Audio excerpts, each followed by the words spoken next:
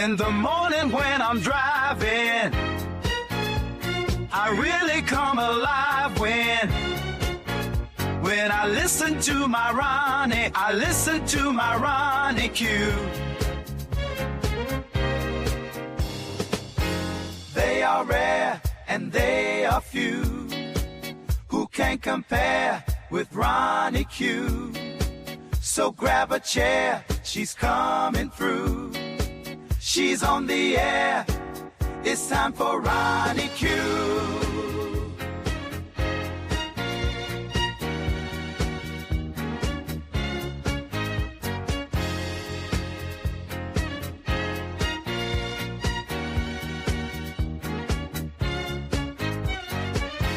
They are rare and they are few who can compare with RonyiQ. So grab a chair, she's coming through. She's on the air, it's time for RonyiQ. RonyiQ. It's time for RonyiQ. RonyiQ. It's time for RonyiQ. In the morning while I'm driving, Ronnie, I really come alive when it's time for RonyiQ. I listen to my Ronnie, Ronnie. I listen to my Ronnie. It's time for RonyiQ.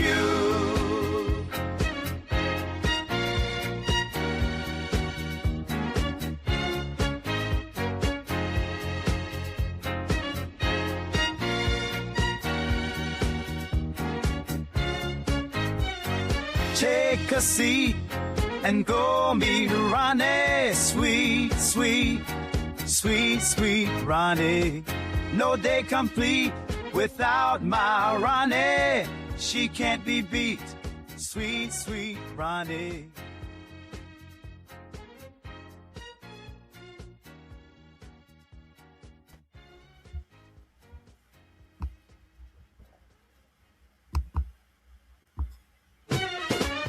Grand Rising, Grand Rising. Thank you for being here. Happy Friday. The end of an era. Another week in America. Hope you guys had a great week. Let's get started on this news. Please hit the like button as you come in, as you hear something that interests you, as you want to support the channel. And you can hit I have to set my goals. My goals are to give you some information you may or may not have heard, to familiarize you with some things that you may not have heard in the for-profit media. The media that can be bought and sold, the media that has bowed down to this administration and has refused to broach some topics of facts that are going on in the United States. These are the things that I wish to bring to you. See, independent media, not hopping on Grand Rising Madison, independent media, and not just hopping on not knowing what you're talking about. There's two different things between that. Some people make things look easy, and then some people just clamor onto it and really fucks everything up. If some people find it easier to follow bullshit, but then when it comes to following facts, they fall flat. So let me start the show by saying we do know that Jared Kushner is Trump's special envoy to the Middle East, a special envoy to the Russia and Ukraine war. We do know that Jared Kushner was in 45-47's first administration. And when Jared Kushner left 45-47's first administration, Saudi Arabia gave Jared Kushner billion, $2 billion to start up his a new hedge fund firm. You know, a company that he had never run, had never owned. Uh, the Saudi Wealth uh, Foundation did not want to give him the money, but they were overruled by the Crown Prince of Saudi Arabia, and therefore Jared Kushner was awarded $2 billion. Additionally, Qatar was the one who bailed out Jared Kushner in his 666 real estate venture that was about to go bankrupt. You may not even know that all of this, the Kushner Real Estate Foundation, in many of the things that they tell you that are Kushner's real estate, Kushner's family owns small amounts in a lot of these buildings. They use the Kushner name as you know, sort of like how they use Trump names on all of these buildings that are not, in fact, owned by Trump. By Trump, is some type of merchant, some type of what am I trying to say? It is some type of a deal that they make that they will put the Trump name out first, so it will attract more people to come. That's what they do with Kushner Real Estate. It hasn't been reported.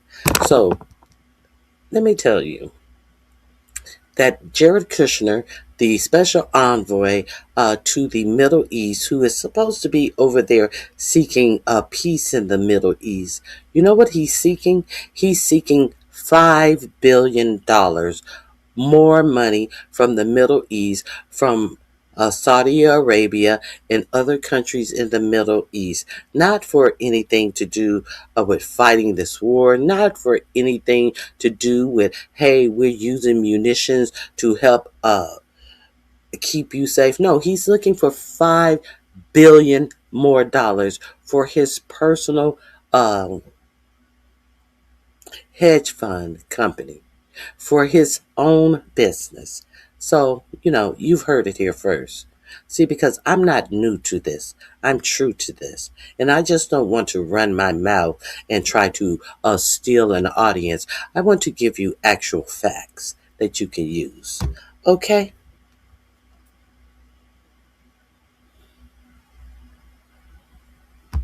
I concur. I concur. And you're never going to get this money back. You're never going to get this money back. You notice how you're not going to ever get your money back? Now, what about the tariffs also? What about the other Epstein sleazeball who's in the administration who said he never he went to Epstein's house one time and he found him disgusting and slimy. He was over Cantor Fitzgerald. Oh, what is his name? I'll think of his name.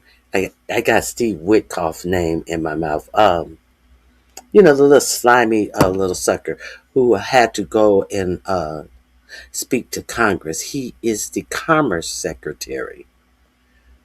Oh God, I see his ugly face. Oh God. Anyway, let me see. What is this Commerce Secretary?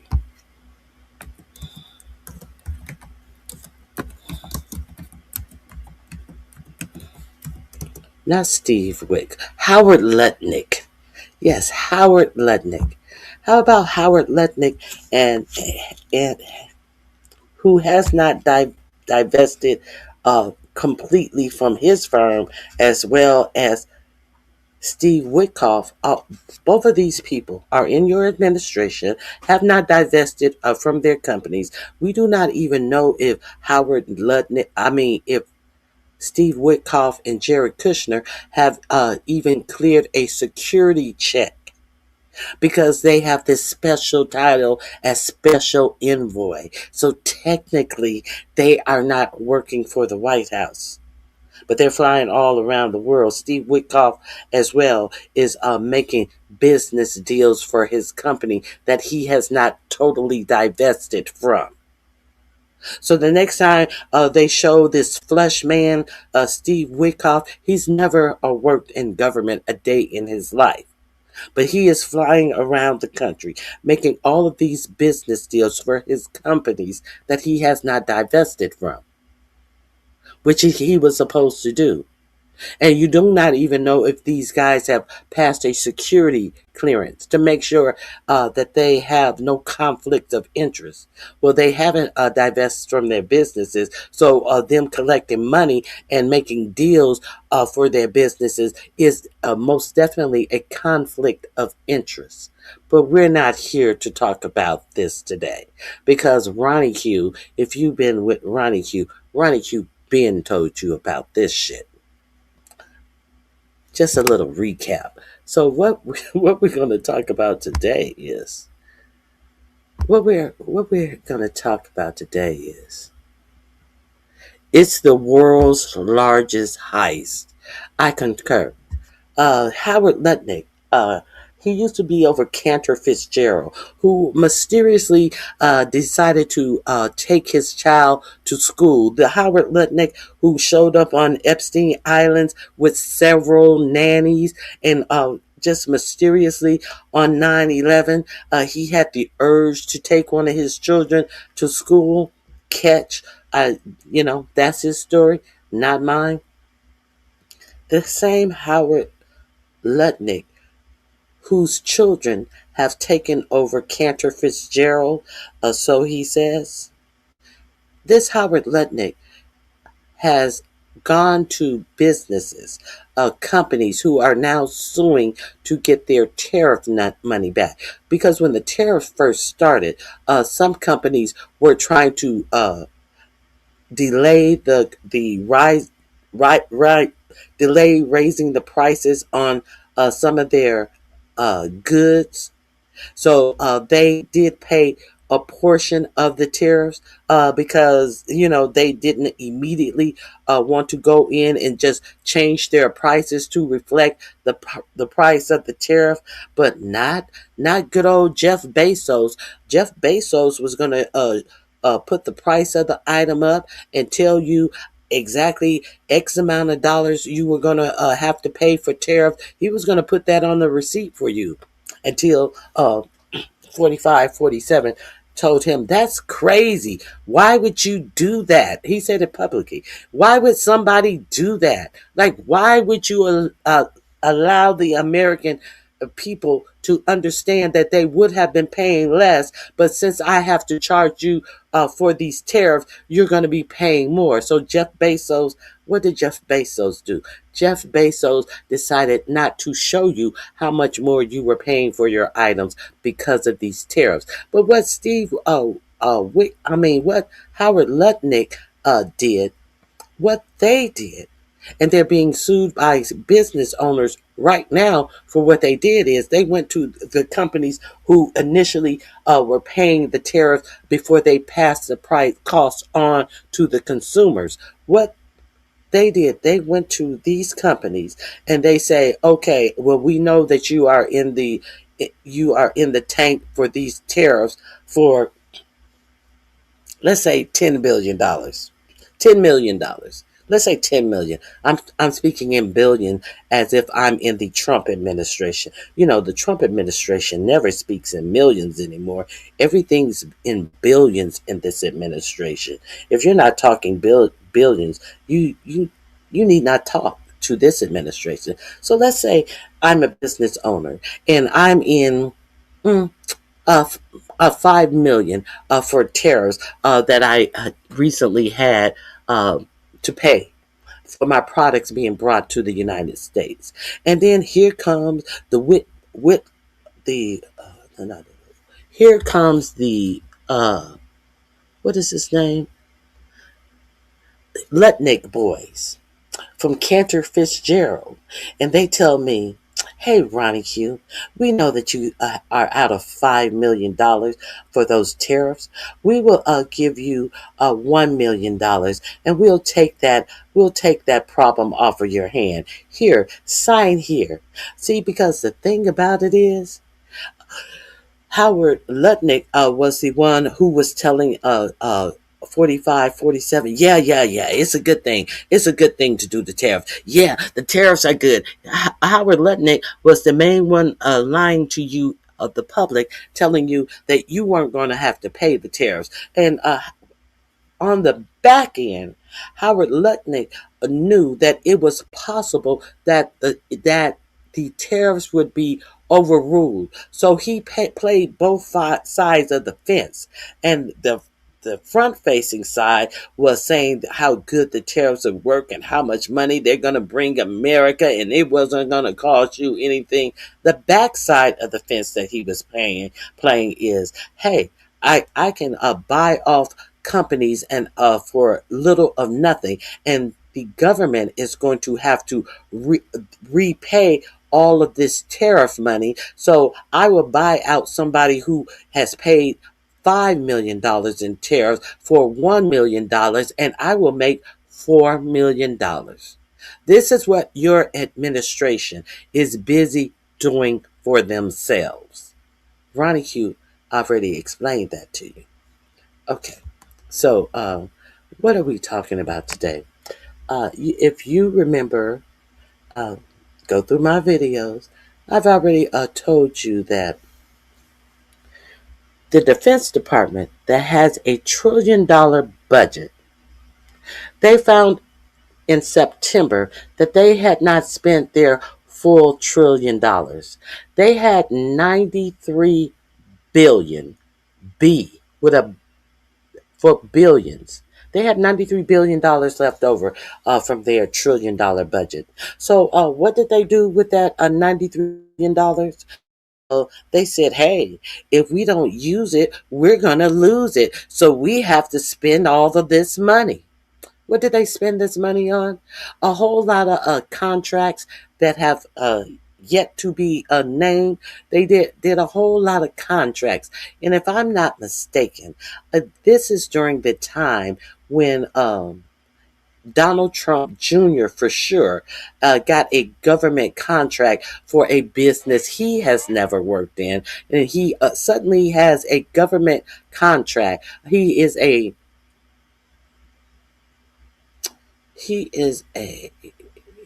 he's making drones. So he's in the Defense Department, and he if you're making drones, what are you going to make during a war? You're going to make billions. That's what you're going to make during a war. A business that Donald Trump Jr. has never been in. He has a contract with the Defense Department.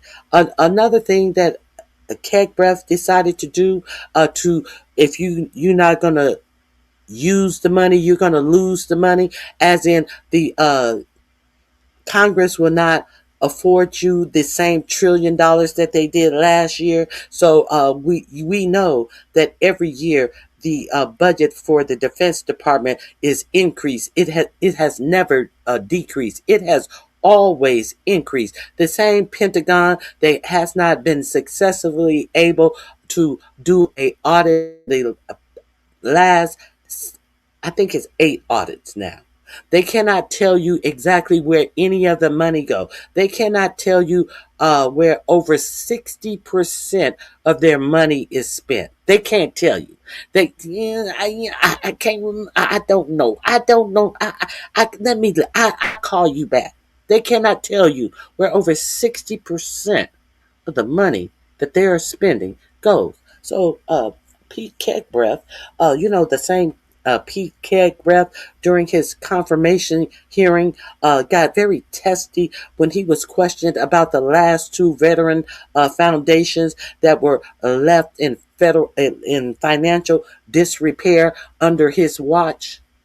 That Pete Kegbreath, who they decided to put over $1 trillion budget. What else did he buy? He bought some high-ranking military official a grand piano. He also bought him some rare violin. He also bought him some rare flute. He also did all of these defense contracts with that, like I say, have not been named and fleshed out. He also bought some designer furniture that was marked as office furniture. What else did he buy? He also bought uh, hundreds of millions of dollars of lobster, hundreds of millions of dollars of crab legs, hundreds of millions of dollars of ribeye steaks. So all of these purchases for to spend this $93 billion happened during September of last year. So why are you talking about this, RonyiQ? You talked about it the other day.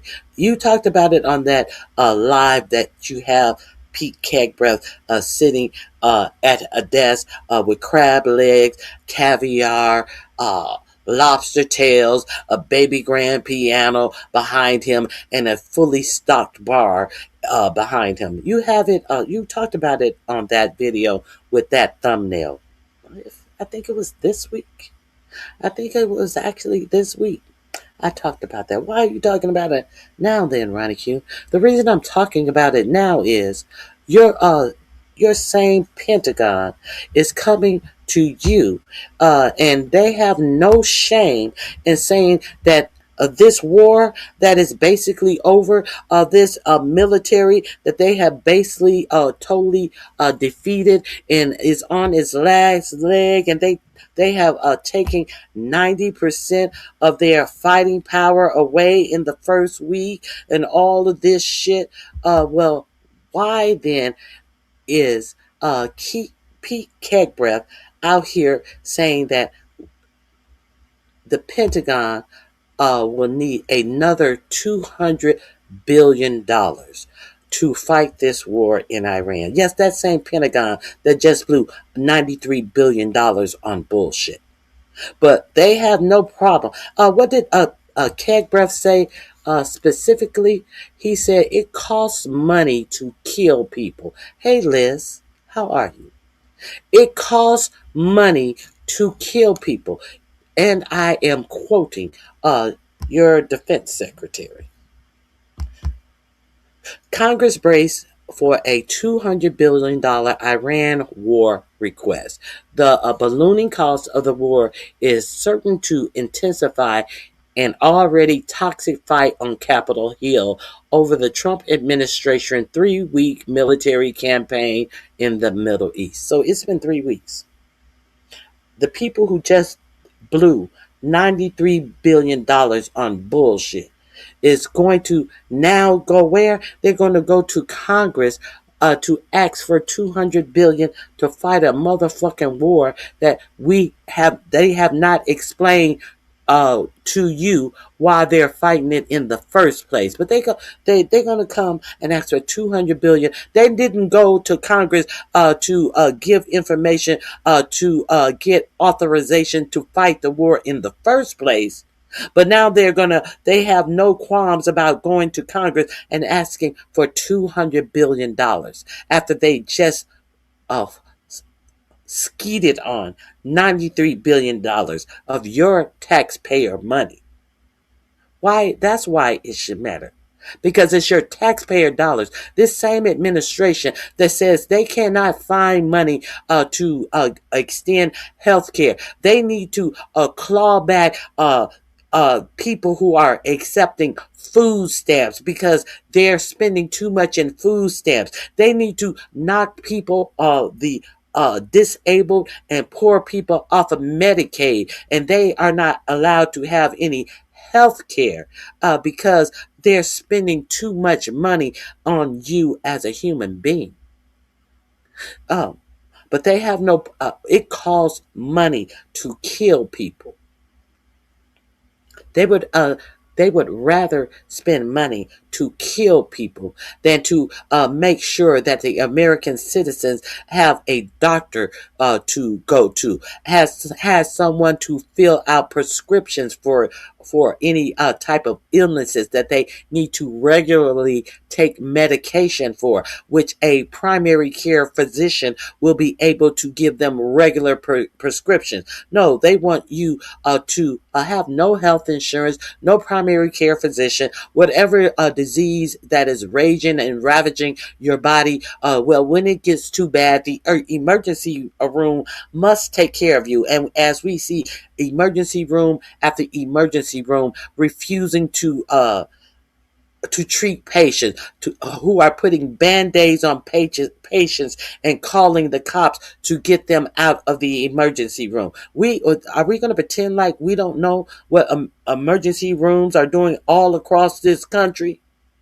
Now you put an influx of 25 million more people who are getting kicked off of Medicare. You add the 17 million people who are possibly losing their health insurance under the Affordable Care Act. What the fuck you think of emergency room? How much treatment is an emergency room going to give you? But what we do know, an emergency room is not going to give you a prescription for the whole year that you can feel to have medication for whatever is ailing your body. That emergency room will give you enough medication for 3 to 7 days.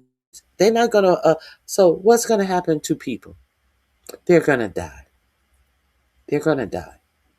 Are we clear on that?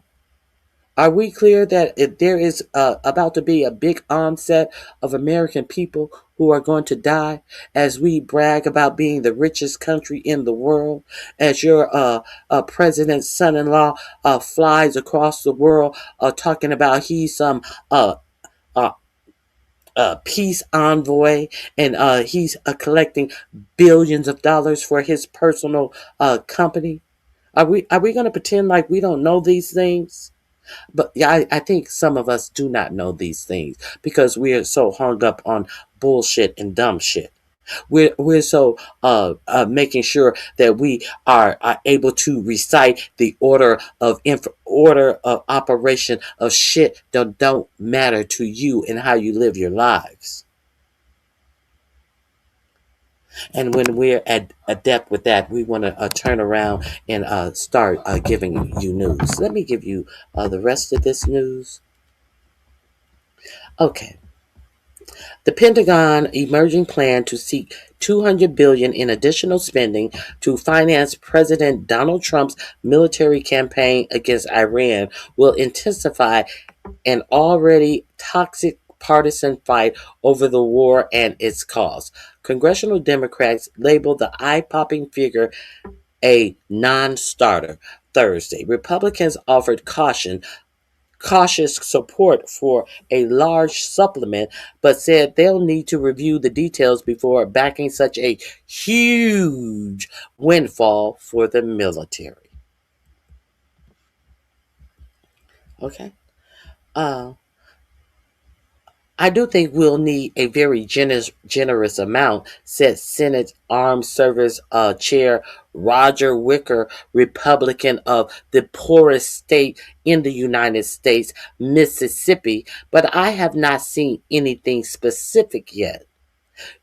Specifically, you have not seen a war plan. Specifically, Roger Wicker, you have not seen a reason why we are at war with Iran. Roger Wicker, how come you are not asking for specifics about that? Roger Wicker, as you talk about, I think we need a very generous amount for this war. Uh, Now, do you wonder why Mississippi is the poorest country in the United States? Do you wonder? Do you wonder why the American citizens are in Mississippi are some of the most uneducated people in the United States? There you have it. There you have it in this one statement from Senate Armed Services Chair Roger Wicker of Mississippi. Speaking at the Pentagon press conference Thursday, Defense Secretary Pete Kegbreath confirmed that the administration is considering a $200 billion supplemental request to cover the cost of military action in Iran. But he also noted that number could move in coming days. Could move up or down. It could move. Do you think it's going to move down? No, it's not going to move down. Nothing in the Pentagon ever moves down. Use it or lose it. What did Pete Kegbreath say about that $93 billion that he just fucked off in September of 2025 that was left over that the Pentagon hadn't spent? So he just fucked off the money. What did he say about that? What did Roger Wicker ask Kegbreath about that $93 billion that he just shitted off? This is your government. Okay. It takes money to kill bad guys, he said. So we're going back to Congress and our folks there to ensure we're properly funded for what's being done, for what we may have to do in the future. Buy some more grand piano steaks, bullshit. Fuck off more of the American taxpayer. Now, in that $93 billion from a Pentagon that has not been able to pass, I know for sure it's 7. I now believe that it has gone up to 8 audits. They have not been able to tell you where 60% of that money has gone. Do you think that it is possible that some of that money went into the pockets of people working at the Pentagon? Do you think? Nobody's asking questions about $93 billion of this trillion dollar budget that Kegbreath had over. And we know that Kegbreath ran his old operations that he had, that he worked in the ground. Do you think that it hurts me. I hate to even think this way. I don't know what makes me think that this is even possible of our best and brightest. Oh, we don't have the best and brightest at the Pentagon. We have the likes of Pete Kegbreath in the Pentagon. Do you think that some of that money was put in the pockets of people in and out of the Pentagon? What do you think? These are your tax dollars. But we need to give the rich a tax break. We need to give the rich a tax break. Okay.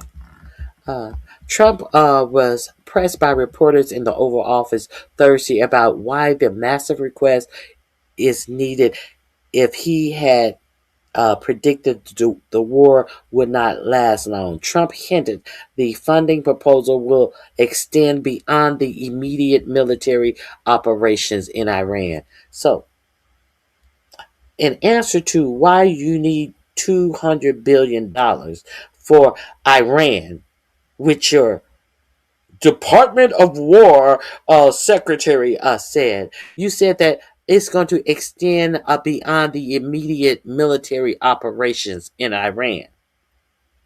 So, what you're saying is, we had a $1 trillion budget, and we need more than $1 trillion when you come to ask for 200 billion. Well, all of that 200 billion is not going to go to the war in Iran. We're going to set it aside. You're going to set it aside like you set aside that $93 billion in September of 2025 you had that you hadn't spent. Is that how? I thought that you had to use it or lose it.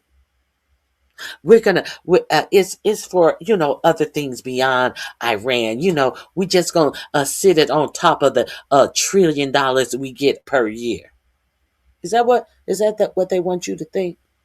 You see, they don't even try to make sense to you because they see that so many of you are checked out.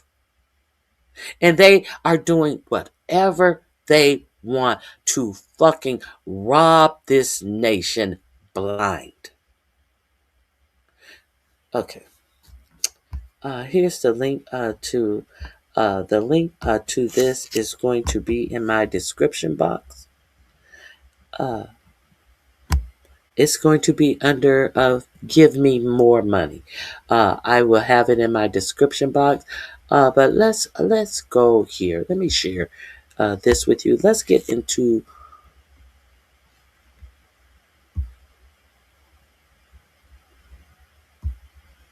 Hey Ashton. Hey Cheryl Hill.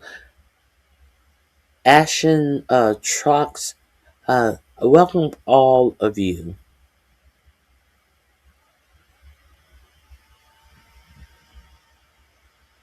Let me see what you're saying, Ashton. My auntie at 76 was scared to get help. They started help. That was always. I don't understand what you're saying. I'm glad you're always here, Ashton. What about all the money Trump says that we're making? All of these tariff dollars that are sitting on tariff shelves. Okay, let's get to Keg Breath himself, sounding like an idiot, trying to sound like some furious war fighter in his press conference. Let me let you hear it out of his own ignorant ass mouth. Let's go.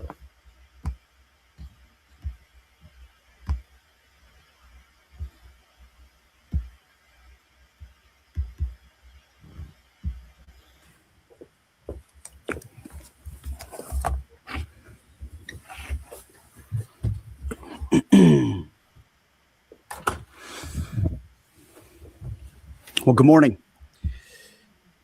Yesterday at Dover Air Force Base, President Trump, the chairman, and I stood in solemn silence as heroes came home. Flag draped caskets. We honored them. We grieved with their families, and we listened. What I heard through tears, through hugs, through strength, and through unbreakable resolve was the same from family after family. They said, finish this. Honor their sacrifice. Do not waver. Do not stop until the job is done. My response, along with that of the president, was simple. Of course, we will finish this. We will honor their sacrifice. Their sacrifice only steals our commitment. I wear this bracelet.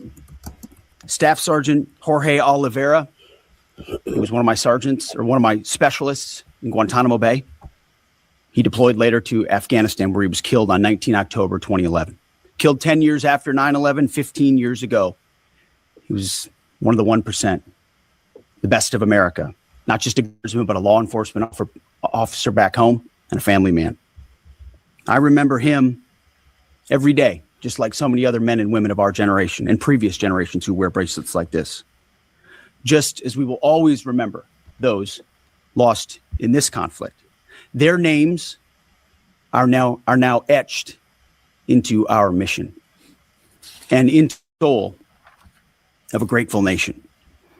I stand here today speaking to you, the American people, not through filters, not through reporters, not through cable news spin. A dishonest and anti-Trump press will stop at nothing. We know this at this point. To downplay progress, amplify every cost, and call into question every step. Sadly, TDS is in their DNA. They want President Trump to fail. But you, the American people, know better. Yes, there are reporters in front of me, but they are not our audience today. It's you, the good, decent, patriotic. Here he goes with this dumb bullshit of trying to attack the press. I mean, it's just so immature and ignorant. They attack the press because they don't want to take uh, real questions from the press. So they will not be caught with their fucking pants down and unprepared for anything that they are supposed to be prepared for. So they want to pit the public against the people who are supposed to give you the information, including the uncomfortable information that they are not telling you or trying to hide from you. That is what the press is for.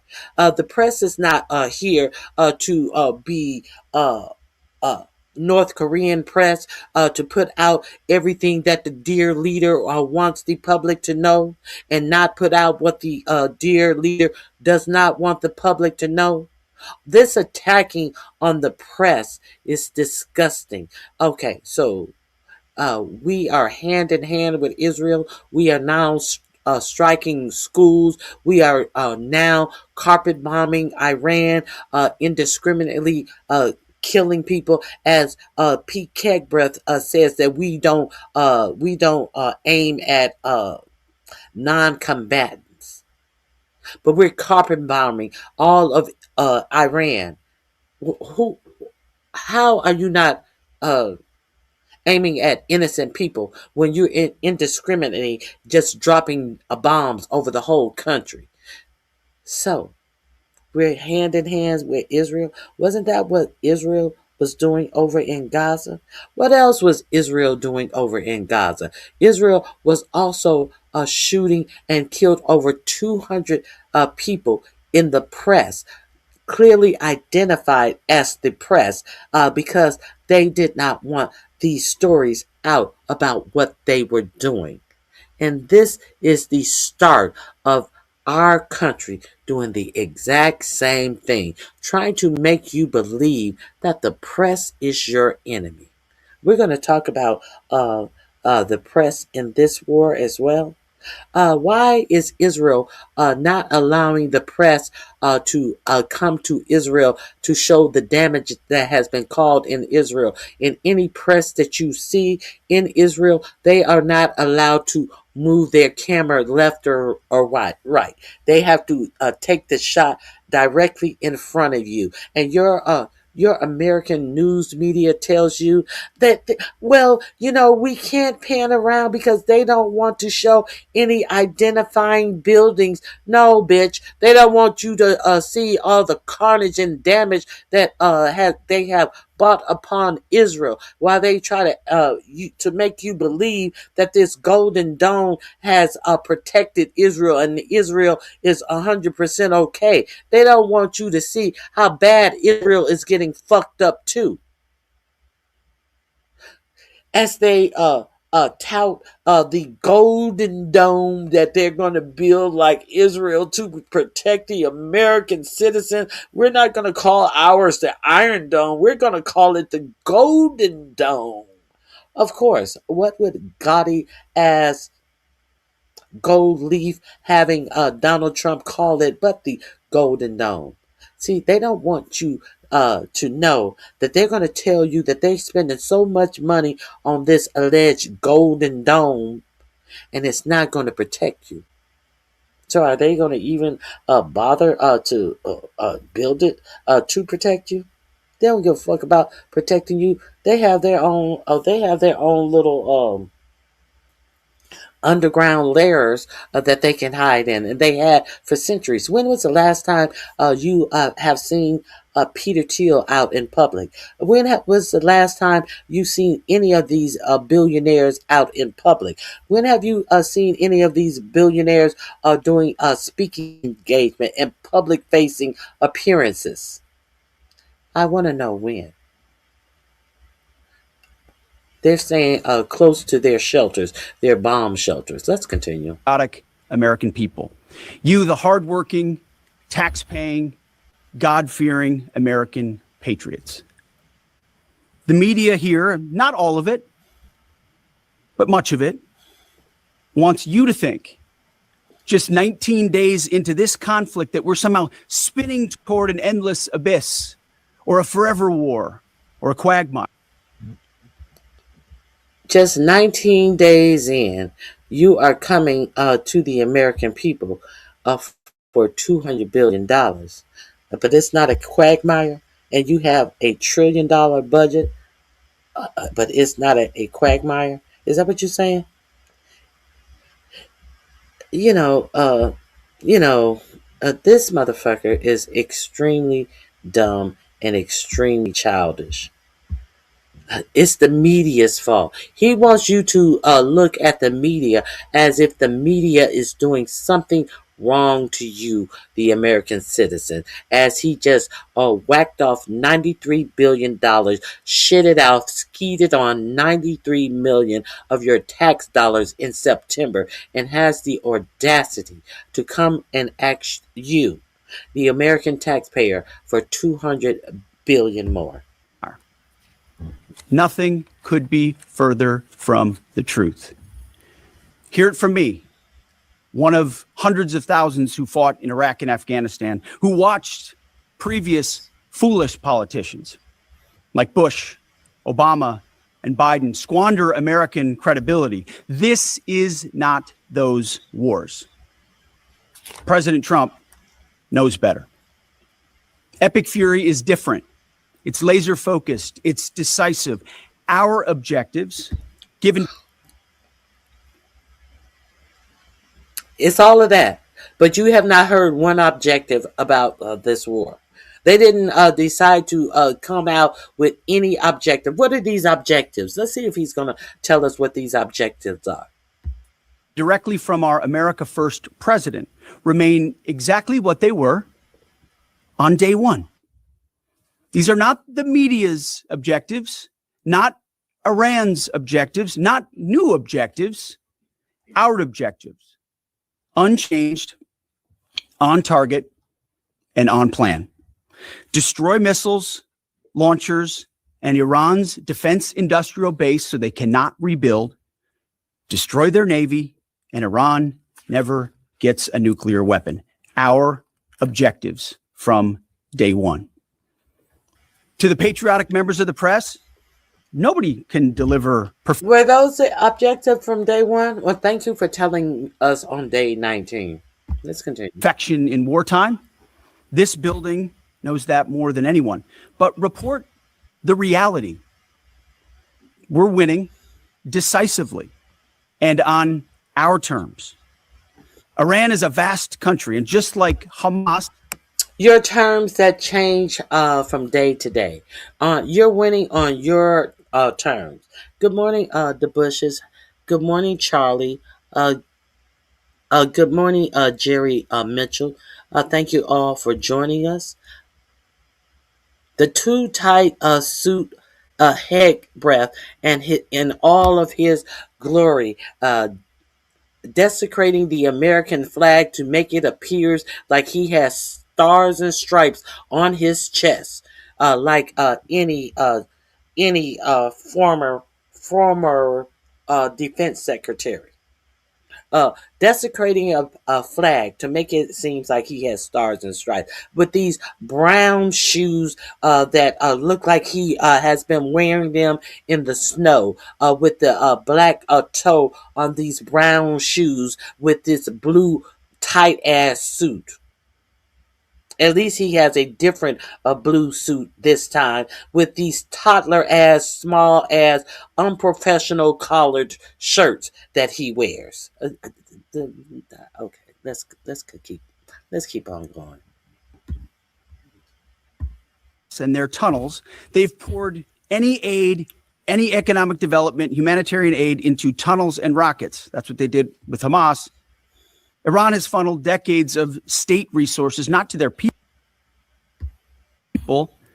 but into missiles and drones and proxies and buried facilities. Okay, so what has the United States poured into their people? They poured a $1 trillion into the Pentagon budget, and when you didn't spend it last year in 2025, you had $93 billion left over, and you pissed off $93 billion. You didn't decide to give it back to the Treasury because the people needed. You didn't see that a lot of the people in America were losing their health care, that a lot of people were being cut off Medicaid. So you decided to give the $93 billion back to the people of America. No, you shitted off $93 billion of American tax dollars. That's what you did. While you want to talk about what Iran is doing, that we have no way of justifying, this could just be some bull. But what Iran did not do, they didn't do shit to America to for America to have attacked them this February 26th of 2026. That's what Iran did not do. So all of this, you telling me what Iran is doing? Iran is a sovereign nation. What we got to do with that? What does that have to do with us? What did they do to us? All of that bullshit you talking about what Iran is doing to its people, it does not affect us and how we live our lives over here in America, unless they have done something to Americans, which they had not. But what are you doing to America? What is America doing to the American people? Is he serious? Is he serious? He think he is turning it for the gods. Oh, these people are disgusting. But we are hunting them down methodically, ruthlessly, and overwhelmingly, like no other military in the world can do. And the results speak for themselves. To date, we've struck over 7,000 targets across Iran and its military infrastructure. That is not incremental. That is overwhelming force applied with precision. And again, today will be the 7,000 targets. So you mean to tell me that Iran has 7,000 military targets? Was that a school? Are these hospitals that you're striking? Those are military targets. Oh! They're hiding behind their civilians, so we'll kill the civilians too. Is that what you? Are we on the Israel tip that we're gonna say every hospital that we struck they were hiding combatants, so therefore we had to kill innocent people who were in the hospital seeking help from the carnage that we've already put upon their nation, for a reason we cannot and have not even bothered to explain to our own people, much less them. As we got up from a table where we were negotiating with them on a Thursday, told them we'll see you Monday, but on Saturday we were striking their country. Is this what we're doing? Because that's exactly what happened. You were in negotiations, and on a Thursday night, Jared Kushner and Steve Witkoff said, "Okay, well, it seems like we have a deal. This deal is better than the Obama deal. You are relinquishing more than you did with the Obama agreement. So we're going to meet you back here Monday. We're going to make sure there's no loose ends we need to tie up. It seems like we got a deal." And what happened on Saturday? We were striking their country. Bullshit plays. Why were we striking their country? Why? Let's continue. the largest strike package yet, just like yesterday was. As I've said from day one, our capabilities continue to build. Iran's continue to degrade. We're hunting. Iran's continue to degrade. As Iran just struck a F-25 fighter jet. Is that the degrading of their capabilities? Is that what you call it? Oh, we're gonna pretend like these things as the U.S. Gerald Ford is said to have had a 30-day fire on the Gerald Ford, and is now crippling off to Greece somewhere to be repaired. One of the largest aircraft carriers in our Navy. Is this the shit? That no, the Gerald Ford is fine. I've heard rumors that why is it with all of these drones available to the media, to the United States, to all these people? Why is it? Somebody just can't show us a picture of the Gerald Ford. Why do we have to take the word from this aligned administration that the U.S. Gerald Ford has not been struck? Why is it in the age of this technology that we cannot get simple answers to real simple questions?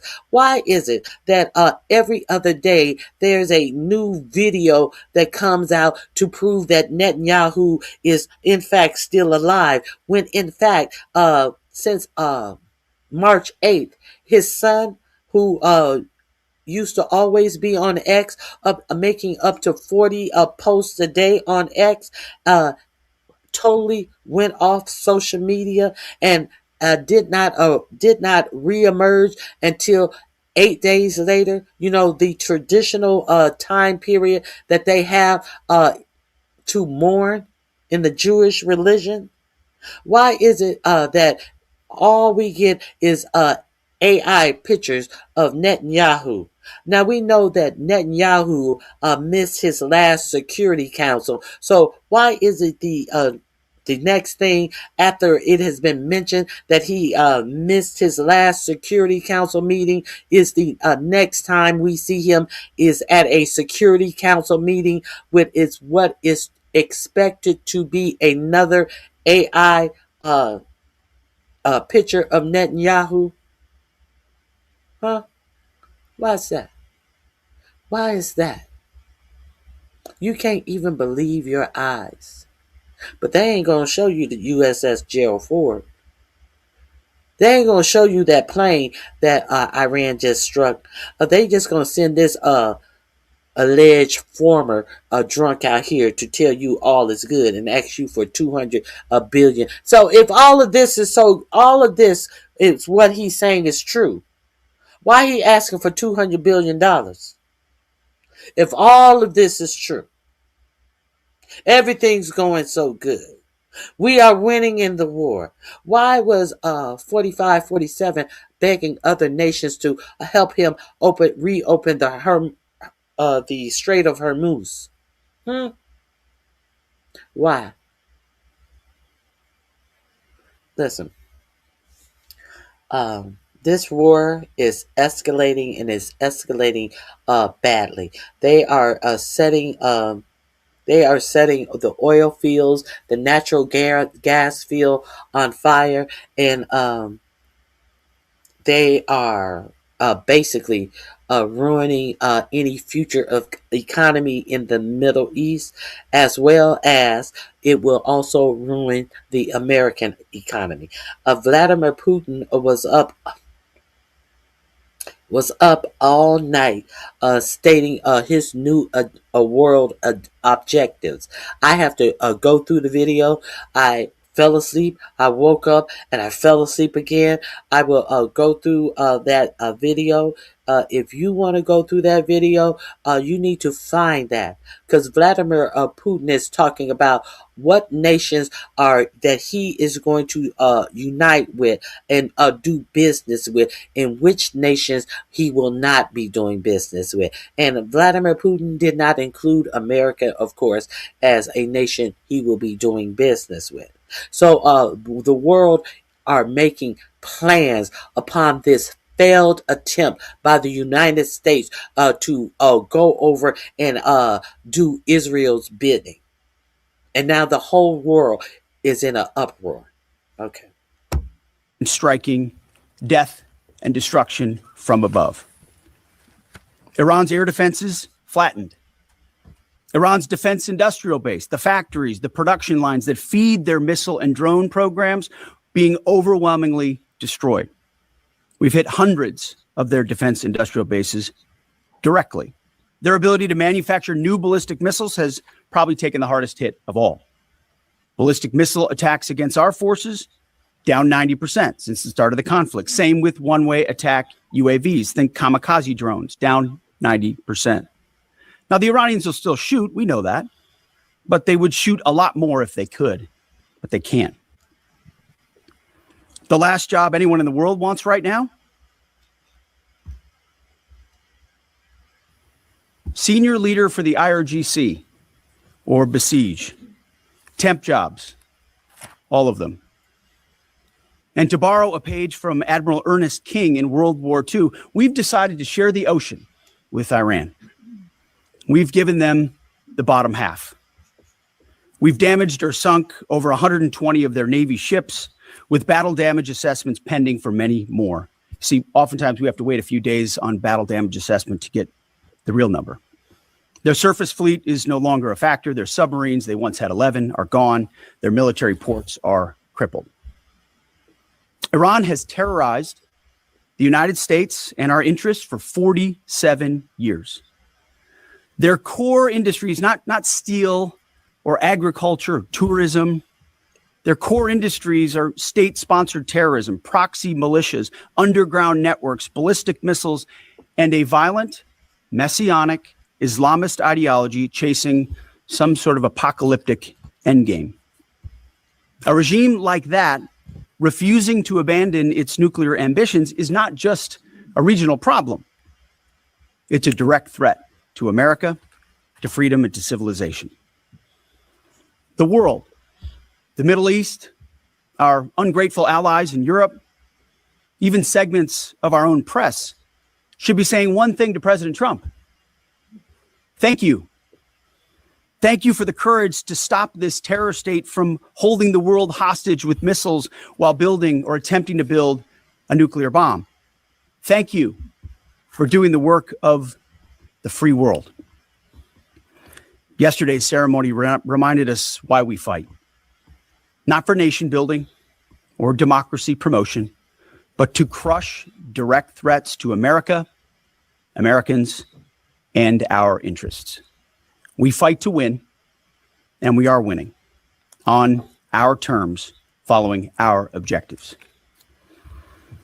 My 13-year-old son popped into my office last night while I was editing these remarks. He asked about the war and the families I met at Dover. And I looked at him and I said, they died for you, son, so that your generation doesn't have to deal with a nuclear Iran. It's the truth. And they did. So to the families who said, finish this, we will.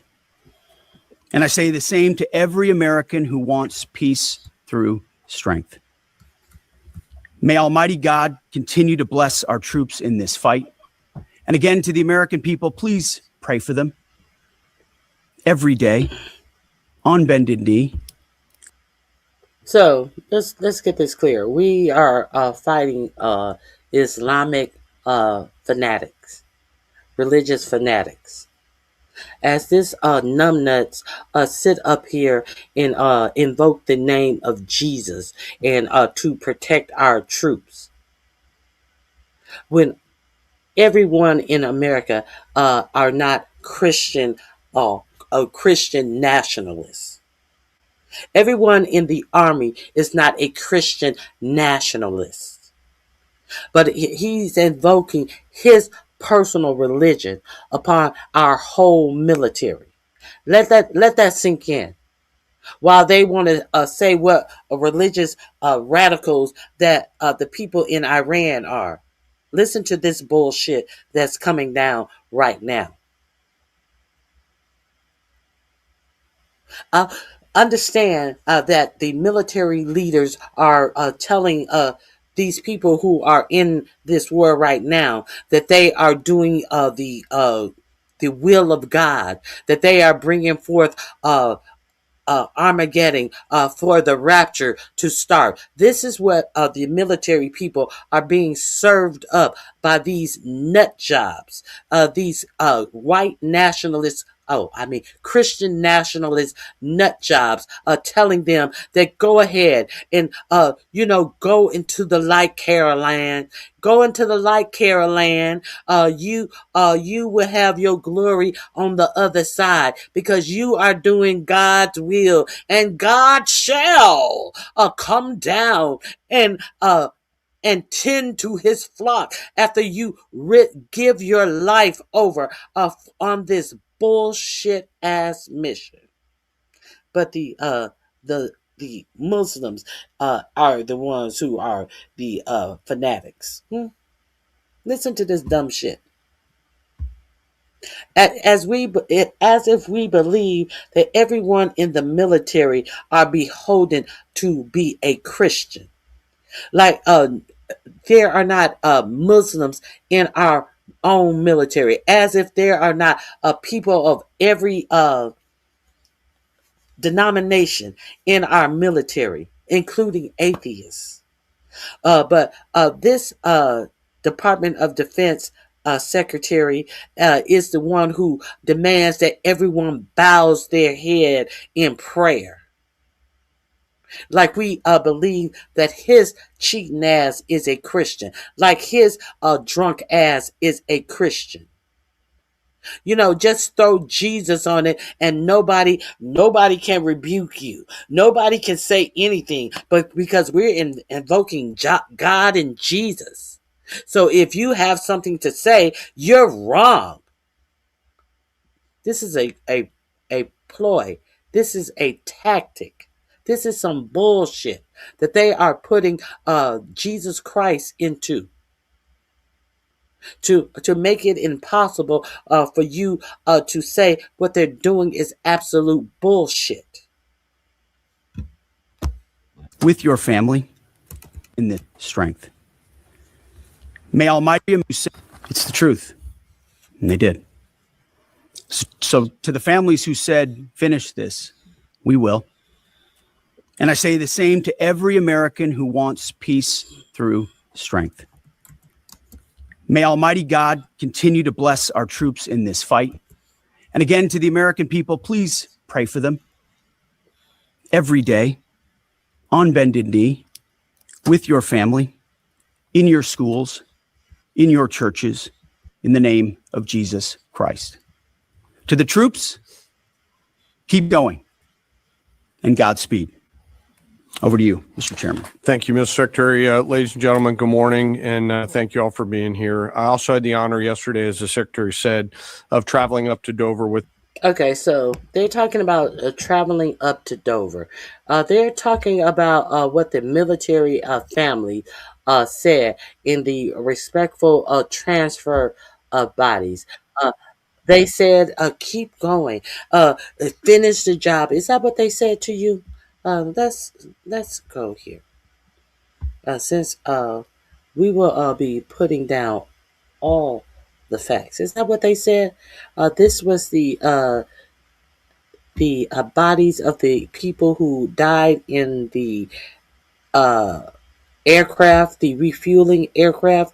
That would be the family of those people. So let's see what the family had to say about losing their child in this war. Shall we?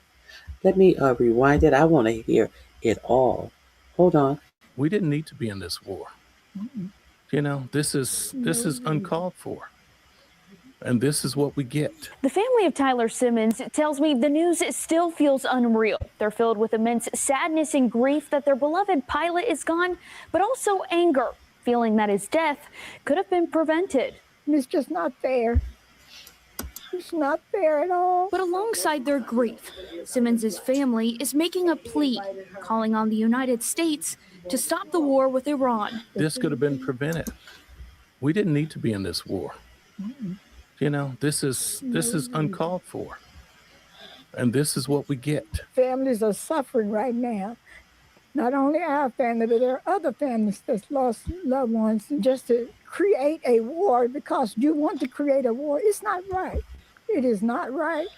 The crash brought the total number of U.S. service members killed since the conflict began to 13. Local for you, I'm Lexi Lepoff, NBC4. We didn't need to be in this war. The links are in my description box. While this motherfucker sit up here and lies about the families who have lost loved ones in a war that we don't have to be in. And you got a motherfucker lying, sprinkling a little of Jesus Christ and dear Father on it. He's lying to you. Absolutely lying to you. This is your government. The links are in my description box. The link of this family, the link of Hegseth lying to you, and the article about them requesting $200 billion more of your tax money is all in the description box under the heading "Give Me the Money." It ain't about the lives lost. They just gonna sit up and lie about the lives lost. They don't give a fuck about the lives lost. So let me see what you guys are saying. And if you're mad, I don't care. If you're mad, you are welcome to leave. Hit the like button on your way out since you decided to come. But please, please, don't think I care if you're mad. Do not be disrespectful in my chat and do not curse in my chat.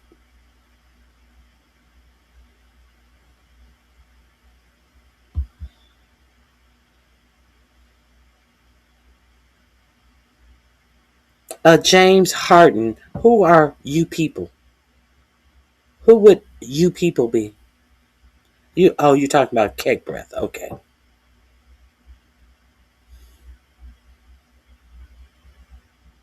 Sweetheart, you're eliminated from my chat. Who is this? Caleb, bye. With a name like Caleb, you're talking about someone being on drugs? I don't entertain alcohol, nor do I entertain drugs.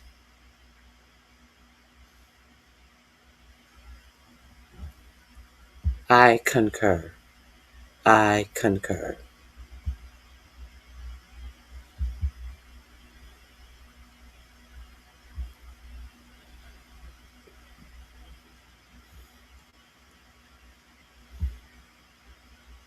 This content creator is a coward.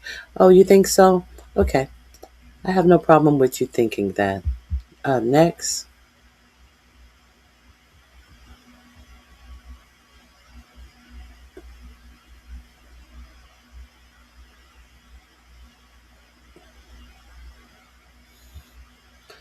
Well, Ron, see, you're going to have to first explain to me how could Iran strike us with a nuclear weapon that since they didn't have one.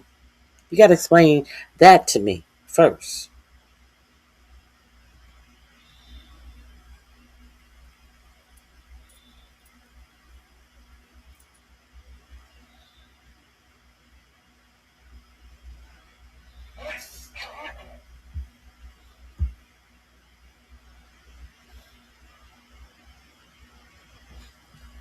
Who is the we? We stopped them from making one. Would that be the arms agreement that President Obama had them to go into, where they were actual inspectors going in to make sure that they were not making a bomb? Is that how we stopped them from making one? And since 47's first administration, he tore that agreement up, and no more inspectors were going in to make sure that they weren't making a bomb, which would have given them the opportunity to make a bomb. Is that what you're saying? Is that what you're saying? Is that how did we stop them? I'm not asking for who stopped them. I'm asking you the how exactly would we have stopped them from making a bomb? But you're not answering that, and I'm not answering any of your question. I am perfect. I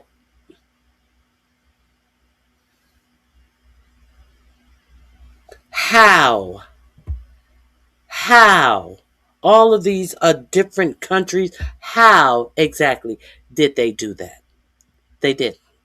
The only thing that stopped them from doing that was the agreement that they had inspectors going in to make sure, these same inspectors that said that they were not, in fact, manufacturing a weapon.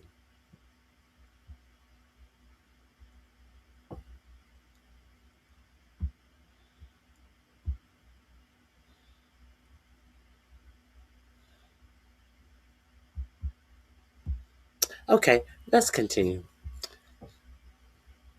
Let's continue. Let's continue to make people upset about the absolute facts. Where are we? Let's see.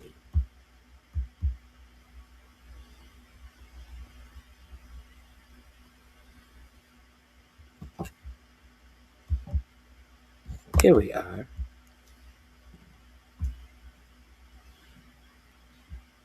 Oh, I see you had nothing to say about those military families, though. You took uh, a whole mouthful of bullshit that Keg Breath was telling you about how the military family said, "Oh, please finish the mission. Oh, please finish the mission." But you got silent when you actually heard from the actual real military families. See, and you think that I care about you saying anything about me? Say something about the content that I am presenting. It's not about me. It's about my content that I am presenting.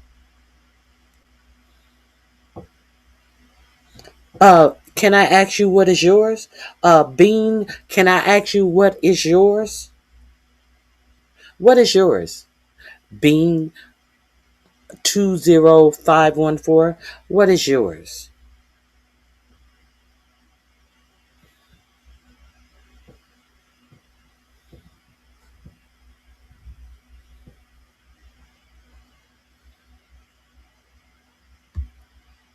Exactly. Exactly. And they have a whole bunch of brain dead uh, dummies who support their own demise. A whole bunch of brain dead dummies. It shows, Being. It absolutely shows. I would expect no less than a ninth grade education from you. Okay, let's share the screen.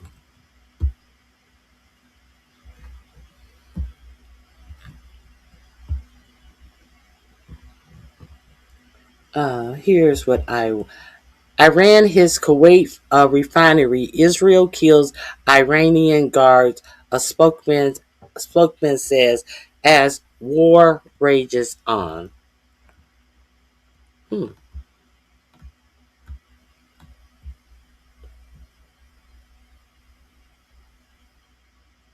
Israeli military says strikes launch on targets in Tehran.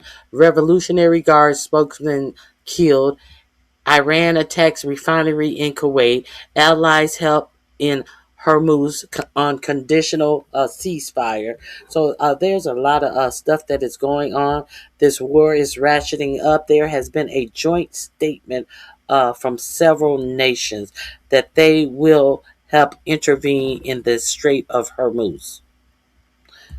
Let me see where it is. This is what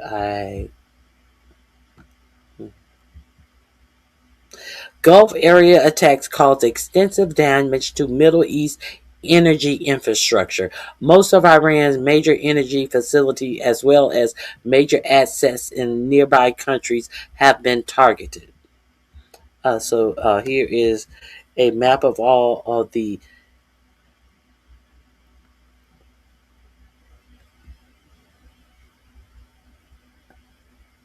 major energy facilities that have been attacked. The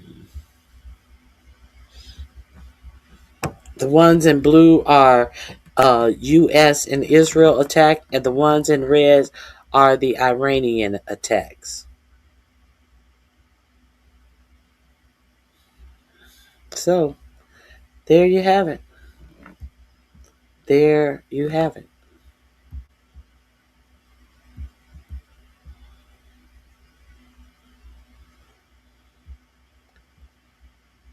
Allies say their help pre-proposes Gulf ceasefire. President 4547 on Thursday repeated a call for major U.S. allies and others, none of which were consulted or advised on the war, to help secure the safety of shipping. Now, shipping is the important factor. We must do. We need $200 million to get shipping up and running again. You know, the same shipping that was going swell until we decided to strike a nation for absolutely no reason that we can explain. We need to get shipping going. Germany, Britain, France, Italy, and the Netherlands, Japan, and Canada pledged in a joint statement to join appropriate efforts to ensure safe passage through the strait. But German Chancellor Friedrich Merz made clear that this is presuppose an end to the conflict.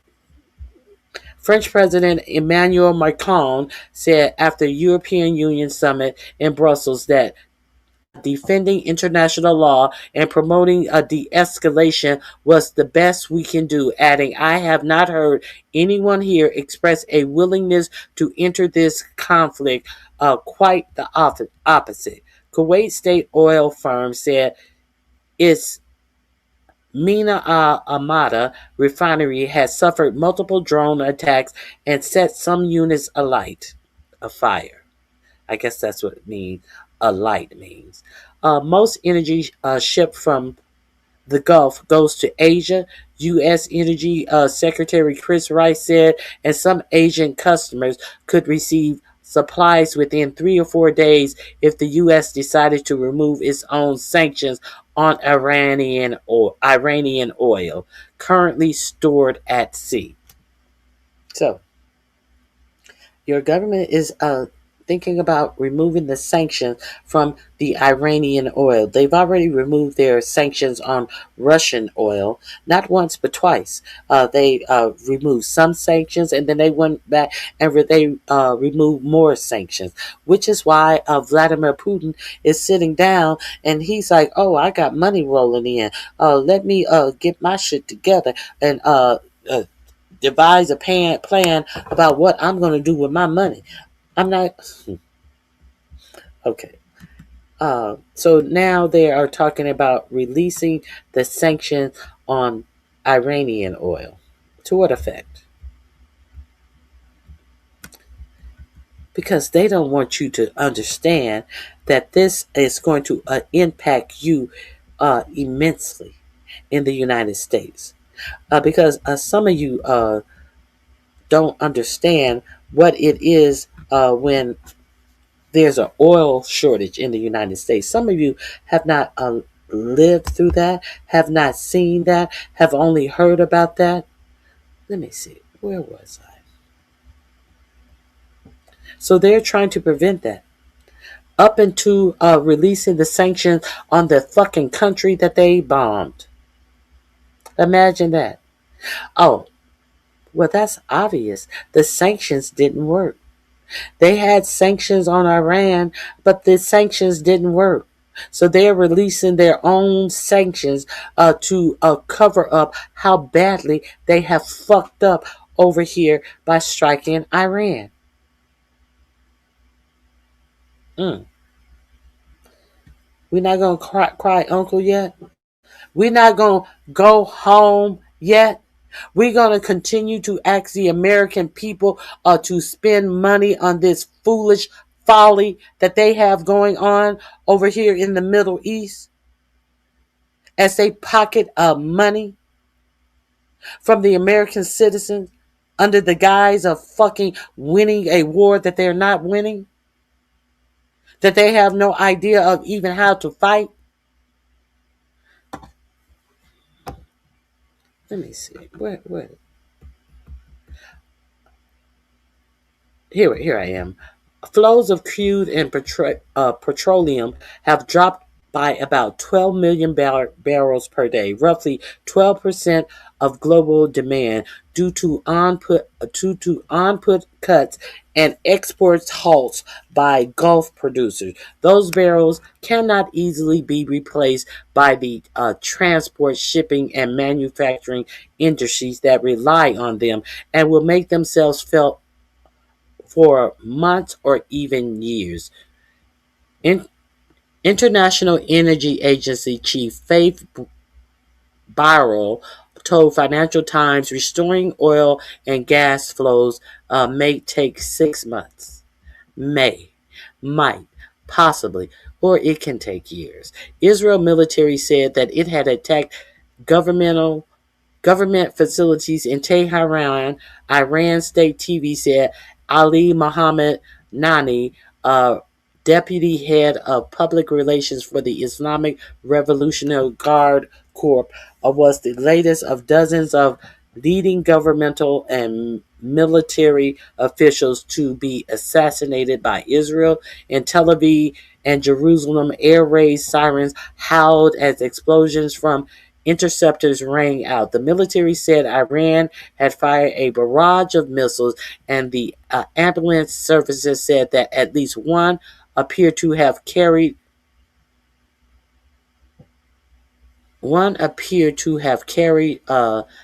dispersing clusters of bombs. Israel and the U.S. are pursuing different aims. Prospects of a truce have not been helped by the sense that Israel and the U.S. are pursuing different goals and strategies. The Israeli government has been focused on disabling the Iranian leadership. U.S. Director of National Intelligence Tulsi Gabbard said on Thursday the president said that his objectives are to destroy the Iranian ballistic missile launching capability. So, while you guys in this stupid chat are talking about nuclear weapons, your own president is not talking about nuclear weapons. You guys are in the chat praising this war for how would you like a nuclear Iran? You don't know anything. It's a nuclear Iran. They're stopping the nuclear Iran. Your own president is now has changed the story. I guess there were too many flips and flops in this story for you to understand that your own president isn't trying to continue the lie about nuclear weapons. Now it's about ballistic weapons that can travel long distances. You didn't know that? While you were in the chat thinking that you are serving it up and talking about nuclear weapons that don't exist as if they did exist, talking about who stopped the existence of Iran being able to create nuclear weapons, and not saying the word Obama in any of the reasons why Iran was unable to continue to enrich uranium to weapon grade uranium. And you never said the word Obama. You never said the word treaty. You never said anything. You're talking about Israel. Israel. What was that other country? Israel, the United States, and some other country. And you never said anything about the treaty that had inspectors going in that ensured that they were not, in fact, making military grade uranium. You said nothing about that. You people are just really, unfortunately, slow. You people are buy into propaganda so much that a fact means nothing. Your loyalty to liars is so profound that the actual facts means nothing. because you wanna be a cheerleader on a squad of liars. You want to twist and turn and do flips in support of lies. That says a lot about some of you people.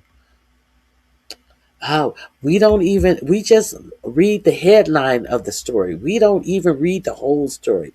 The president said that his objective is to destroy Iran's ballistic missile launching capability, their ballistic missile production capability, and their navy. Didn't Kegbreath just said that they had destroyed all of that? Kegbreath, in that video I just showed you, said that they have already destroyed all of that, but they still want $200 billion more dollars to fight this war 19 days in. As they tell you, they have already destroyed all of those capabilities that who said? The president said that his objectives are. Not RonyiQ. This is what the president said. So cheerlead on that. You probably didn't notice the change. You probably couldn't keep up with the change.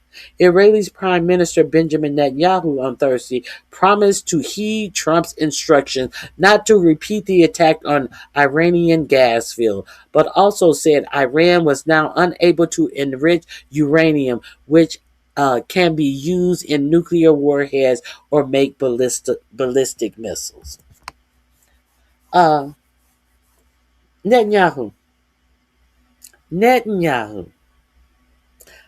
said, but now they are unable to enrich uranium. So Iran is finally, according to Netanyahu, unable to enrich uranium. Who all the while the UN inspectors were going in and said that they were not enriching uranium. What was Netanyahu saying? They're gonna have a nuclear weapon in a week. They're gonna have a nuclear weapon soon. They're gonna have a nuclear weapon. I'm telling you, they're gonna have a nuclear weapon. As inspectors were going in, telling the world that they were not enriching uranium. And when this war started, what did Netanyahu said as he was jizzing all over the place? Netanyahu said, this is what I've been waiting for 40 years. Because what had he been doing for 40 years? He had been telling anybody who would listen, UN councils, everywhere he went for 40 years, that Iran was on the verge of having a nuclear weapon. So, you dummies, I have played a whole cachet over the years that Benjamin Netanyahu was saying that Iran will have a nuclear weapon between 1 and 3 years, 3 to 5 years, months, 8 months, 6 months, all ranges and numbers and dates of when Iran would have a nuclear weapon. And when he gets the silly Pete Kegbreath and Donald Trump to go in on a full-fledged war in Iran, he is, this is what I've been waiting for 40 years. Someone stupid enough to go to war with Iran. And now he finally says, with showing you no proof. Now, at least the inspectors were going in and had proof. But now, finally, after we have bled our blood and treasures, Netanyahu finally says that Iran cannot enrich uranium. You happy now? Did it take all that? Are you happy now? Are you pleased? The link to this will be in my description box under Are You Pleased? What else could this be under? Are you pleased now? Here we go.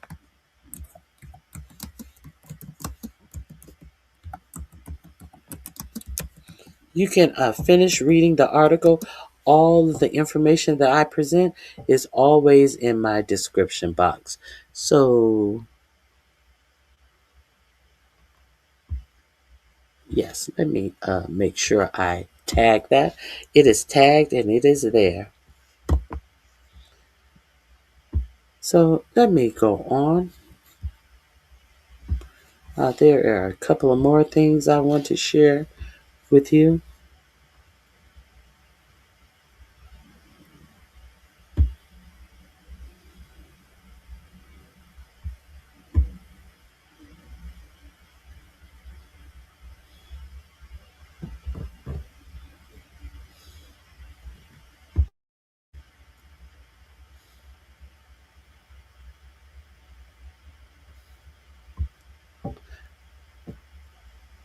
Well, if it's no need for Congress yet, they have to wait 60 days. Well, then there's no need for them to go to Congress to seeking more money. As if they got to wait 60 days before they can go to Congress for what they're doing in Iran, they should have to wait the same 60 days before they ask Congress for money.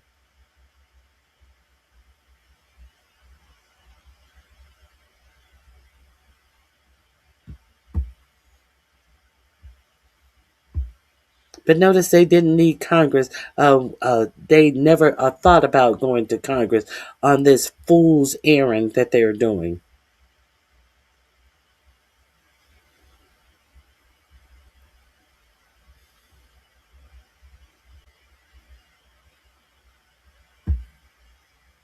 Of course you do. I don't believe you. Bullshit. I don't believe you.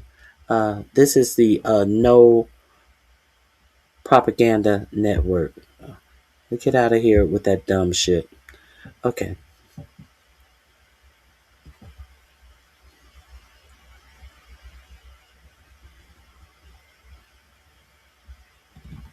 Let's see.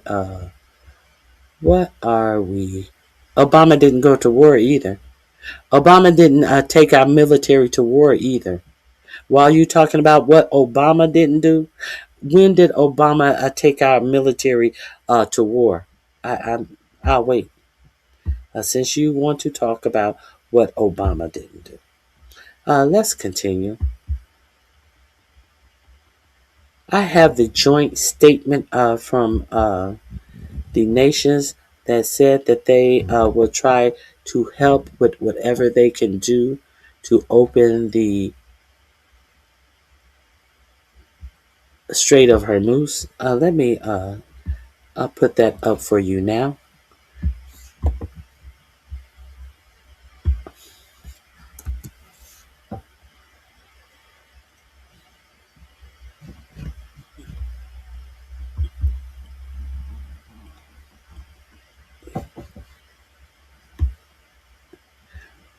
This was dated March 19th. Just on yesterday, they came up with a joint statement.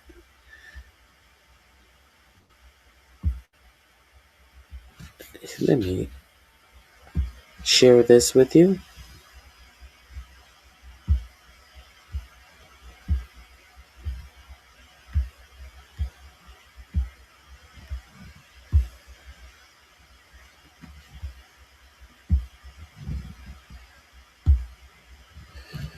This will be in the description box. Help is on the way. A joint statement on Strait of Hormuz by European nations, and Japan and Canada. So let's get into it. London, March 19th. Leading European nations, Japan and Canada, issued a joint statement on Thursday saying that they were ready to join appropriate efforts to ensure safe passage through the Strait of Hormuz and would take steps to stabilize energy markets. See, the world is very, very nervous. This is the full text of the statement from Britain, France, Germany, Italy, and the Netherlands, Japan, and Canada. We condemn in the strongest term recent attacks by Iran on unarmed commercial vessels in the Gulf. Okay, I'm not going to, I'll say my, okay. Okay. In the Gulf, attacks on civilian infrastructure, including oil and gas installations, and the de facto closure of the Strait of Hormuz by Iranian forces. We express our deep concern about the escalating conflict.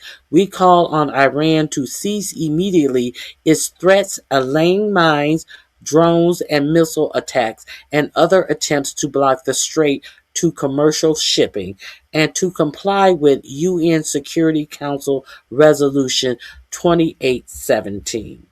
Freedom of navigation is a fundamental principle of international law, including under the United Nations Convention on Law of the Sea. It's amazing that none of these nations want to the U.S. to uphold any international law, especially laws of the sea, as they were striking fishing boats in Venezuela. But I digress. The effects of the Iran actions will be felt by people in all parts of the world, especially the most vulnerable. Consistent with, oh, they care about the vulnerable. I feel so vulnerable. They care about the vulnerable now. Oh, it really? Okay. Consistent with UNSC Resolution 2817, we emphasize that such interference with international shipping and the disruption of global energy supply chains constitute a threat to international peace and security. In this regard, we call for an immediate, comprehensive, more, more, moratorium attacks on civilian infrastructure, including oil and gas installations.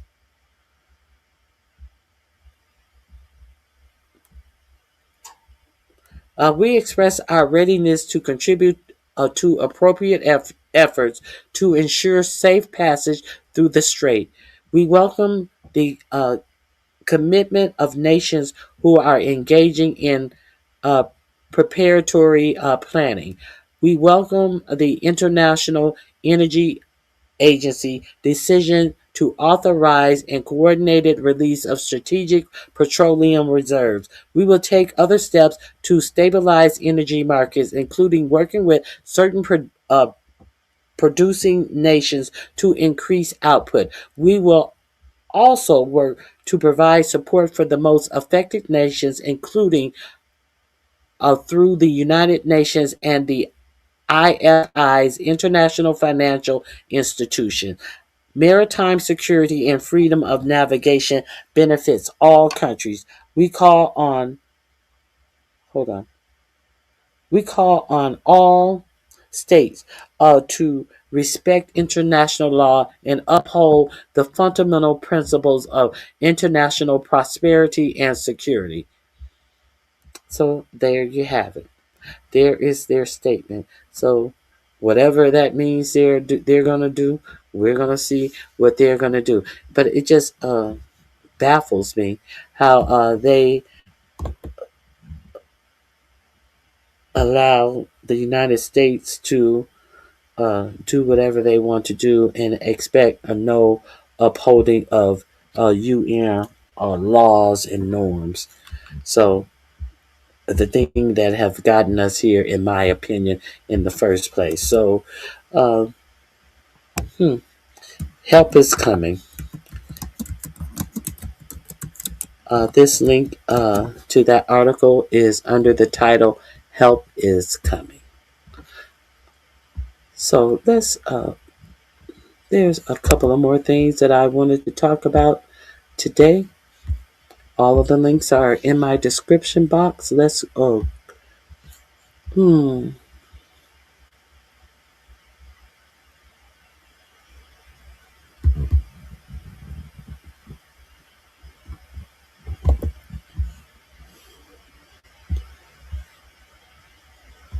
Lifting the oil sanctions on Iran. I talked about that briefly, but I do have a full article that I want to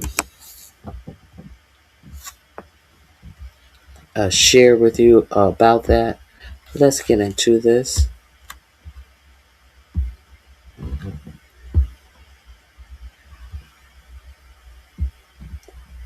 This is an Axios article on the consideration of U.S. ways lifting Iranian oil sanctions to keep prices in check. To keep price in check. This is why they are considering, because they don't want you to see.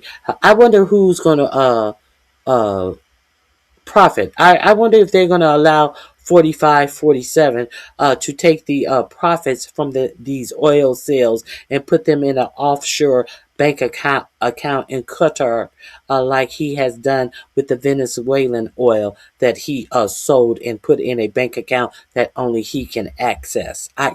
They see, this is the thing that that keeps me up at night. Is that what they're going to do once they take the sanctions off this Iranian oil and sell it? Are they going to give 45, 47 the opportunity to put it in an offshore bank account that only he can access? If you don't think it can happen, it has already happened with the Venezuelan oil. The White House is considering lifting sanctions on Iranian oil that's at sea to keep oil prices down, Treasury Secretary Scott Bessent said Thursday. Why it matters. The administration is pulling out all the stops, even easing up economic threats to its enemy in war to keep down oil prices. The latest, the price of Brent crude, the global benchmark spiked 10% in just the past 24 hours, driving increasing worries among investors. Brent is now at around $111 per barrel, nearly 60% higher than pre-war levels. Zoom in. In the coming days, we may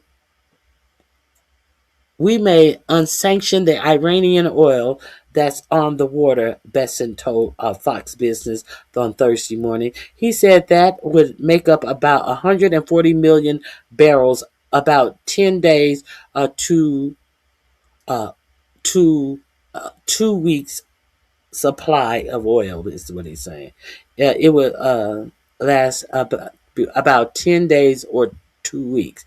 In essence, we be using the Iranian barrels against the Iranians to keep the price down for the next 10 or 14 days as we continue this campaign. So we have lots of levers. So this motherfucker, they're talking about 2 weeks worth of oil. So we have lots of levers. So seems like they are going to steal this oil that they have assured at sea from Iran. We're going to lift sanctions. So lifting sanctions would be allowing them to sell their own oil. What it sounds like to me is they're going to steal this Iranian oil that they have put sanctions on themselves. And for 2 weeks worth of oil. About how many barrels did he say?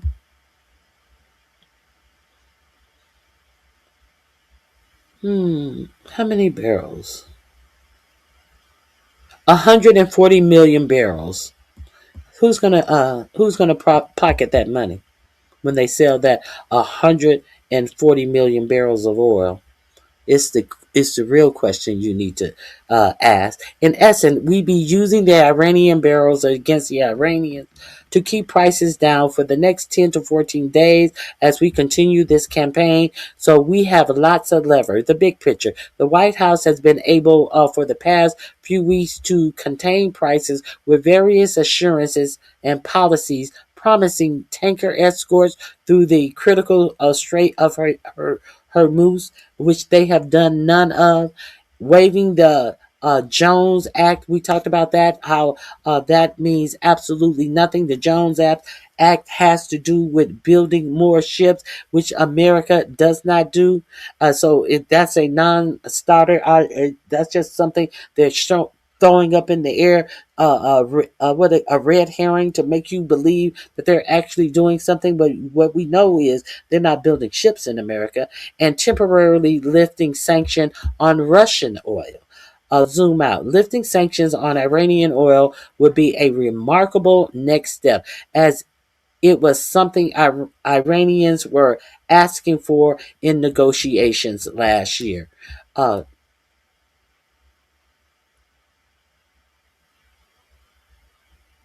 if I'm not mistaken, let me see.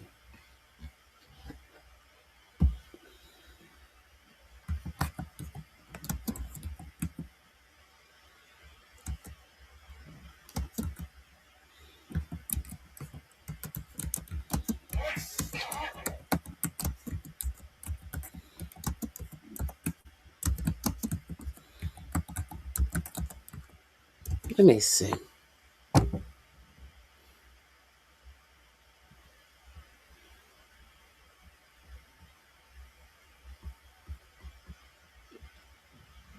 Hmm.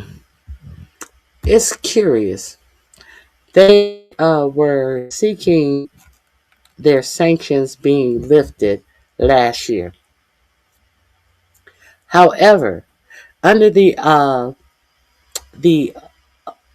deal that Obama had with them to not proliferate any uranium to weapons grade, their sanctions on their oil was lifted.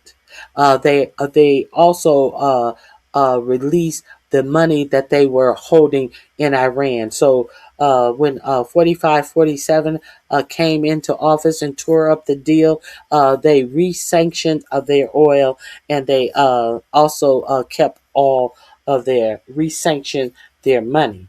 And that is why Iran has been partnering with the BRICS to do business, because they don't have to worry about their money being locked up in the World Bank that sits on American soil. So therefore, they can sell their oil. They can trade with the BRICS in their own form of money. They do not need the U.S. dollar.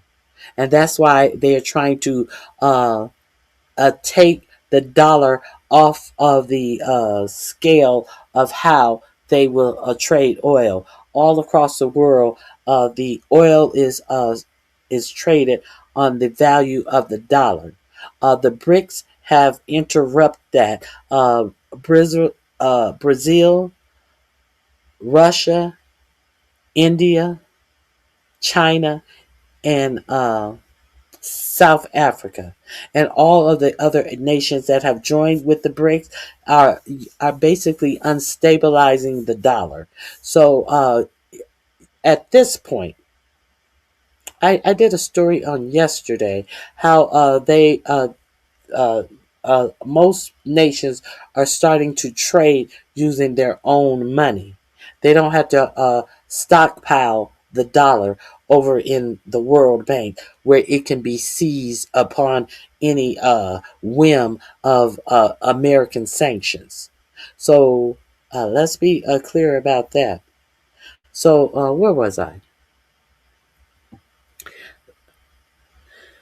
Lifting sanctions on Iranian oil would be a remarkable next step, as it was something Iranians were seeking in negotiations last year. So that is last year is when they were negotiating before the June strike. So let's be clear. Uh, in addition to lifting sanctions, they tried to tell you that Obama gave Iran a whole lot of money. And when they went into this nuclear deal, he didn't give them anything. He released to them their own money. He took the sanctions off the money that they had held up in the World Bank, and he allowed them to get their own money back. So all of this, following what Netanyahu said, they still are proliferating weapons. I'm going to tear up this nuclear deal. All of this. We are doing all of this to get back to where we were prior to this person coming in and tearing up something Obama did because it was a black man who did it. And of course, it had to be appeared to as being insufficient. And we're doing all of this. It's causing for all of this blood and treasure to be wasted. For this numbnuts to go around the world to do the exact same thing. And they want $200 to do it. What to watch? A potential waiver could accelerate the diversion of oil already destined for China into global markets more broadly. A person familiar with the situation who was not authorized to speak publicly told Axios. That would help. That would help ensure adequate supply and blunt Iran's leverage over the Strait of Hormuz, this person said. Besson on Thursday explained it this way. If Iran's sanctions lift, that oil will go up that oil will go up to a market price. It will end up in places other than China, he said. So China is the one who has been buying Iranian oil. So they want to sell this Iranian oil all over the world and not allow China to get the oil. Understand that the Strait of Hormuz is allowing oil tankers from China to pass through. Why wouldn't they? Why wouldn't they? China ain't did nothing to them, but buy their oil. Why wouldn't they? Okay, so we have to see the whole picture. Who's gonna Who's gonna profit from this oil? Where is the profit from these oil sales are going? Is what you need to ask yourself, because that certainly is not included in this whole theory of releasing this sanctioned oil. You notice they don't talk to you about who's gonna where the money's gonna go. You know, they told you that the sales for the Venezuelan oil would go back to the Venezuelan people to help their country, and when it went to an offshore bank account that only your president has access to. That's what they told you they were going to do with the Venezuelan oil. So where are the profits from these oil sales going to go? Who's going to pocket that money? It can flow into Malaysia, Singapore, Indonesia, Japan, India, which have been good actors in this. The bottom line is the administration appears to be conceding something in war that it was unwilling to give in peace, said Nicholas Mudler, a sanctions expert and professor at the Cornell University. The U.S. has to dial back sanctions to offset the second order effect of war, he says. It speaks to the instability of the situation. So I wanted to read that to you. I'm going to drop this in my description box. It is in the description box under sanctions lifted.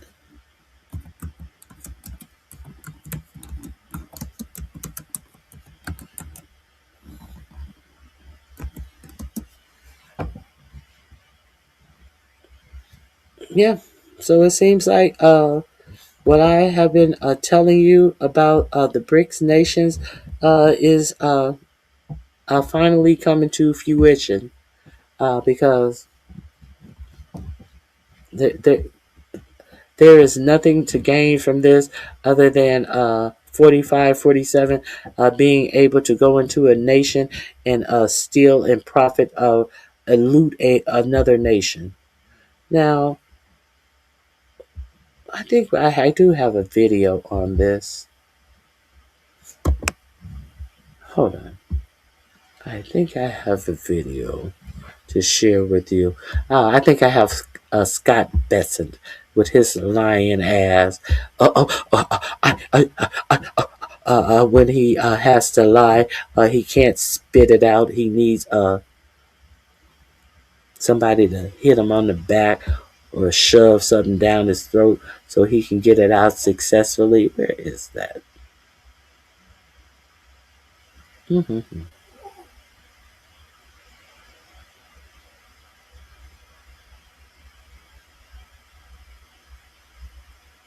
Hold on. 1 second.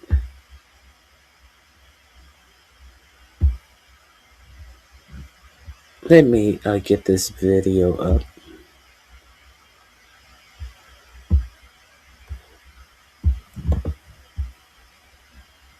Here we go.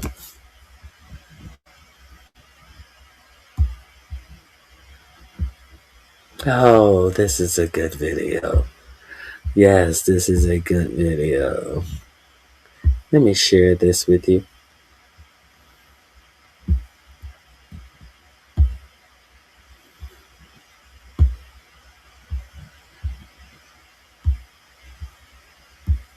Cracks in the Israeli-American alliance over Iran, but not because. So finally, we are witnessing cracks in the Israeli-American alliance over Iran, but not because the deranged occupant of the White House has suddenly developed compassion for human tragedy caused by his own warmongering desires, but because Iran's retaliation is wreaking havoc to the global economy, and Americans too are now beginning to feel the pain. This would be the broad focus of my video tonight. Also in the video, Professor Syed Marandi, an Iranian professor, destroys a presenter from an American media outlet. So please stay tuned. Donald Trump was today forced to distance himself from the Israeli attack on Iran's South Pars gas field.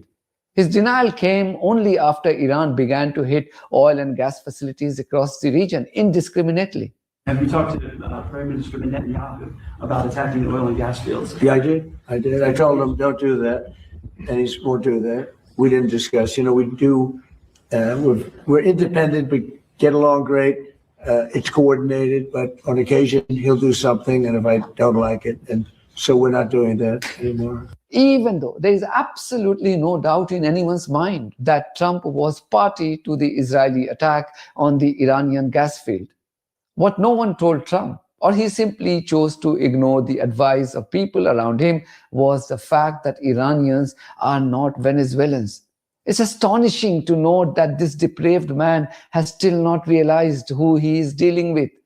He continues to delude himself with desperate hopes that Iran would surrender to his military might. And the longer this conflict rages on, the more pain Trump is going to cause to his own people. Iran's last night's retaliation alone has pushed the oil prices to soar exponentially in the international market. This was seen in the central banks in the UK and the US refusing to cut interest rates. Trump was all fine going along with his war criminal Israeli master Benjamin Netanyahu's plans to launch an illegal war against Iran.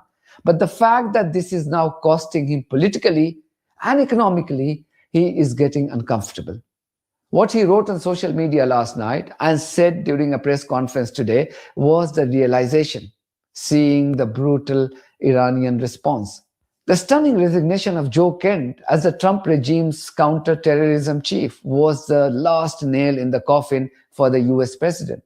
The only person who was most suited to assess if Iran posed any imminent threats to America resigned, saying that the Islamic Republic never posed any such threats.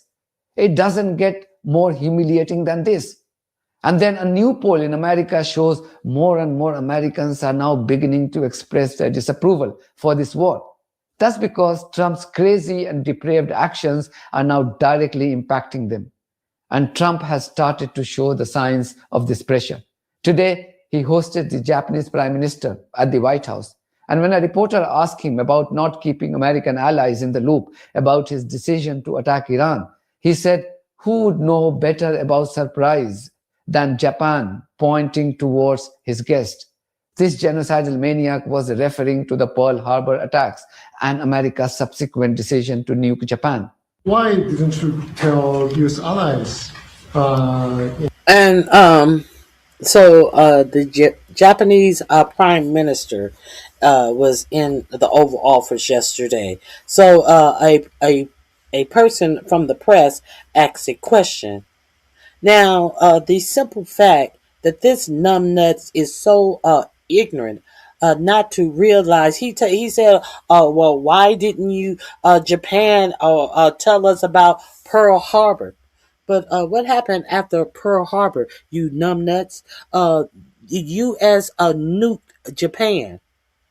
How come the U.S. didn't tell Japan that they were going to nuke Japan? He doesn't even know the way that war finished. He thinks he's saying something smart, like, oh well, you guys got over on us. You guys attacked us, and we attacked them back with nuclear weapons. Just a idiot. Don't know how to be presidential at all. And look at the look on her face as this conversation dives into the abyss of trash, of dumpster juice. In Europe and Asia, like Japan, about the war before attacking Iran. So we are very confused about Japan didn't shoot. Pointing towards his guest. This genocidal maniac was referring to the Pearl Harbor attacks and America's subsequent decision to nuke Japan. Why didn't you tell U.S. allies in Europe and Asia, like Japan, about the war before attacking Iran? So we are very confused. Why didn't you tell the world and the allies, your allies, and like Japan, about the war before attacking, as you now call for help? Why didn't you just tell us beforehand? Let's look at his answer. About we Japanese citizens. Well, one thing you don't want to signal too much. You know, when we go in, we went in very hard, and we didn't tell anybody about it because we wanted surprise. Who knows better about surprise than Japan? Okay, why didn't you tell me about Pearl Harbor? Okay, right?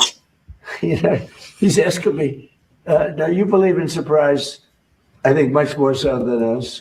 Even American media outlets are now reporting on the phenomenal success of the Iranians. You believe in surprise much more than us. Oh, do they? Why? Because they got surprised and got nuked? He's a fucking idiot. Despite all their handicaps. Watch this clip from the ABC News.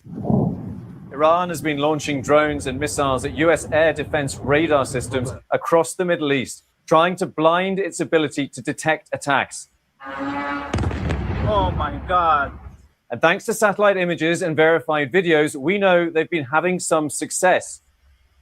ABC News analysis suggests at least 10 US radar sites have been struck since the start of the war, and at least some have suffered damage. This video shows an Iranian drone slamming into a radar dome at the US's Manama base in Bahrain. In this satellite image, you can see the two white radar domes, and in the next, both gone. Another satellite image of a US base in Saudi Arabia shows a plume of smoke rising from a building known to have recently housed an AN/TPY-2 radar system. That system is estimated to have cost $500 million. Here in Qatar, open source researchers have identified damage to another billion-dollar radar system. This image shows an AN/FPS-132 phased array radar. Researchers say there are signs of debris from its northeastern face and water runoff suggesting firefighting efforts. It is incredibly expensive, really, really delicate, and unbelievably vulnerable. We never thought it would be under attack from weird multi-vector swarm threats and things like that. The damage doesn't mean that the US's radar system is no longer functioning. Most missiles and drones are still being intercepted. But Iran's ability to hit some of the US's rarest and extremely expensive radar systems with relatively cheap drones and missiles is seen as surprising, and a sign perhaps of how Iran's response may have been fiercer than the US expected. Meanwhile, Iran has continued to pound its targets in the settler colony and across the region by using missiles with multi-warhead munitions. In the latest wave of attacks, the Iranians caused widespread death and destruction in Jerusalem and other parts of the settler colony. Meanwhile, Spanish Prime Minister Pedro Sanchez has defended his decision to oppose the illegal war against Iran. We have to be involved, engaged in a diplomatic solution, in a de-escalation of this war in Iran and in the whole Middle East. I do believe that this war is interconnected with the rest of the wars that we have witnessed over the last years when it comes to Gaza, also West Bank, and of course what is happening in the Lebanon. And that is why I think it's very important to stand for these principles, to be engaged, and to be united. And I'm looking forward for this unity in the Council, because I think it's very important. This is a very defining moment for the European Union, and I think that we need to send a clear message to our citizens and the rest of the world that Europe is with multilateralism and is with international law, and we are against this war. We are against this war because it's illegal, there's no reason behind it, and it's causing a lot of damage. Civilians, of course, refugees, and the economic consequences that the whole war, especially this global south, is already suffering. I will leave you with this fascinating exchange between Professor Marandi and the presenter from American cable news network Newsmax. It's a long clip, but trust me, every second of this clip is worth watching. That shows why Professor Marandi is a nightmare to Western media's propaganda. Into Trump's Oh, this is good. This is good. I'm not trust and believe. This is the only country I've known. And I'm not going to sit up here and pretend like what I know about my country is that my country is better than any other country. It's better than a lot of other countries. But what I know about this country is that this country has deep-heated hatred of certain people. That's what I know of my country. This is the country that I was born in. This is the country that I live in. But I'm not going to pretend like my country is a perfect country. It's a flawed country like every other country in this world. So with that, I give you this. All of this propaganda and we're the greatest country in the world bullshit is a whole lot of bullshit. Whole lot of propaganda. We're not the worst country in the world, but I'll be goddamn. I don't see. I can't tell you what is the greatest country in the world. I was planted here. Operation to dismantle and de-weaponize the. That shows why. Into Trump's operation to dismantle and de-weaponize the Iranian regime, and we have been efforting an interview with anyone from that regime. We reached out to the Iranian foreign minister, Abbas Araghchi. We were told essentially that they wanted to vet us first with an interview with another regime loyalist. Syed Mohammad Marandi is a University of Tehran professor. His father, Ali Reza Marandi, is the former Minister of Health in Iran and senior advisor to the former Iranian Supreme Leader Ali Khamenei, who... Hold on 1 second.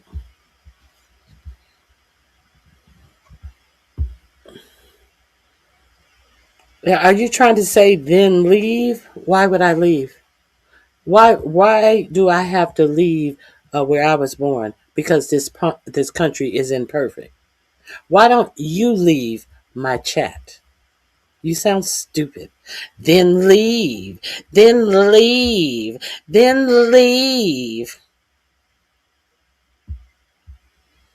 No, you're leaving. Bye. Okay. Hey, Riza. Thank you for joining me. Let's get back into this. Was blown up along with many other top regime members on the first day of this joint operation. Professor Marandi in Iran. He is a University of Tehran professor. His father, Ali Reza Marandi, is the former Minister of Health in Iran and senior advisor to the former Iranian Supreme Leader Ali Khamenei, who was blown up along with many other top regime members on the first day of this joint operation. Professor Marandi served as a media advisor to the Iranian regime's nuclear negotiating team. He lives in Tehran and is a de facto spokesman for the regime and joins us now. And sir, thank you. I want to start with, after 2.5 weeks, the Trump administration says that the Iranian regime has been effectively decimated, in his opinion. Want to get your reaction to that. Well, I'm not a spokesman for the administration, but obviously the Trump regime is putting out propaganda, and we are seeing Iranian missiles and drones being fired in retaliation for this illegal assault on Iranian sovereignty. And as Joe Kent pointed out, this war was carried out based on a lie. There was no threat from Iran. And of course, it was carried out because of pressure from the Israeli lobby and the Israeli regime itself. So it is not legitimate, and that is why Iran feels that it has to defend itself, and it is doing so quite effectively. But between Iran and the proxies that you guys prop up throughout the Middle East, you have attacked a number of U.S. interests, including our men and women in service. You've killed Americans. You killed more than 40 Americans. Hamas killed more than 40 on October 7th that launched the war in Gaza. To say that Iran is not a threat to the United States, I don't buy that. Why do you make that claim? Well, I don't think it's necessary for you to buy it. These are the facts. The United States occupied Afghanistan. What about everything I just said? It wasn't. Well, I'm responding. Okay. The United States occupied Afghanistan for 20 years. The United States illegally occupied Iraq. So when the Iraqi people resist, you cannot blame the United States. When the people of Afghanistan resist occupation, you cannot blame the Iranians. You have to blame the United States, whether in Iraq or in Afghanistan. That's the problem of the regime in Washington, not Iran's problem. If Iran entered U.S. territory and occupied it, you'd have the legitimate right to defend yourself. And so do the people of Iraq and Afghanistan. You can't blame a third party for the resistance of people against occupation. You don't deny that your regime props up international terrorism through multiple different facets, do you? Your regime does that. ISIS was created by your regime. Al-Qaeda was created by your regime. Al-Qaeda, the head of Al-Qaeda, Hezbollah. The Al-Qaeda head went to the White House. That's the same organization that you tell us carried out 9/11. So how are we supposed to figure out who's a terrorist in this world with your standards? I want to ask you this. Protests in your country are expected to ramp up as we head into the Persian New Year, which is this weekend. Do you believe, and I know you don't represent the regime directly, but do you think that the regime is going to murder thousands? No answer. Absolutely no answer to the fact that the Al-Qaeda leader, who is the interim president of Syria, was sitting up in the White House as Pete Kagbreath wants to tell you how disheartening it was to capture combatants and turn them in, only to be fighting with them the next day on the battlefield. And what did Kagbreath say when this Al-Qaeda guy who has been promoted to be the interim president of Syria was sitting in the White House? He didn't say a goddamn word. That's what he said. Because the crown prince told of Saudi Arabia told Donald Trump on his first national trip being president this time, which was to Saudi Arabia. The crown prince told him that you should meet this interim president of Syria, and that's exactly what he did. And then he had him as a guest to the White House. But you see, he has nothing to say about that. He talked about Iran is creating these terrorist groups, but when he is reminded about Al-Qaeda being created by this war on terrorism, he has nothing to say. Oh, I love how he shuts this motherfucker up. in his propaganda. If you want to ask him a question, don't just ask him questions. Why you have to lead with propaganda and with accusations and all of this shit? That's why this is such a successful interview, because he comes with all of this gotcha shit. Gotcha. I'ma get you. I'ma get you. I heard that he's hard to interview. I'ma get him. And you got. The same organization that you tell us carried out 9/11. So how are we supposed to figure out who's a terrorist in this world with your standards? I want to ask you this. Protests in your country are expected to ramp up as we head into the Persian New Year, which is this weekend. Do you believe, and I know you don't represent the regime directly, but do you think that the regime is going to murder thousands more innocent people in the streets of Tehran in your country? The only regime that is murdering thousands of people is your regime. You're bombing our people. You're slaughtering kids. And then we have videos of your forces killing innocent people in the streets. There's bodies everywhere. We have video of that. That's undeniable. No, your regime bombed an elementary school, murdered 168 little girls, and your regime tried to pin the blame on Iran. And your fake news about Iran killing tens of thousands of protesters has the same amount of accuracy and legitimacy and honesty as your presidents, the head of your regimes, claimed that Iran fired missiles at the school. You're saying that your forces inside the country didn't kill thousands of people that tried to stand up to the regime, as they have done so many times in the past. You're saying that's a complete fabrication. That is your regime propaganda. Absolutely. 300 officers of the law, 200 policemen and 100 others were murdered by the terrorists that were armed by your regime. Go and look at channel 14 of Israeli TV, which is close to Netanyahu. They said that the arms were brought in by a foreign intelligence agency, meaning the U.S. and the Israelis, that killed hundreds of police officers. One woman in your country was turning to the right and you shot her in the face. And you say that's legitimate. But in Iran, they killed hundreds of police officers. And you want to pin the blame on the police? 3,117 people were killed. All of them have the ID. They've all been identified and named. And agents from abroad armed people who are responsible for these deaths.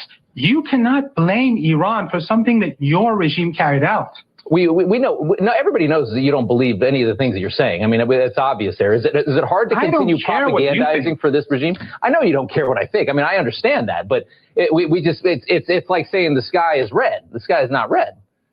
Well, that's exactly what you do, because you are a part of the MAGA cult. It's a cult for you.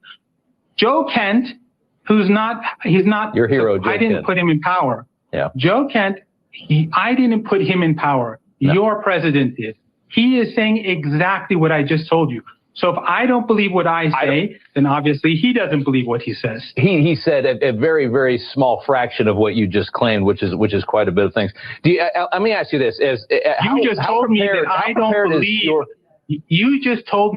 don't believe a word of what I said. I know you don't. That is part of what I said. So you're contradicting yourself now. Well, no, I just know. I know BS, and I know propaganda. I know what it looks like. I know your country is professional at that. You guys are pros. I'm sure you know BS, because that's your job. Well, you've blacked out the internet in your country. You don't allow media to report on anything, and you're going to sit here and tell me that you're assassinating people using the internet. You use the internet to assassinate people. So we have the internet for people inside Iran, for Iranian apps, Iranian websites. But since your government, your regime, which is working with the Israeli regime to kill Iranian people, what percentage of the people? What percentage of the people in your country support the regime at this point, your estimation? The overwhelming majority on the streets every night. They're on the streets and demanding that the armed forces retaliate.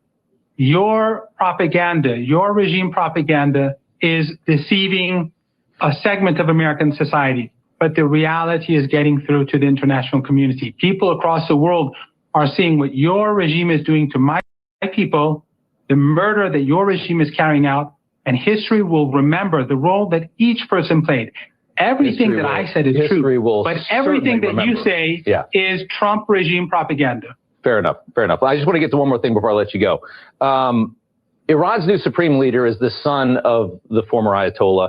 His father did not want this young man to lead your country. That is undeniable. Our intelligence agencies claim that's likely because the young man is gay. Your response to that? Because that would be a big problem in your country, right, if you had a gay Ayatollah. Yes. You know, your use is so fake that it doesn't even deserve a reply. You have no idea what his opinion. Now, he has gone so far as to claim that the son of the Ayatollah, who has taken the slain Ayatollah place, is gay. How idiotic and weak is this? He has to laugh at it himself. Because he knows that this is supposed to be something that stings so badly. And once I put it out in the atmosphere, the idiots that watch my propaganda channel will run with it. And who cares if it's true? Exactly. Who cares if it's true? Should tell you something about the fact that they decide to bring homosexuality into the equation. And somebody wrote in my chat about, well, this guy supports genital mutilation. How do you know what this guy supports? Did you hear this guy support that because he is from Iran? Did you hear him say he support that? So therefore, it would be said that you support objectifying homosexuals and using them as a tool, as something that is so dirty and nasty that you can come out here and use homosexuality as a tool to defame the character of people. That's what it would say about you, since you live in America that plays Newsmax, who thought that it was cute to say that the Ayatollah's son was gay. So therefore, that ruins him as a human being. While you don't see what you're watching being done here. While you are positively identifying a man who is from Iran, and therefore you say that he is for genital mutilation because of where he's from. Oh, so because of where you from, what are you? What are you? Because of where you from, do you believe that it is okay to protect people who have SA'd underage girls? That's who you are, because of where you're from. Stupid. Was on his leadership. You're just making it up. And his. Well, why did the father not want someone it? To be? He never said such a thing. Show me the tape. Show me the evidence. Who has tape of that? You're just making stuff up. That's how you work. That is how you justify killing kids, by making fake news. Well, I'll leave it there. I knew it was going to be an interesting conversation. We appreciate you coming on. Are you in a bomb shelter? Where do you live right now? Like, how do you stay safe? I live in Tehran, and I'm at a studio right now. You're at a studio. Okay. All right. Professor, we appreciate the time. Thank you. That's it for me. Thank you very much for your support of this platform and our journalism. If you haven't subscribed to my channel, please do so, because that's one of the many ways you can support independent journalism. God bless you all. Okay, that link is in my description box. It is under the title sanctions. I think, is that under? No, it's not in my description box yet. Thank God I didn't click off of the video. It may be under sanctions lifted. Let me. So finally, we are witnessing. Okay, let me make sure I drop this link in my description box so you can peruse it. I suggest you actually go over to this channel. In his description box, what is in his description box, he has this Telegram. If you want to see some things that are going on in this war that the media is omitting and are not showing, you can go over there. This is not any AI stuff. These are reported strikes that are actually happening that you are unaware about, as the U.S. is winning and have struck down 90% of the Israeli army, as they are asking for more nations to come in and help them, as they are asking for $200 billion more dollars to fight the Iranians after 19 days in. You go over there and check him out. Let me drop this in my description box. Do I have it in here? Let me make sure. I apologize. Oh, it's already in my description box. This video is in my description box under the title Sanctions Lifted. So I think I have. Now, they did a lot of talk about Joe Kent. So I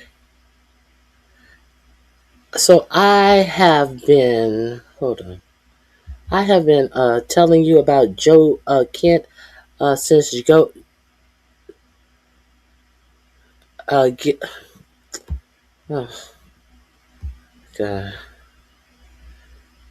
So you think that God is against Islam? Okay. Okay. Whatever. Do not write hot propaganda in my chat, or you will be deleted.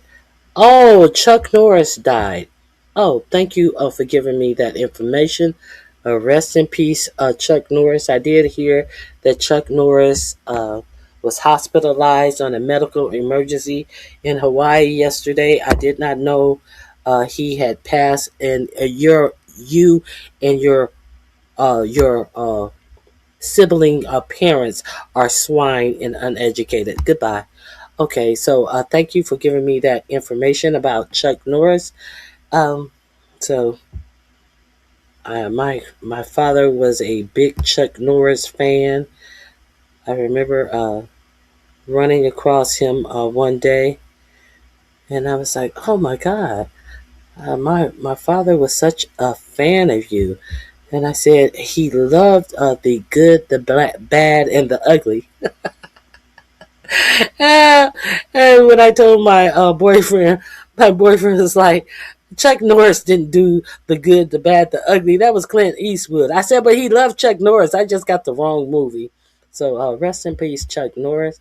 I don't know the cause of death, but I know that my father really enjoyed him some Chuck Norris. Let me see what we have about Joe Kent. Okay, let's get into Joe Kent story keeps going and going and going.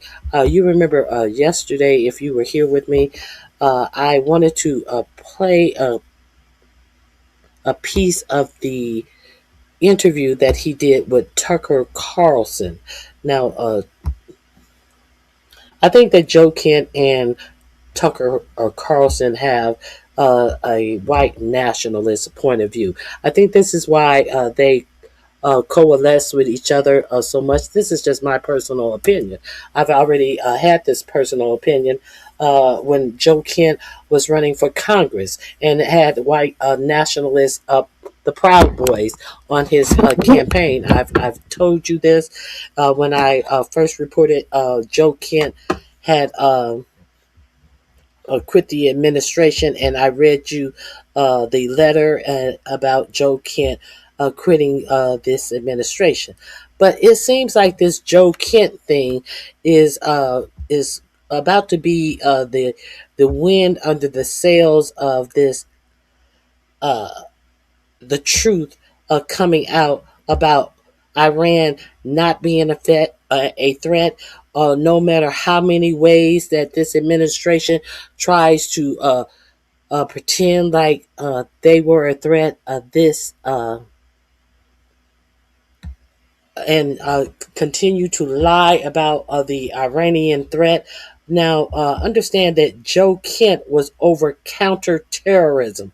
And now, after he got out of office, all of a sudden they want you to believe that the FBI had been investigating him. But we know that the FBI under Kakai Patel is going to do whatever it's told to do. So they're trying to say that he didn't leave for the reasons he said he left. He left because he knew that he was under investigation and he had been cut out of daily briefings with the president. So, there's a backstory that is supposed to go way, way back. But the GOP is dismissing Joe Kent. They might come to regret it. The ideological fault line, Joe Kent's a deflection exposed this week, is proving hard for the GOP to paper over. So this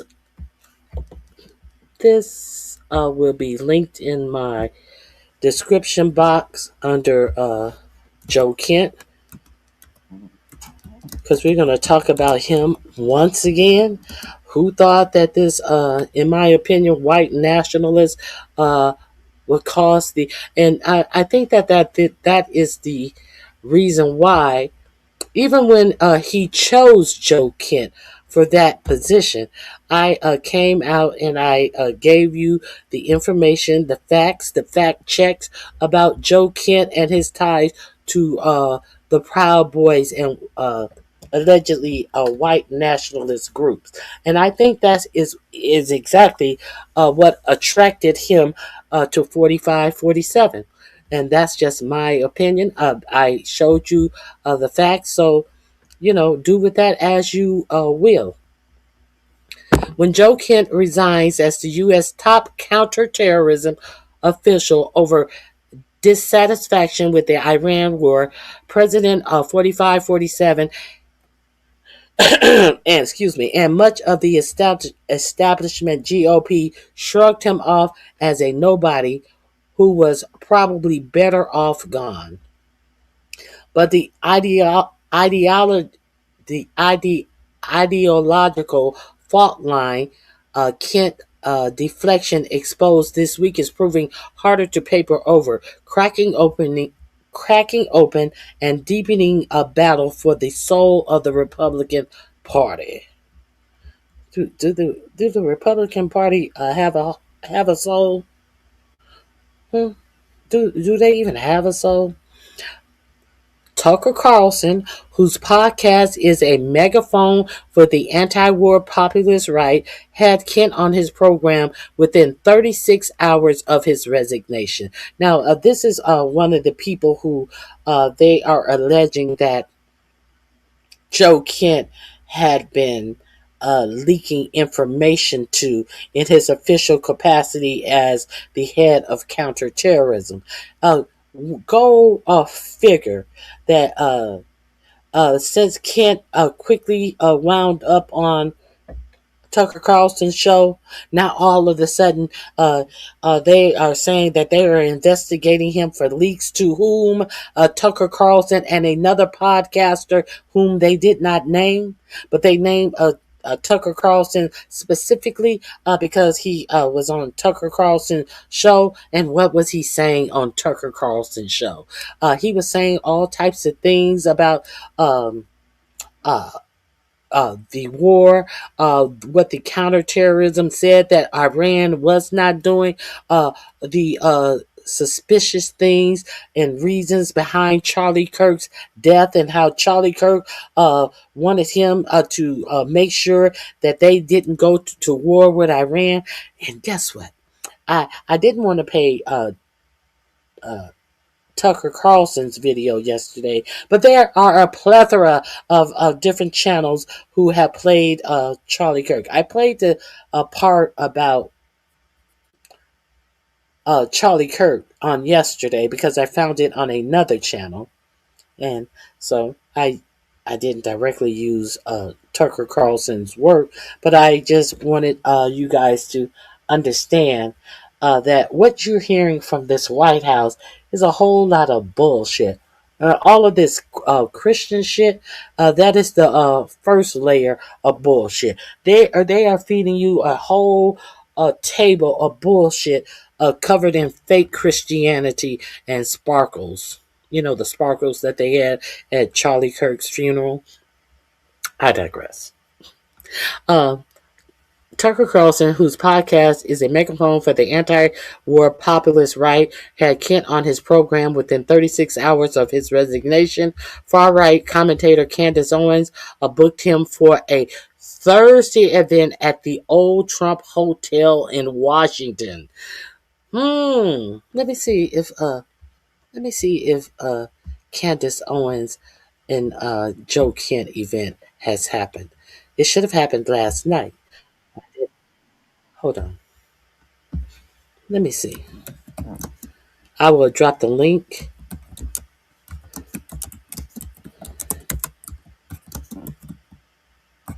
And please believe there has been nothing about about Candace Owens or Tucker Carlson that I could stand.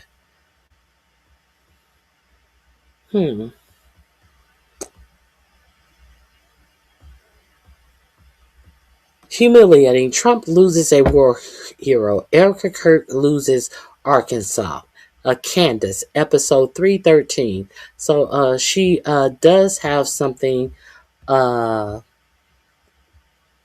It was streamed 2 days ago. That wouldn't be an interview. A sit down. 2 hours ago, Candace Owen praises Joe Kent and slams Trump pathetic Iran propaganda.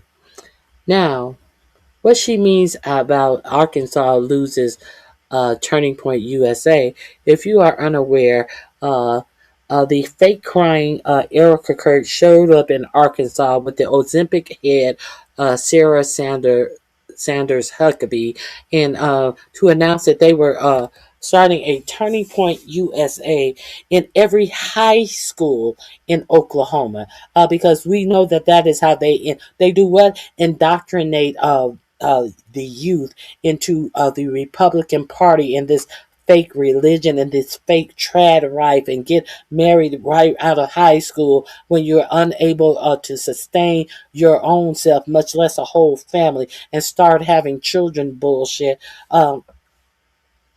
Sarah Sanders Huckabee wants to, the daughter of Mike Huckabee, who has no problem is if Israel takes over the whole Middle East. He said out of his mouth that he has no problem with that. Sarah Sanders Huckabee is trying to indoctrinate your children into this fake religion. And in that announcement that they were turning, every high school is going to have a Turning Point USA chapter. Some of the things that Erica Kirk said in her address to these students, that they were going to have these Turning Point USA. She said, I want all of you white male students not to be ashamed. Be proud. Be proud that you're a white male and stand in your strength as a white male. So everyone else cannot be proud of being what other race of male that they are. And don't let anybody put you down because you're a white male. I didn't know that that was happening anywhere in the United States. So now we're into the white male victimhood. Now we're into the let's create a more aggressive white male. Let's start in high school teaching them that they are victims that need to be more aggressive.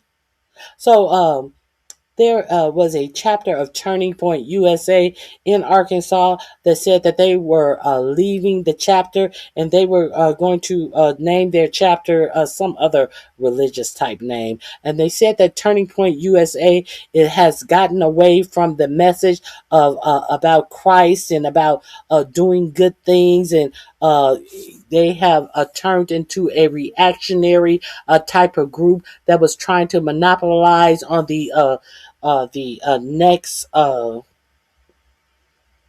viral moment. Did you know that happened in Arkansas? Did you know that while Erica Kirk was telling these young white boys to be proud and be aggressive, that they were boycotting this expansion of Turning Point USA into every high school in Arkansas? But I digress. Go over there and check out Candace Owens. She does have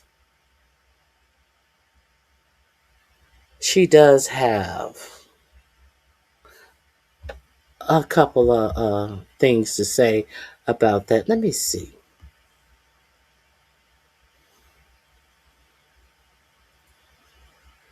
Let me hold on one second.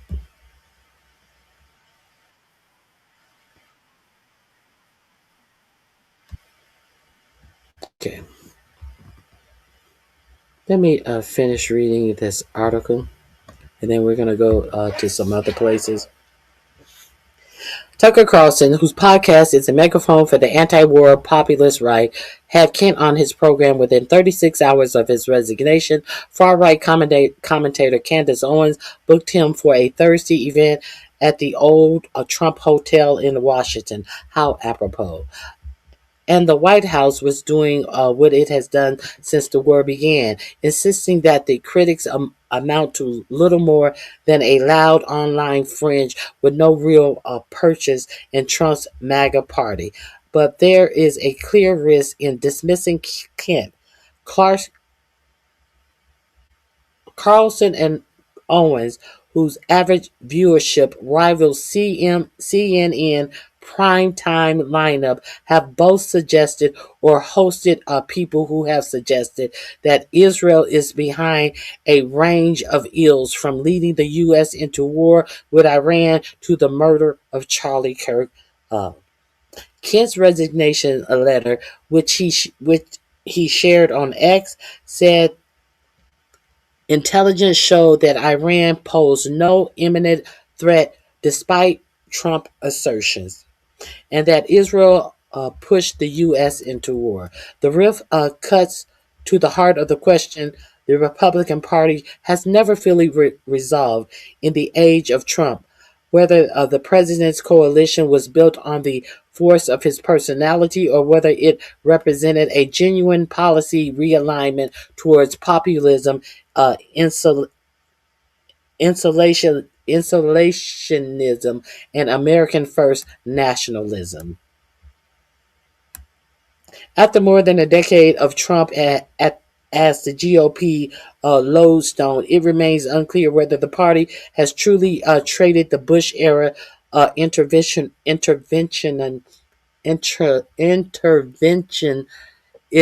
for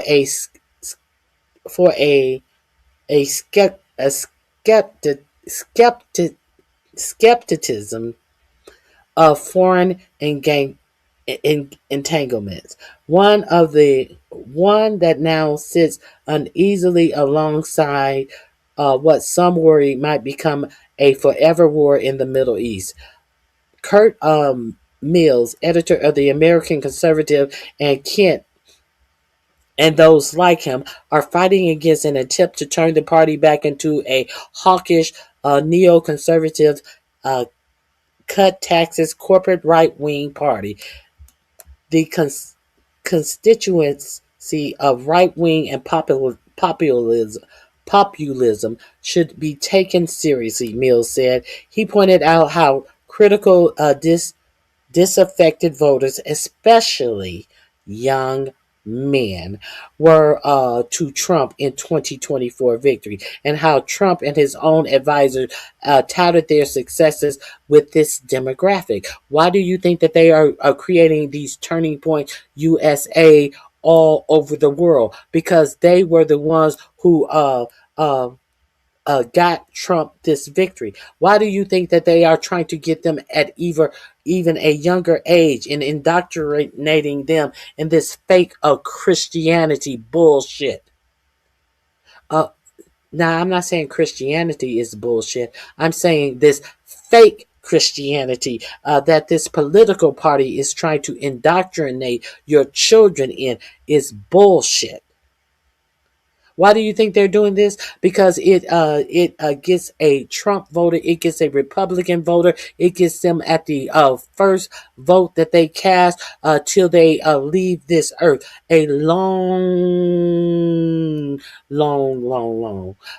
dedicated Republican voter that is indoctrinated in the bullshit. You know, they don't want you indoctrinated into wokeism and shit. Of course, they don't want you to be awoke. Of course, they want you to sleepwalk through life. If you're not woke, what are you? You're asleep. They want you to sleepwalk through life and them to tell you what to do and you to do it like a brainless fool. Of course, they hate being woke. Why do you think that there was such a war on wokeism? Because they like the uneducated voter. That's why. The constituency of right-wing populists should be taken seriously, Mills said. He pointed out how critical disaffected voters, especially young men, were to Trump's 2024 victory and how Trump's own advisors touted their success with the demographic. If you concede that this was what differentiated Trump from Mitt Romney electorally, you believe any of that crap, then the idea that none of these people opinions matter, I think is kind of silly, Mills added. The entropy of fracture has the potential to upend the fragile coalition that the GOP needs to hold together ahead of the midterm elections that will determine who controls Congress for the final 2 years of Trump's term, and by extension, whether he will face a spate of Democratic-led investigations and impeachment inquiries.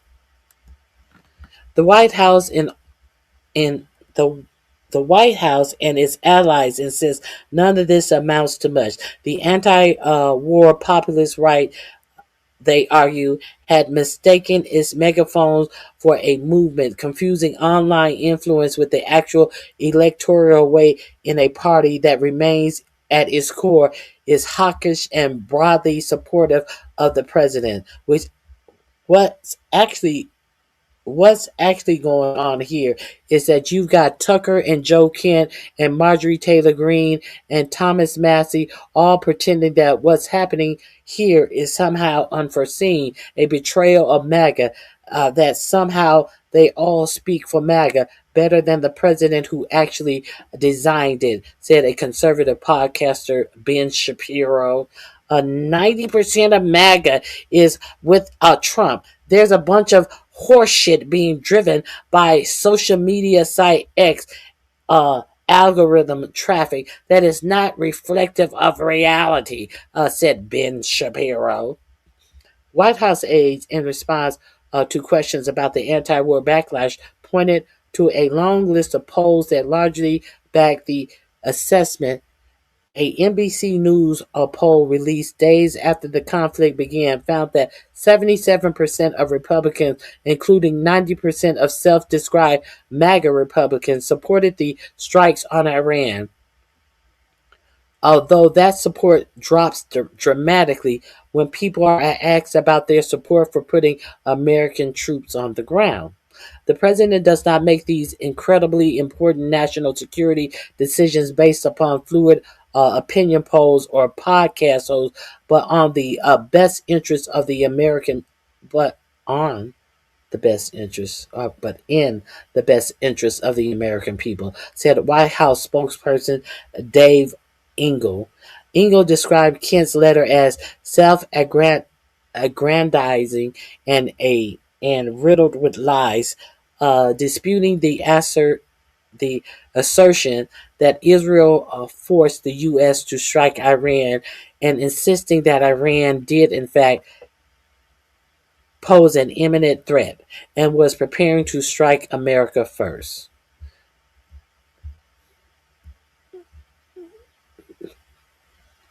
They were planning to strike America first. According to Marco Rubio, they would be striking America first if your good buddy Benjamin Netanyahu in Israel struck them first. But they decided to strike Iran first instead of telling Benjamin Netanyahu, hey, don't strike them first. They'll strike us, if that's what they truly believe. They never told Benjamin Netanyahu, if you strike them first, you're going to cause them to strike us. No, they never did that. They said, okay, well, let's strike together then. Okay. While Ken didn't respond for a request for comment, while Republican support has slipped, a political poll this week showed that 70% of the 2024 Trump voters and 81% of the self-described MAGA Republicans support the Iranian strike. It remains robust. The influence of the kind of neo-isolationist restrainer wing of the party is waning. As real life hits them over the head with a frying pan, Tim Chapman, president of Advancing American Freedom, the organization founded by Trump's first vice president, Mike Pence, it's not a tenable position anymore in the White House, because the White House is dealing with the real world, and they're dealing with their online world that they want to be real, but it just isn't reality. Oh my God. These numbnuts. Okay, I'm done with this article. You can read the rest of this article under... I do have this article under Joe Kent. Yes, let's move on to more Joe Kent things that I will want to share with you. It seems like this Joe Kent thing is heating up the conversation about this war. So let's see where it goes.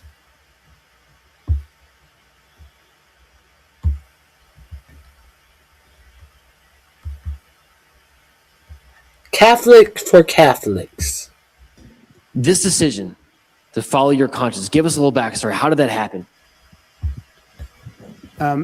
Without getting too much into detail, I just did a long form podcast with Tucker, kind of laid out the entire politics of the issue. But look, after serving 20 years, mostly deployed to the Middle East, fighting the wars over there, and just seeing how our country had been lied to and brought down the wrong path in those wars, and that we were getting sucked into another one, and that the American people didn't have the full story, and our country did not have a vital national interest in this current fight. I said, hey, I in good conscience can't do this, because that was a promise I made to myself probably 20 plus years ago when I was deployed to Iraq. Once I realized after my first couple deployments that we weren't there for the reasons that our government told us we were there for, I said, if it's ever my turn, if I'm ever an adult in this situation, I ever have a position of responsibility, I will not in good conscience send young men and women off to die on foreign battlefields.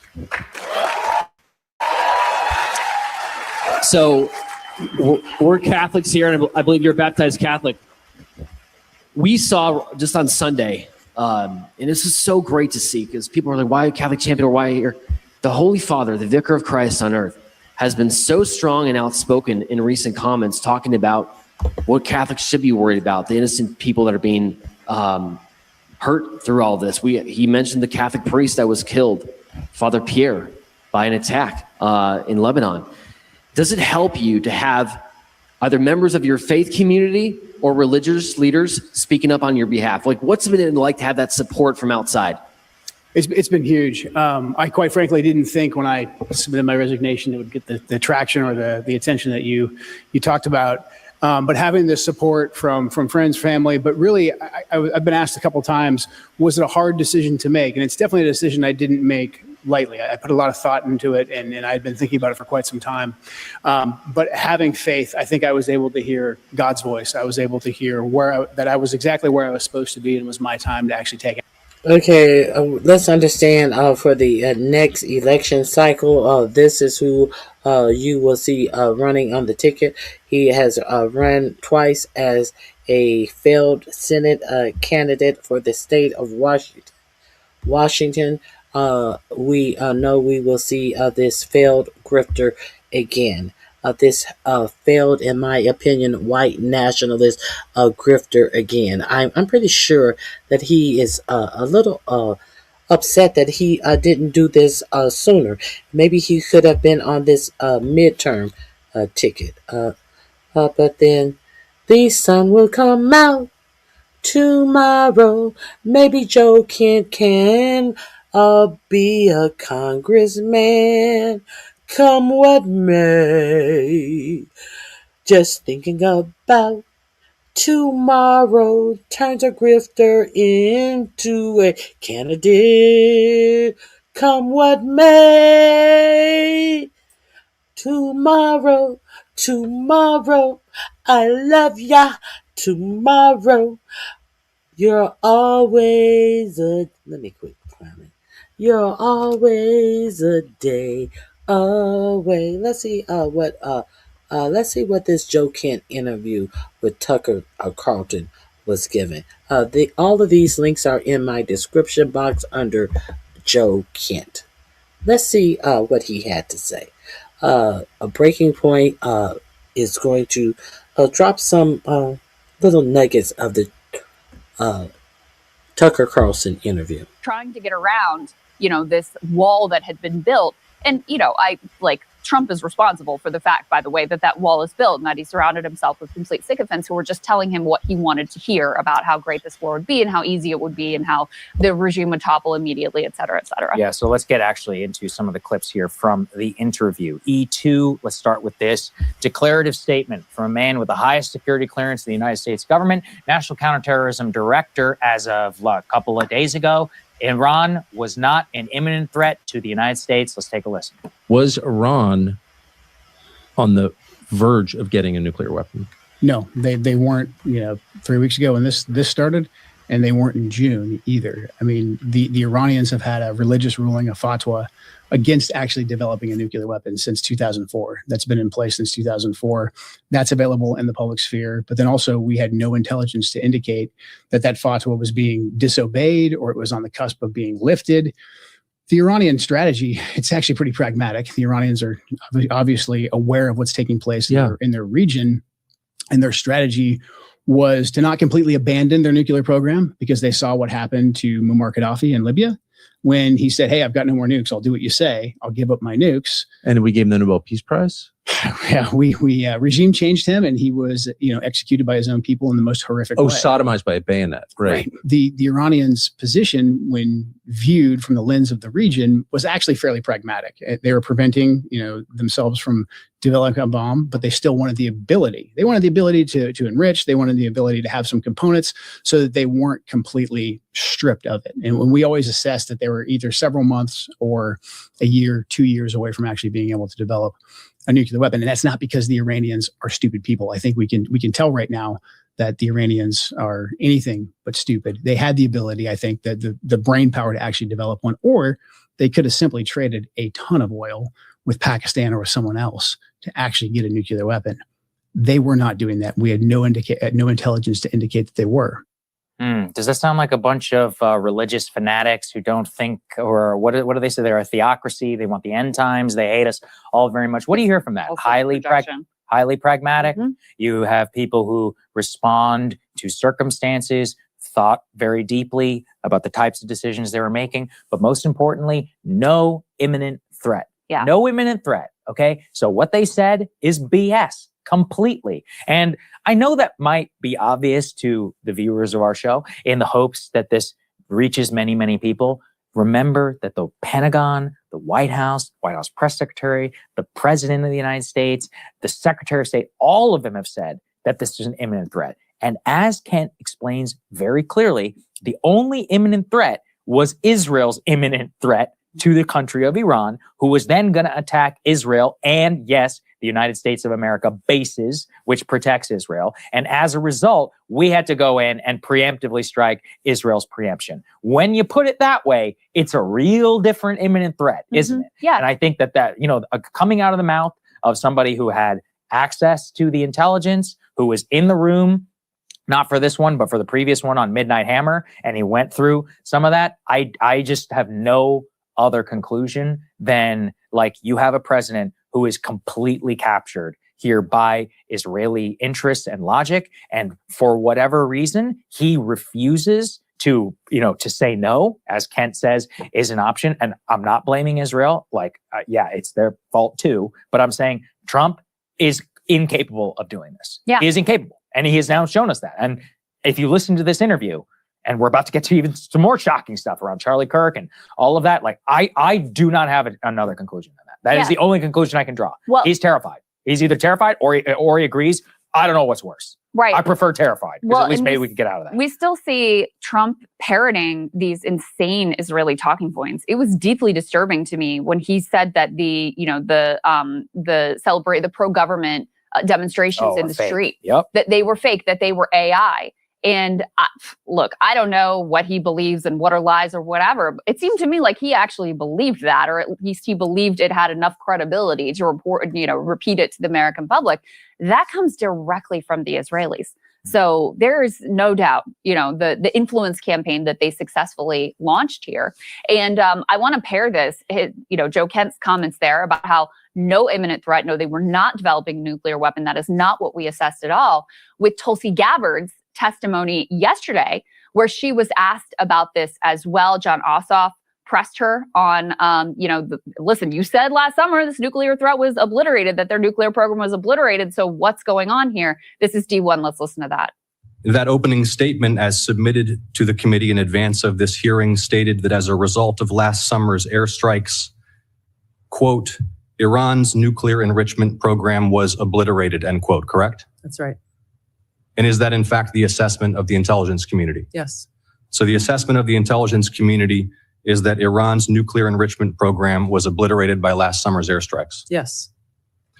In the opening statement you submitted to the committee last night also stated, quote, there has been no effort since then to try to rebuild their enrichment capability, end quote, correct? That's right. And that's the assessment of the intelligence community. Yes. The White House stated on March 1st of this year that this war was launched and was, quote, a military campaign to eliminate the imminent nuclear threat posed by the Iranian regime, end quote. That's a statement from the White House. Quote, the imminent nuclear threat posed by the Iranian regime. Was it the assessment of the intelligence community that there was an imminent nuclear threat posed by the Iranian regime?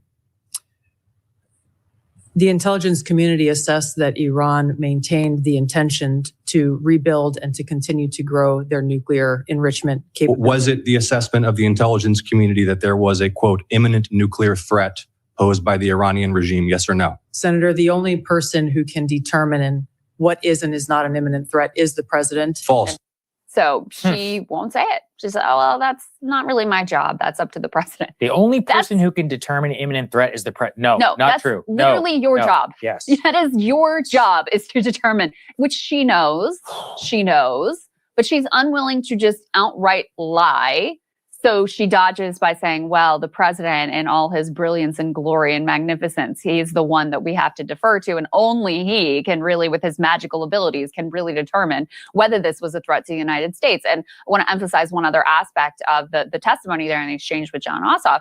He says, in your written testimony, you talked about how there had been no efforts since the nuclear enrichment was supposedly obliterated to try to rebuild their enrichment capability. That was in the written testimony. She chose not to say that when she actually gave her opening statement. that was omitted because, again, that's very uncomfortable for this administration in all of their many layered lies and rationales for why we're now in this disastrous Yeah, war. and she's actually literally testifying as you and I are talking, and she just continues to say she's like, the ODNI is not my personal view. This is the view of the intelligence community, and the president is the one who can make the imminent threat decision. Now, to the point that I made earlier about Israeli capture, Joe went into great detail about what that looked like inside the information environment in the lead up to this war. Let's take a listen.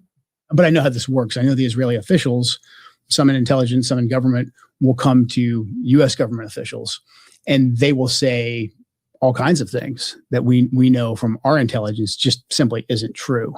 And they'll say, hey, I'm giving you a preview. It's not in intelligence channels yet, but here's what's going to happen. And that doesn't usually come to Wait a second. I mean, I thought that U.S. policymakers made their decisions on the basis of intelligence collected and or vetted by our intelligence. That's why we have intelligence agencies that soak up hundreds of billions a year. But you're saying that Israeli officials short-circuited the entire U.S. government and just went right to American policymakers and said, it doesn't matter what your country says, here's what we know. Is that what you're saying? I mean, usually they're pretty slick, and they'll say, "Hey, this isn't in intelligence channels yet because it's going to take some time to get there." And here they're on the cusp of building a bomb. You know, they're going to, I don't know. You pick your topic. A lot of times they'll sample different things until they find what sticks. Sample different things till they find what sticks. So it's not intelligence propaganda. He also talked about how he would hear things from the Israelis, and then on the next day, he would hear it on Mark Levin's show or in the Wall Street Journal or by Mark Dewitz, anybody from the Israel lobby. I mean, literally out of the book. Sample different things until you find what stick. Isn't that what they did with the causation and rationalization of going to war with Iran? They tried different things and they saw what would stick. Well, we know anything will stick for some of the ignorance in the MAGA pile, but they have constantly have continuously tried different things from nuclear arsenals to long-range missiles, and nothing is sticking but the death of the U.S. currency. Professor John Mearsheimer, who we just talked to, this is the Israel lobby, the most sophisticated lobby in now, I would say, the history of mankind, the co-option of a U.S. superpower. And that does not in any way absolve Donald Trump from allowing himself to be lobby controlled or whatever here by the Israelis. I want to make that very clear. But I think whenever we play this next one, honestly, this was the most shocking part. I plan on spending a decent amount of time on this in our interview with Joe Kent, which is currently scheduled for tomorrow, is his discussion around the circumstances of Charlie Kirk's assassination, and then connecting that to Butler, and then connecting that to potentially why this war is happening the way that it is. E4, let's take a listen. Charlie Kirk is killed publicly in a very horrific way, and we're not really even allowed to look into that at all. And Charlie Kirk was one of President Trump's closest advisors, and he also advocated heavily against a war with Iran. He was in the Oval Office in the lead up to the 12-day war. I wasn't particularly close with Charlie. He was very gracious to me when I was running for Congress, very, very supportive. So we knew each other. And the last time I saw Charlie Kirk on this earth was in June in the West Wing, in the stairway. And I said hi to him, and he looked me in the eye, and he said very loudly, and it's a small, you've been in the West Wing, it's small, it's a tight space. And he said, Joe, stop us from getting into a war with Iran. Very loudly. He was single-minded. And he walked off, and he went, I believe, into the Oval. So when one of President Trump's closest advisors, who is vocally advocating for us to not go to war with Iran and for us to rethink at least our relationship with the Israelis, and then he's suddenly publicly assassinated, and we're not allowed to ask any questions about that, it's a data point. It's a data point that we need to look into. What do you mean when you say we're not allowed to ask any questions about that? We've been told that this individual, Robinson, is a lone gunman, and maybe he is. But the investigation that I was a part of, the National Counterterrorism Center was a part of, we were stopped from continuing to investigate. And the FBI will say that they stopped that because they wanted to turn everything over to the Utah state authorities. Everything's going to trial. It's very, very sensitive. But there was still a lot for us to look into that I can't really get into, but there was still linkage for us to investigate that we needed to run down. And I'm not making any conclusions. I'm not saying No, I don't think you are. because of this happened. I'm not saying that at all. I'm just saying there's unanswered questions. We know the pressure because of the text messages that have been made public, that Charlie was under a lot of pressure from a lot of pro-Israel donors. And again, we know Charlie was advocating to President Trump against this war with Iran. I'll be honest, that shocked me. As you and I know, we're not Charlie Kirk conspiracy. We're not Egyptian planes people over here. We covered that story at the time. The NCTC, Joe Kent himself was blocked by Kash Patel by the FBI. I don't know, man. I mean, you listen to that. What conclusion are you going to draw? Well, what does he keep hinting at? You have to read, but not read very much between the lines, but he's saying, look, this is what Charlie said to me. He said, keep us from going to war with Iran. We know that he was under all this pressure from pro-Israel donors. There were some sorts of questions that I had based on, tips or whatever intel he had access to of a potential foreign nexus. And I was blocked from being able to continue the investigation. And they said, no, it's going to be just handled at the state level. And any of the queries that he made were just completely stonewalled. So, I mean, he's heavily hinting at the possibility that he thinks, which is, this is truly, truly shocking stuff. And look, it requires a lot of evidence. Yeah, right? no, exactly. Let's be clear. Yeah. Right? The current evidence says what? Tyler Robinson shot Charlie Kirk. Okay, and that's probably the case. The case that he is alluding to is about some potential foreign. And again, I want to be clear here. I would never make this statement without the evidence that we now have, which is an allegation made by the National Counterterrorism Director with the highest level of security clearance, who, as reported at the time by the New York Times, was blocked from any foreign connection investigation and is now bringing this up. Not just, I want to be clear too, in his Tucker interview, he brought this up organically. He did not bring it up after Tucker pressed him on the question. It was brought up in context of the Butler assassination attempt and this one. And in both cases, he said we weren't allowed to fully investigate either of those and then he said, I think that President Trump could feel under threat. He is drawing a conclusion in his mind. He is drawing that. Now, if I do that, I'm a crazy person because I don't have inside information. I'm not in the Situation Room. I haven't seen all this stuff. He has, right? Yeah. And so based on that, man, like, what are we drawing conclusions here for? Like, and I'm trying so hard not to go over the brink here, but this is crazy. Yeah. This is crazy. Well, and one of the things that has been speculated about why Trump decided to get into this insane war was that he believed that the Iranians had been trying to assassinate him. And he said this. He said something to the effect of, I got the Ayatollah before he could get me. So it does seem like, he had some thought in that direction, and that could be a potential motivation. This opens up another question if he felt under threat from the Israelis. That is what Joe Kent is hinting at here, very heavily hinting at here, that the threat that Trump could have felt to himself and his family could have been that he was worried about what the Israelis would do. And again, it's wild to even say this stuff. I know. But when you have someone who was at this high level of government with access to information that he had, who is suggesting this, you have to take it seriously. There were a number of other things that he said that were extremely interesting. He talked a lot about how there were people who were posting things online who seemed to have foreknowledge of the plot against Charlie and the ultimate murder of Charlie, and that was something he wanted to pursue that also was not allowed to be pursued. So that was very interesting. He also made this comment about how one tactic of the government is that they will stop providing any information to the public about something that the public is obviously very interested in and about which there should be more information. The Butler assassination being one example, Charlie Kirk's assassination being another example. And he said this will be done intentionally so that you get a lot of really crazy conspiracy theories, the Egyptian planes and the French foreign league, whatever, like all that stuff. And then it sort of discredits other avenues that you might pursue outside of the official narrative, because then you look like, all right, well, the official narrative seems more credible than whatever these crazy people are on about over here.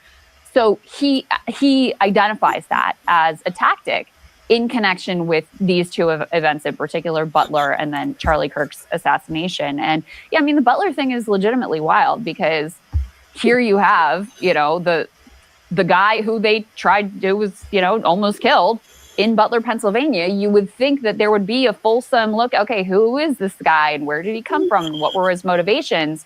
And that was also shut down. And they did very similar to the Epstein files. Like, no, we looked into it. Nothing to see here. We're all moving on. Yeah, exactly. And that's the point where, look, again, I would not say any of this if he hadn't said it. I really wouldn't. Yeah, no, we didn't do a lot of like Butler, speculation or didn't whatever. See much. Seems believable. Crazy guy, does research, wants to shoot Trump. I mean, okay, it makes sense. It's John Hinckley, right? We've seen it before. Yeah. It's not a crazy situation. Country chock full of guns and mentally unstable people. One of them can get a shot off. Well, I mean, literally look at the guy, right? He's a loser. And so, all right, I believe it. But then the National Counterterrorism Director, or NCTC Director, ODNI, highest security clearance in the world, exits the government and starts talking about it in the context of Trump's behavior vis-a-vis Israel. And you're like, holy shit, man. I mean, he is drawing a conclusion, which, look, he could be wrong, but he's got a lot more information than I do. And then he draws the Charlie Kirk situation into that as well. And he's like, maybe he feels like he's at threat. Another section, I don't know if you noticed, was him and Tucker talking about breaches in Trump's security. Mm-hmm. And so, I hadn't thought about this. They talked about Code Pink, being at a dinner. And we should actually ask Medea. We should just call her and ask her, Medea Benjamin, how she got access. How did you know? Because they were like, look, to us, that seemed like a huge crack in the president's security. And just to remind people who may have forgotten, Trump showed up to have dinner at a local restaurant and Code Pink activists had gotten a heads up that he was going to be going there, and they were inside of the restaurant. They had a reservation, tables so away. They knew it was coming. Yeah, so this was pre-planned. This wasn't just like, oh my God, there's the motorcade, let's go. This was a pre-planned protest, which is their right to do. But for the president's security, how that obviously raises crazy questions about how did they get access to this information. And then he mentioned another time when there was someone who was apparently just like a fan, but who wanted a handshake and was able to get to anticipate where Trump was going to be and be able to get right at him to get this handshake. Well, it's a supporter, so there's no harm that was done. But again, this is a massive security breach. So he intentionally raises those two things as what is going on. I'm looking at this now. This is from 2015. NYPD suspends detective who snuck into the Ryder Cup pretending to be on Trump's security detail. I'll be honest. I mean, both of these are crazy. I was part of the White House press corps, and I had to go to restaurants when Trump would go dine. We didn't even know where he was going. They just said Trump is on his way to a restaurant. We're like, okay. We could assume. We thought usually it's the Trump Steakhouse. So that's what we would think, but we didn't know. So I was literally in the van behind the motorcade, and I didn't know where I was going for context. So how do other people know where he's going? Who tipped him off? I guess what they're saying is that in all of these, they're pointing to various different warnings. And look, I get it. This sounds like something out of a novel, like some Tom Clancy level nonsense, but he seems to believe it's real. And if he does, then maybe I should, and maybe all of you should. So yeah, wow. I just don't know. I mean, I will say for Joe, it's pretty clear he is desperate to try and get a message to Trump that you're being controlled by the Israelis. And he's like begging him for an off-ramp and to try to get out of this. That seems to be his main goal in resigning. He said at the end, you hold the cards. But I do think it's like a desperate cry for help at the end. That letter saying at the end, you have the cards. He's trying to shake it. He's like, you have the cards. Like you're in control. Yeah. That's scary. Yeah. Well, and the last thing I'll say about it is, I raised this immediately and I said something similar about Tucker. Like, I understand. First of all, I just want to say I really appreciate I think it takes a lot of courage to resign.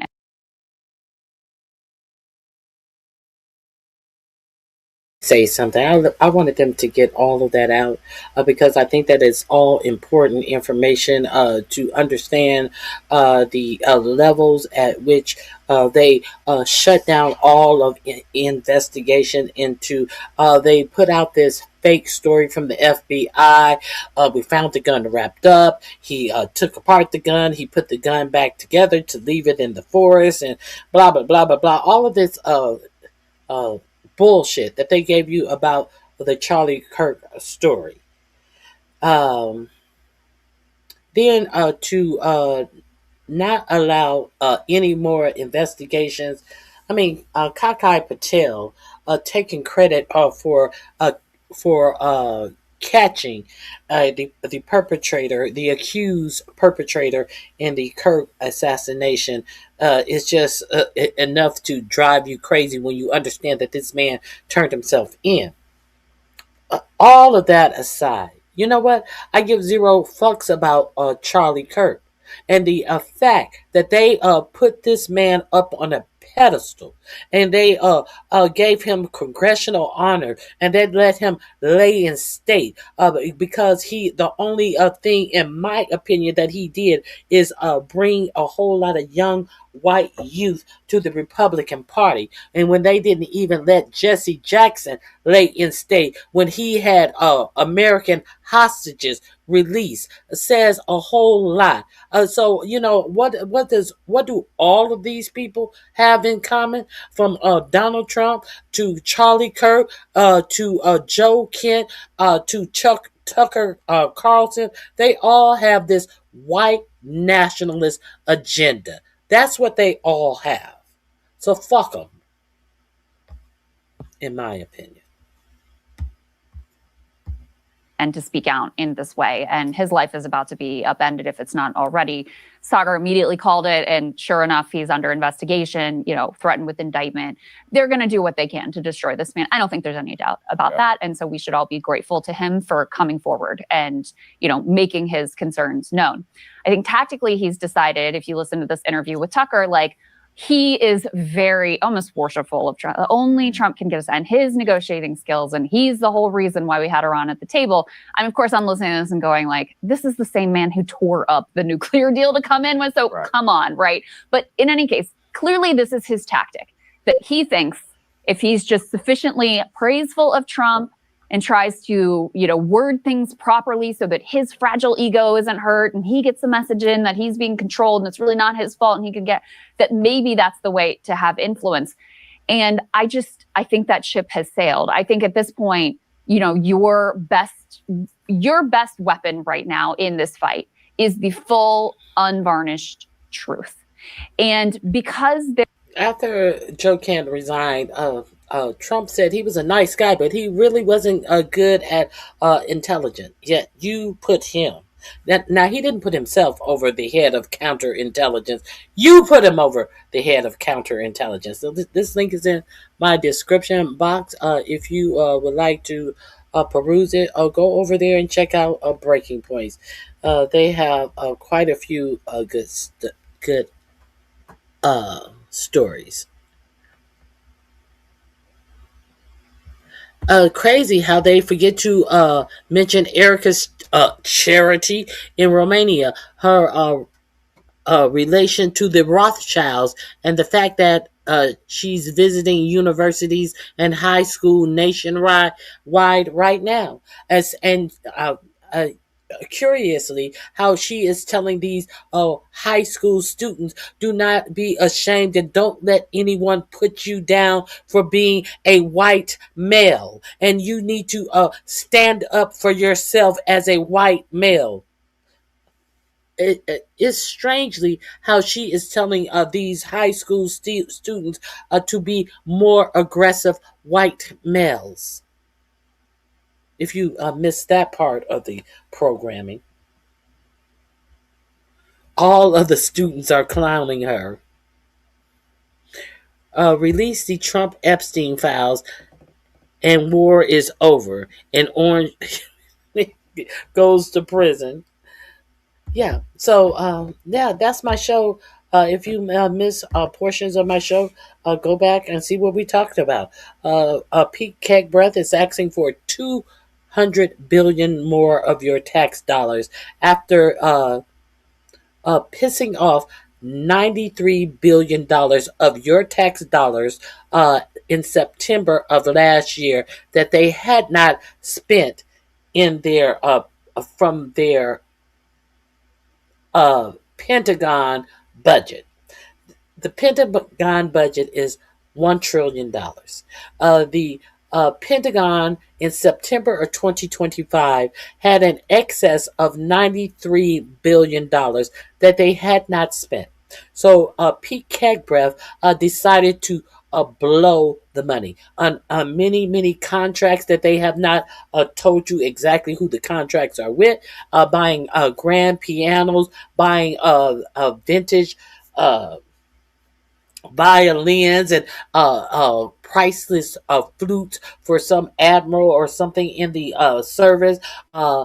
Hundreds of millions of dollars on crab legs, hundreds of $1 million on ribeye steaks, hundreds of millions of dollars on lobster tails, high-end furniture that was listed as office furniture, $93 billion. Do you know why he chose to blow off that $93 million in September of 2023? And now here we are in March of 2025, and here we are in March of 2026, and he is coming to Congress, where he didn't go to get authorization for the war, but he's going to Congress to ask for $200 billion more dollars after blowing off $93 billion.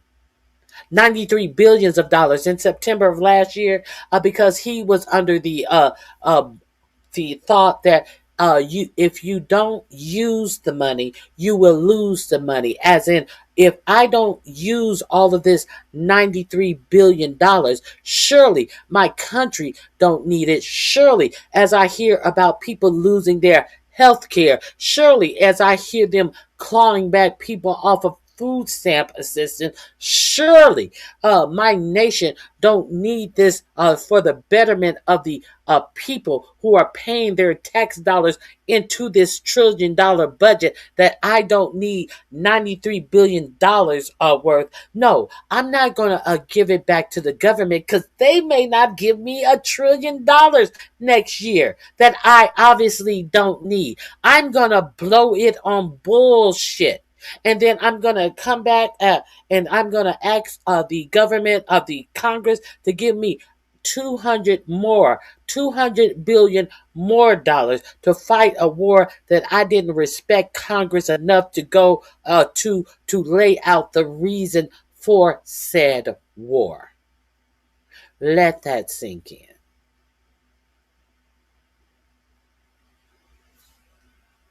What the fuck are you talking about? False, it was the truth. What are you talking about? False, it was the truth. Explain yourself. Who are you telling false it was the troops?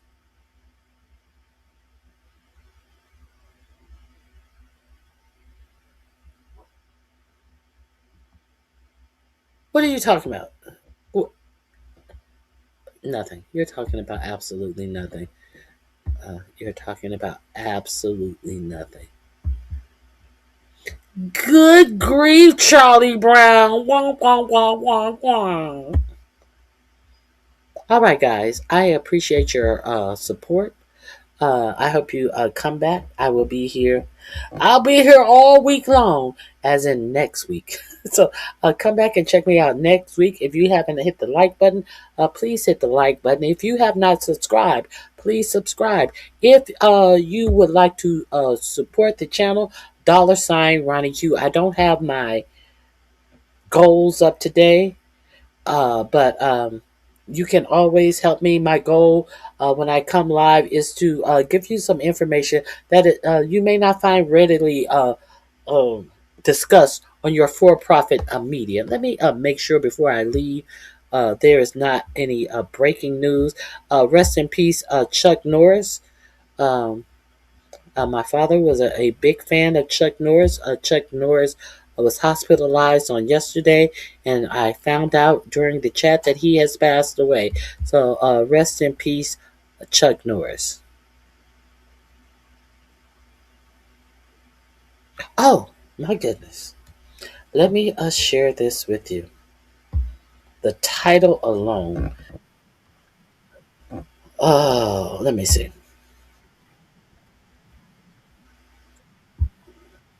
The title alone of this video is intriguing. I'll go over to Breaking Point. I'm going to drop this link in the chat. The title of this video is "BB Demands Ground Troops as Marines are rushed to Iran." Isn't that interesting? That's an interesting title. BB demands ground troops as Marines rush to Iran. Let's see what they're talking about. I don't know what they're talking about, but we're going to find out. And we've got some potential contradictions between what Hegseth heard from the fallen soldier's family and what Hegseth has been saying. And then Yeah, I've already played that contradiction of, they told me to go and win the war. And I told you what they actually were saying. We covered that. Be shut down because they successfully shut down that pathway previously, just using, drones. From the air. There needs to be a ground component as well. He says there are many possibilities. Come in and want to be king and have the powers to do so. Really great timing there. But let's start with our friend Benjamin Netanyahu. Israeli Prime Minister Netanyahu says can't do a revolution in Iran from the air. There needs to be a ground component as well. He says there are many possibilities for a ground component, but won't share what they are. What do we make of that? Yeah. It certainly looks like that's the direction we're heading in, and we can talk about some additional reporting about, it's really coming down to the Strait of Hormuz. It's also, we now have the Houthis, Ansar Allah, who are saying they are going to join the fight, which means that one of the alternative pathways for oil will potentially also be shut down because they successfully shut down that pathway previously, just using, drones and menacing ships in the area. So, at this point, I think what Netanyahu is acknowledging here is that he has helped to get the U.S. to a point where there is going to be no more significant strategic success without some ground troop component, which he's happy to see our service members go in and fight and get slaughtered, and us to be weakened in the region, along with, of course, Iran and the GCC member states being weakened as well. And, I'm always very clear that ultimately this is all Trump's fault. He's the one who ultimately decided to go in. I think a lot of the reporting about, they have different aims and maybe there's going to be a blow up, blah, blah, blah. I put that in the same category as the repeated leaks to Barack Ravid during the Brandon administration, where it was, he's very upset with Netanyahu, blah, blah, blah. I think they're similarly absurd that there's some significant break coming between the Trump regime and the Netanyahu regime. But, one other thing that I'll mention here is in Netanyahu's comments, which we're going to play some others of that are very interesting that I want to hear Emily's take on for you in a moment. But he did a classic thing of, in English, he was like, this thing could be over really quickly. I think in response to a question from Richard Engel, he was like, this could be over a lot quicker than people think. And then in Hebrew to the Israelis is like, this is going to go as long as it needs to go. We're going to be in here as long as we need to be there. So, very different messages to the English-speaking world versus the domestic audience in Israel. Well, and I think the two things that seem right now, fundamental things that seem to have been totally, what's the right word here? Like, I don't want to use a word that's too generous, but seem to have been you know what? I really can't take this person in the middle. I really cannot take her. I'm going to fast forward. Underestimated. What regime? The president really confident evolution to the ground troop. It is on our show where now the only way that Trump could actually end this war at this point would be not only for him to walk away, but for there to be significant concessions given to Iran. I mean, he would have to not only walk away, but walk away with his tail between his legs saying, what would you like to make you feel safe and secure? Iranian government that is still firmly in place and now also is directly controlling who comes and goes from the Strait of Hormuz. Period. While all of this, you're hearing all of this, we're winning. We have crippled their military as they are shooting our planes out of the sky. Are we serious? Is this what we are pretending? As we're asking for 200 billion more of your tax dollars to fight this war, 19 days into the war, from a Pentagon that had a $1 trillion budget, and y'all believe the shit that we are winning? How could you believe we're winning? when they need more money 19 days in and they had $1 trillion budget. Ugh. So it's, I mean, he has created an absolute mess for himself. And, here's some of the indications. This is, again, Barack Ravid, Mark Caputo, about what is being considered Trump-Mull's risky Karg Island takeover to force Iran to open strait. We also have news that more Marines are being rushed to the region. There's expected to be some overlap between this new deployment of Marines and the Marines that have already been rushed into the region. So that seems like it could be, leading to some sort of boots on the ground. I did see, Emily, do you remember who it was, or Griffin, do you remember who it was? One of the Republican senators who was like, well, if the boots are only on an island, that's not the same as boots on the ground in like mainland Iran. I liked that redefinition of boots on the ground. Yeah, I wish I could remember who it was. But in any case, Ravid reporting here, the Trump administration considering plans to occupy or blockade Iran's Karg Island to pressure Iran to reopen the Strait of Hormuz. Let me also show you this. U.S. warplanes and helicopters, this is from the Wall Street Journal, kick off battle to reopen Hormuz. So this battle has already started now.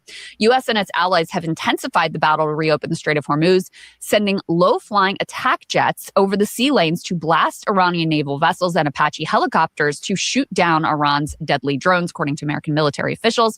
The stepped-up operation is part of a multi-stage Pentagon plan to reduce the danger from Iranian armed boats, mines, and cruise missiles, which have halted ship traffic through the waterway. Not exactly. Iran is getting the ships through that they want to get through. But in any case, if the danger can be reduced, the U.S. could send U.S. warships through the strait and eventually escort vehicles in and out of the Persian Gulf. But it will still likely take weeks for the U.S. to clear out Iran's web of assets that have harassed traffic through a choke point for 20% of the world's oil exports and a large amount of commercial shipping traffic. And there is a quote in here. They're using these A-10 Warthogs extensively in this operation, apparently for the military people out there to whom that means something. And there is a quote in here where someone, an analyst says, military analyst says, look, even here it is, lowering the threat to the point where ships can resume transiting the strait is doable, but it takes time, and you are probably never going to get to 100%. We could reach a stage where we're getting ships through, and they could still get a lucky shot. So that is the landscape at this point. The battle is already joined. They have already escalated. They're now trying to, restore control over the Strait of Hormuz, the ability of our ships and our ally ships to be able to pass through. And it will take a lot of time. It will be very risky and very dangerous. And even after all of that work, even in the most optimistic scenario, you are still going to have the possibility of an Iranian drone coming in and blowing something up with devastating consequences for lives and treasure. I saw an update this morning that the death toll right now in Lebanon is around 1,000 and Iran is around 1,300. And I don't know the breakdown. First of all, I mean, I don't know how confident we are in those numbers or the reports are in those numbers, and I don't know what these got covered. Where an F-35 aircraft was apparently struck by the Iranians. This marks a first. This is this is like the highest tech of our high-tech fighter jets. It's supposed to be stealth. The fact that they were able to hit this plane, It's supposed to be stealth. It's supposed to be unable to be struck because it moves so fast that you can't get a lock on this plane. And Kegbreath told you that they have torn up any ability of Iran to even make such missiles, even to make their antiquated little missile things that they use. Kegbreath came out there and told you yesterday. And they refuse to let you see the fighter plane. They refuse to let you see the aircraft carrier, Gerald Ford aircraft carrier that was reported to be on fire for a total of 30 days because of some type of strike on it, and that is allegedly on its way to Greece to be repaired. What about all of this? Oh, let's pretend this stuff never happened. jet was apparently very significant. It says U.S. F-35 aircraft makes emergency landing after a combat mission over Iran. By the way, there is some I think, appropriate skepticism about exactly the story that we're being told here, that the F-35 fighter jet landed safely and the pilot is in stable condition. I have seen some conjecture. They haven't said where or who or any of the specifics, so there is some conjecture over whether that part of this is true or not. I also saw some conjecture that another F-35 may have also been struck, but this is all still very unconfirmed. What we do know is that Iran was at least able to hit this one jet, and the Iranians released some of the footage that they purported to be from that takedown. They said an F-35 fighter jet from the U.S. has made an emergency landing at an airbase in the Middle East after carrying out a combat mission over Iran. Aircraft landed safely. Pilot is in stable condition. We are aware of reports that a U.S. F-35 aircraft conducted an emergency landing at a regional U.S. airbase after flying a combat mission over Iran. Aircraft landed safely. Incident is under investigation. CNN reported two anonymous sources saying the plane, which cost up to $100 million, was likely hit by Iran. So the fact that they can take shots at these things, this, according to the military analysts, is very significant because it makes it much more dangerous for the U.S. to just fly these sorties over Iran, because now you're like, oh, they have a capability we did not know that they had. So now we have to plan for that. And that is a very clear. Another thing we did not know. Oh, is that true? I did not know that.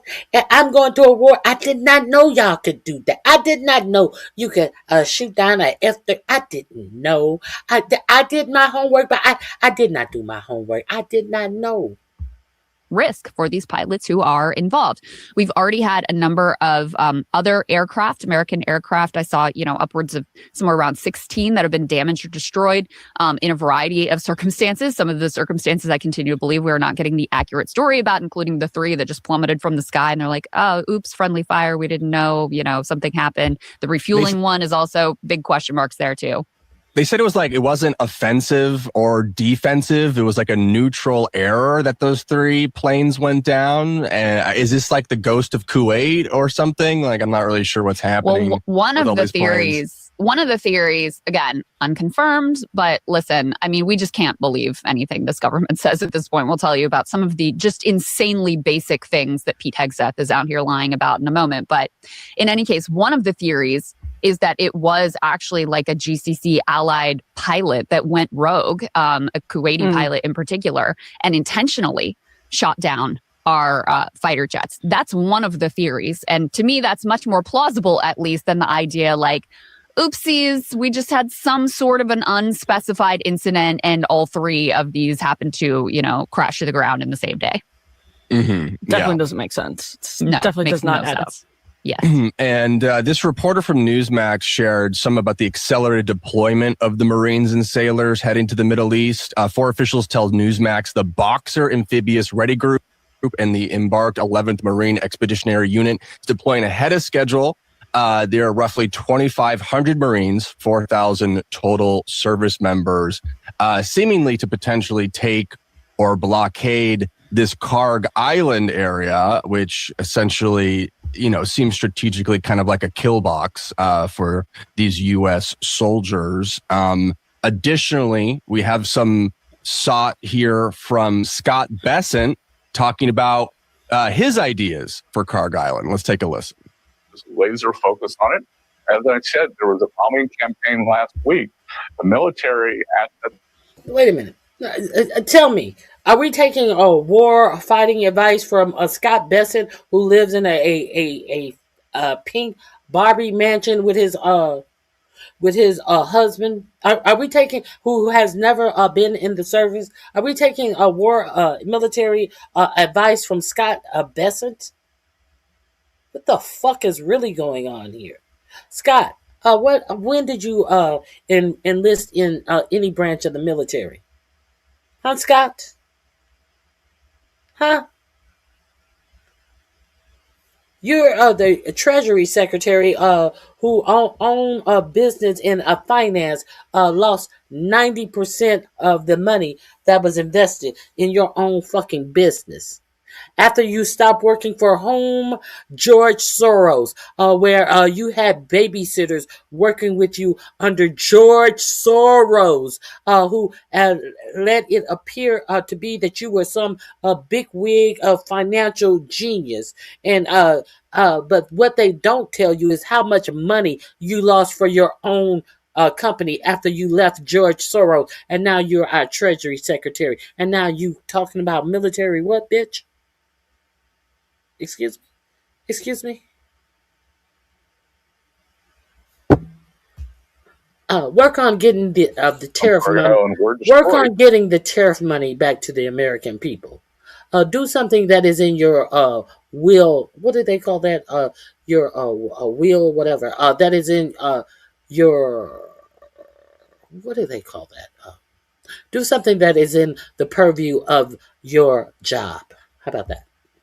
And the other thing I can tell you, if you're an oil worker, you don't want to work there. So all the oil workers are being coerced to stay there.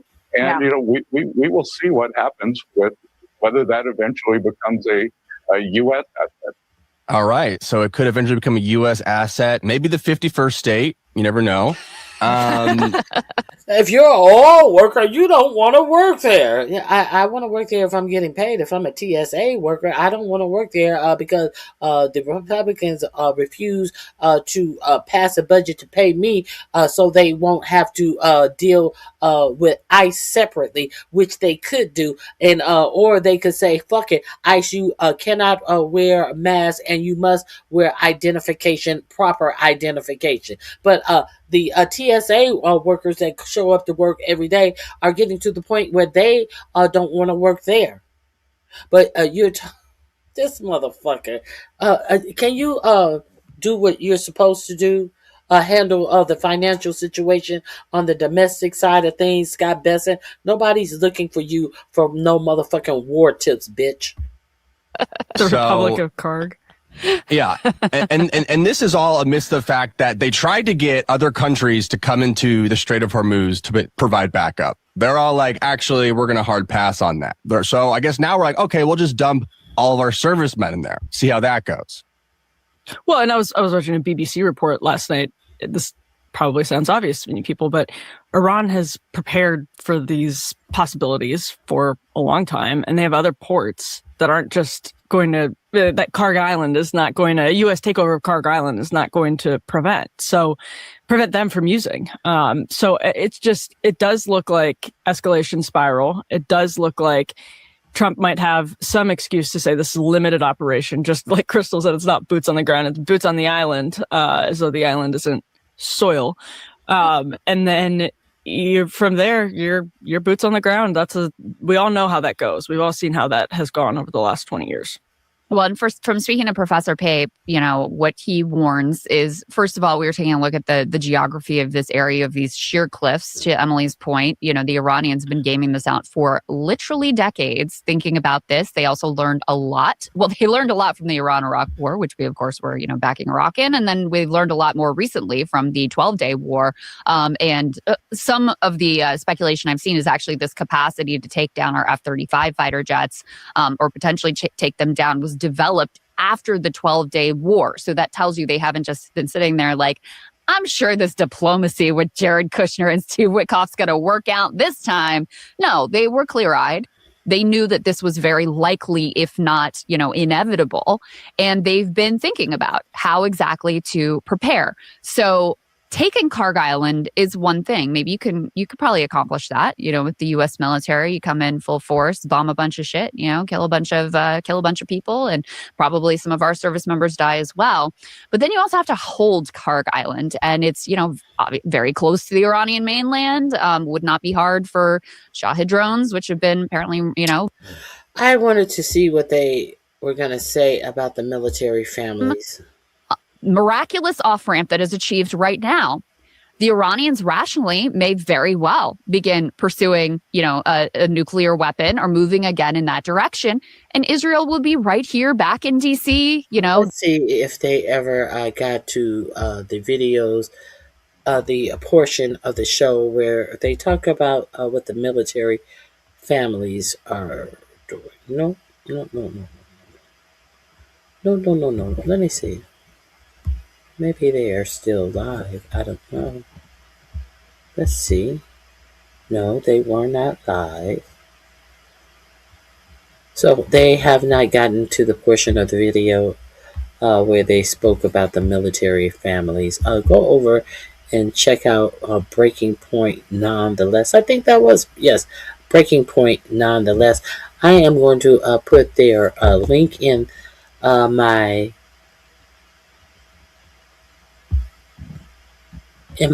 description box and in the community chat. So I'll go over there and check out. I am a big fan of Crystal Ball. I am a big fan of her husband at Secular Talk. What is his name? Kyle Kalinske? Yes.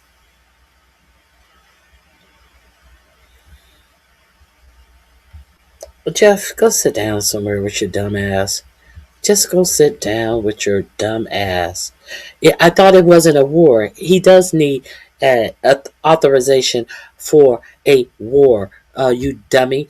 That's why they're trying to call it kinetic strikes and other things other than calling it a war. But here come your dumb ass trying to make believe that he does not need authorization for a war. He does not need authorization for strikes. He needs authorization for war. So if you don't know what you're talking about, shut the fuck up.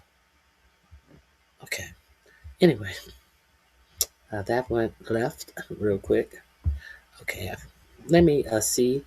Let me see if there's anything else good that I would like to share with you. I think that's it. A Republican is leaving the Republican Party. You also may want to go over and check out Sabby. I'm not going to play her video. You may want to go over there and check out Sabby Sabs. She does great commentary.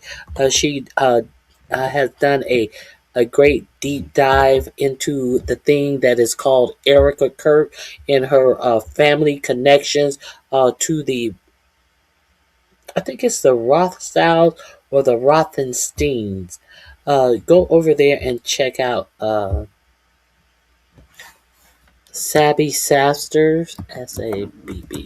Go over there and check her out. I am going to put her link in the chat. I highly recommend her if you want to hear some of the behind the scenes and all of the ways that this poor, unassuming trad wife, which was married to Charlie Kirk, seems to have been a honeypot indeed, a whole plant in the machine of it all. So go over there and check her out, and make your own decision.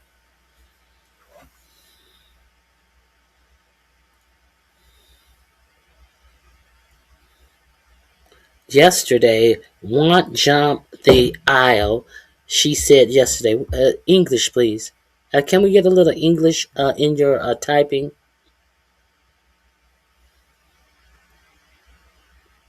214 to 217.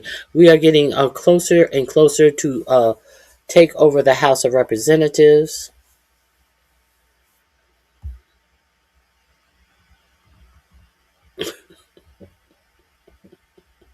The U.S. is healing. No, the U.S. is getting the skin peeled back on them at this time. But it is what it is. Don't hit the bully and then cry when you get tired of losing and think that okay, we can just stop fighting. No, you just can't stop fighting the bully. Now, I will leave you with this. For the last few months, I will leave you with this. I want to talk about what is a trad wife. I thought they would call track wife or something. I was not familiar with these trad wives. We will leave with this. Hit the like if you leave before the end of this. I find this quite interesting. All of this hoopla about these trad wives. So this is what Erica Kirk and Charlie Kirk and all of these Christian right nationalists, these alleged Christians, are trying to feed these young white males that all they need to do is get them a wife right after high school and impregnate her and live happily ever after in with their high school education and no professional training, and that they will be able to get a job to sustain any of the things that they're telling these young gullible white males to do. So I'm going to drop this in my description box under a trad wife and see if you agree. This is in More Perfect Union. Let's find out. Ridiculous, Andrea. Everybody wants this. Everybody wants to be us. What if I don't want to live the way you live? I mean, what if I don't want to live the way you live? Oh, don't be ridiculous, Andrea. Everybody wants this. When I was a teenager, this was the image of being a feminist. I definitely consider myself an entrepreneur. Not only am I an influencer, but I'm also a designer, a tech entrepreneur, an advisor, an investor. Whenever there's a quote unquote glass ceiling, there's an iron woman right behind it. You're a couple years out of new school, which is the most... Just a few months. It was being a girl boss, a powerful career-focused woman who made it to the top of her field. I don't exactly know what you do or how you do it, but when you walk through these gates, things start happening. But for teenage girls these days, it's all about living a soft life, not reaching the top of the corporate ladder, but instead quiet quitting, being a stay-at-home girlfriend, or even a trad wife. We like cooking, we like running a home, we like supporting our husbands. Trad content is wildly popular on social media. It's got this beautiful... But my question is, if Erica Kirk was such the trad wife, how is it now that she barely spends a moment at home? If she loved being a trad wife so much, why was she a contestant with her previous boyfriend? You know, the thing that she said she never had prior to Charlie. She just used to sit in her apartment and knit and all of this shit. Why was her and her previous boyfriend auditioning for a spot on The Biggest Race? This trad wife. Why would this trad wife, who says that she didn't see the point in drinking, was drinking up a storm on all of these audition tapes for the Great Race? Why is this trad wife now the CEO of Turning Point USA if the best thing that she think that is good for women is to be a wife and a tool to their husband? Why is she doing all of this now? She does not have to do all of this.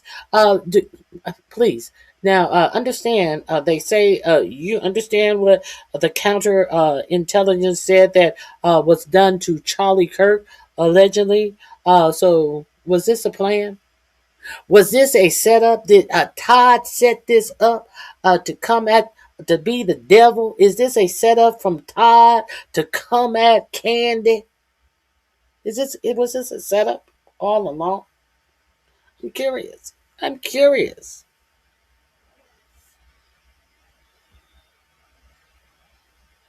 Because she's a grifter. Okay, so let me okay, now understand, this is what Erica Kirk's supposed to be, and love. And I just love being a wife and a mother. Has she seen her children since the death of her husband? Since she is shitting all over every stage with glitter suits on and leather pants and sparklers and ringers and all of these big rings and folded up napkins and paper towels to dab her rolling in the sky eyes that are dry of any tears. I'm asking.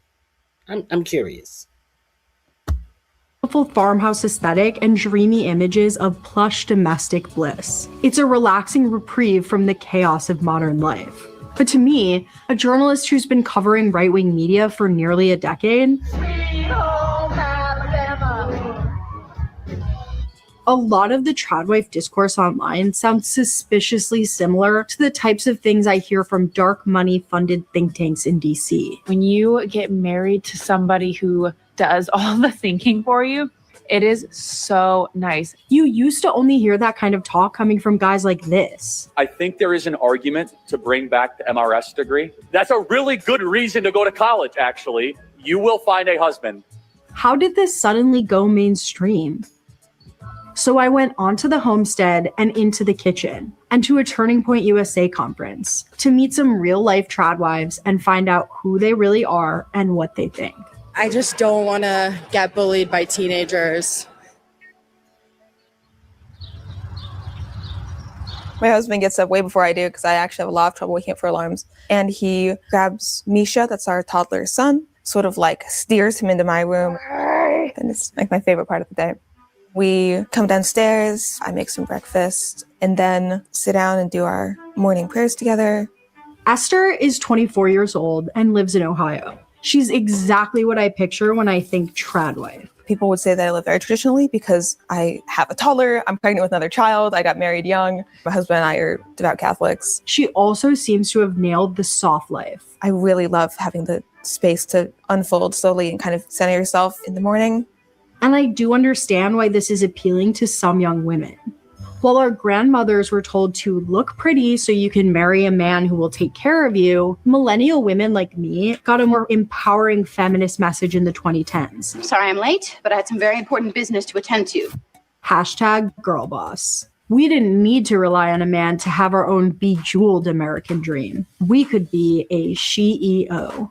As a baby millennial, I was set on living the girl boss life. I wanted to work in politics. But when we tried to lean in, a lot of us just fell down. How do you have time for everything? How do you balance it all? I don't. I'm very tired all the time. Finding a job is hard. All the fucking girl boss feminist bitches lied to me. I don't have goals. I don't have ambition. I only want to be attractive. Why am I not allowed to just vibe? Some of those CEOs ended up creating the same toxic workplaces as their male counterparts, and certain types of women weren't allowed to girl boss even if they wanted to. The girl boss wasn't trying to change the way our economy works. She was just trying to succeed for herself in a broken system. Girl boss feminism is so deeply rooted in capitalism. In 2016, I became disillusioned with the whole girl boss thing. I became a journalist and traded in my pantsuit for a sweatsuit. Now Gen Z is coming of age, and surprise, surprise, being a worker in America still sucks. The gender pay gap has only narrowed by 4 cents since 2003, and their degrees feel worthless as entry-level jobs disappear.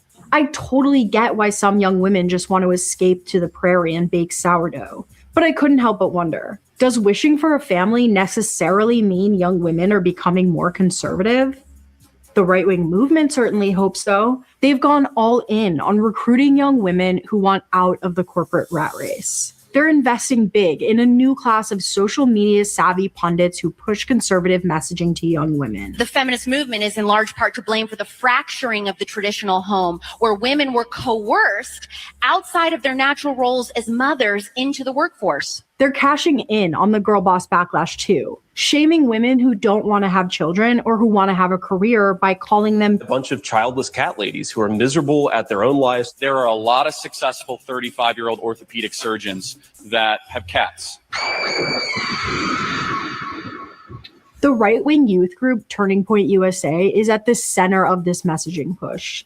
Last summer, I attended one of the youth conferences they host, Ground Zero for all things trad. I wanted to do Air Force, I wanted to do FBI, was interested in police work, all of that. But then I really just came around to the perspective of what's more important in life. Is it going to be more important to me to have kids and a family and a future and that will last forever? Or a career that, yes, could help people, but also isn't going to be relevant in a few years? And Charlie really says to choose one. And I thought about it. I was like, oh my gosh, like I've not been choosing the right thing. I've changed from not wanting to have any kids so I could see myself with 4 or 5.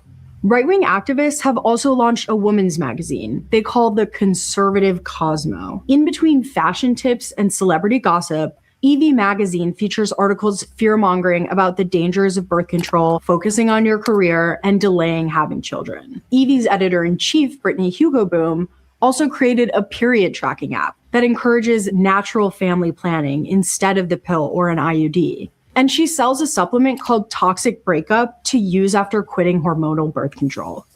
Most of the app's funding came from right-wing billionaire Peter Thiel. This fits right into the larger reactionary right-wing movement, led by groups like the Heritage Foundation and the Federalist Society.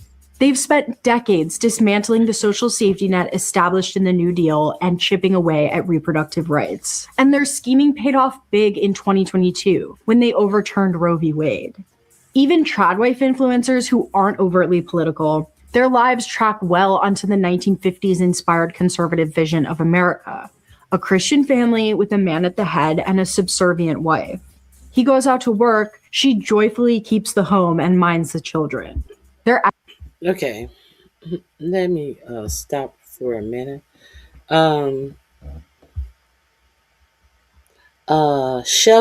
Chevy, you are quite an interesting person. You're quite interesting. You have quite a few insane, dumb comments that you are putting in this chat. Black men like marriage material females, and they got it right. Don't all men like marriage material females? Don't all men like a woman they can marry, and these same married men like a whore that they can screw outside of their marriage? What is your point, sweetheart? What would be your point? All of these same married men that will pick out a respectable woman to marry and be out in the streets cheating on this respectable woman that they want to present to the world with other whores and men as well. So what is your point, sweetheart?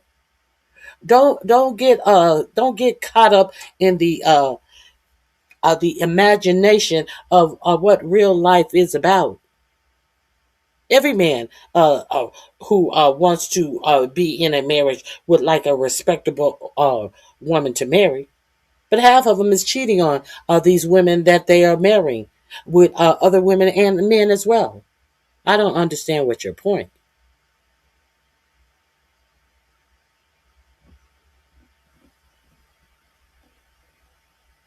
I don't understand what your point is. Let's continue. Efforts seem to be working. In 2024, the youth vote had its largest swing towards Republicans in 20 years, especially with young white women.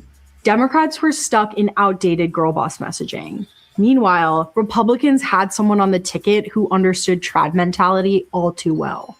You have women who think that truly the liberationist path is to spend 90 hours a week working in a cubicle at McKinsey instead of starting a family and having children. If my choice was between being a stay-at-home mother and doing Excel spreadsheets, I would definitely be a stay-at-home mother. Right now, Esther does work. She's an adjunct professor of philosophy and classics at a university nearby, where her husband, JB, is a PhD student. I don't think that having a career in general is important to me, but having this job is important to me. Teaching students, doing philosophy, reading these great books. This is so amazing and meaningful.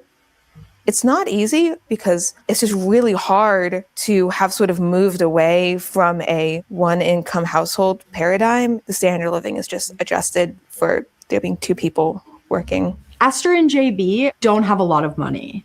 How do finances and income factor into your decision about having children? They don't. I mean, if we were like homeless, we would be like, this is really scary. We need to like be very careful not have any more children right now. But the decision to have children was just not something that was influenced by like our standard of living. Have you had any unexpected costs with pregnancy? Yeah, the big one for me is the midwife. That's a happy baby. I had a OBGYN, but I ended up switching to a midwife for what I consider safety reasons. After a painful experience with a kidney infection during her first pregnancy, Esther needed more personalized care. Whoa, that's super nice. Yeah. I'm gonna pass out. That is so nice. Midwives are not paid for insurance, and it takes like half of my adjunct paycheck. There's other things too, like prenatal vitamins. I've got approximately 1 billion prenatals to take. When my midwife talked to me about what the recommended diet was for a pregnant woman, I'm like, there's no freaking way. Like probiotic kefir's kind of expensive. Yogurt's kind of expensive. We would look at like even like breakfast cereals and be like, oh my gosh, one day when we're fabulously wealthy, we will buy like Rice Krispies. And I remember just seeing like $50 worth of groceries and it's like all we have for like this whole week. And then like the person next to us has like multiple gallons of milk at a time. And I'm like, oh my gosh, like multiple gallons of milk at a time, right? But it was just still kind of like psychologically hard for me to be like pregnant and like wanting to like make everything good in my like new little house and then having to buy the like possibly spoiled chicken from Kroger, you know? Like, what am I supposed to do? Have a ton of kids. I mean, get married when you're too young, have more kids than you can afford. Have as many kids as you can afford. Have more than you can afford. Have 1 million kids. Less burnout, more babies. A more helpful suggestion came from a family friend. Go on food stamps. She was like, there's this thing called WIC and there's this thing called CHIP and there's this thing called SNAP. And like, it's really important that you not feel any shame about that because it's for like poor pregnant young mothers. Like, this is who it's for. Okay.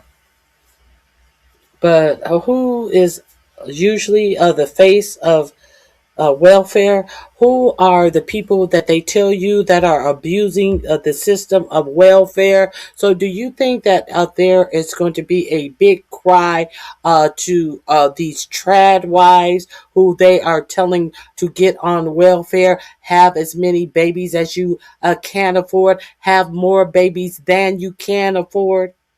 Because they are kicking the undesirables off because welfare was always been meant for the white woman.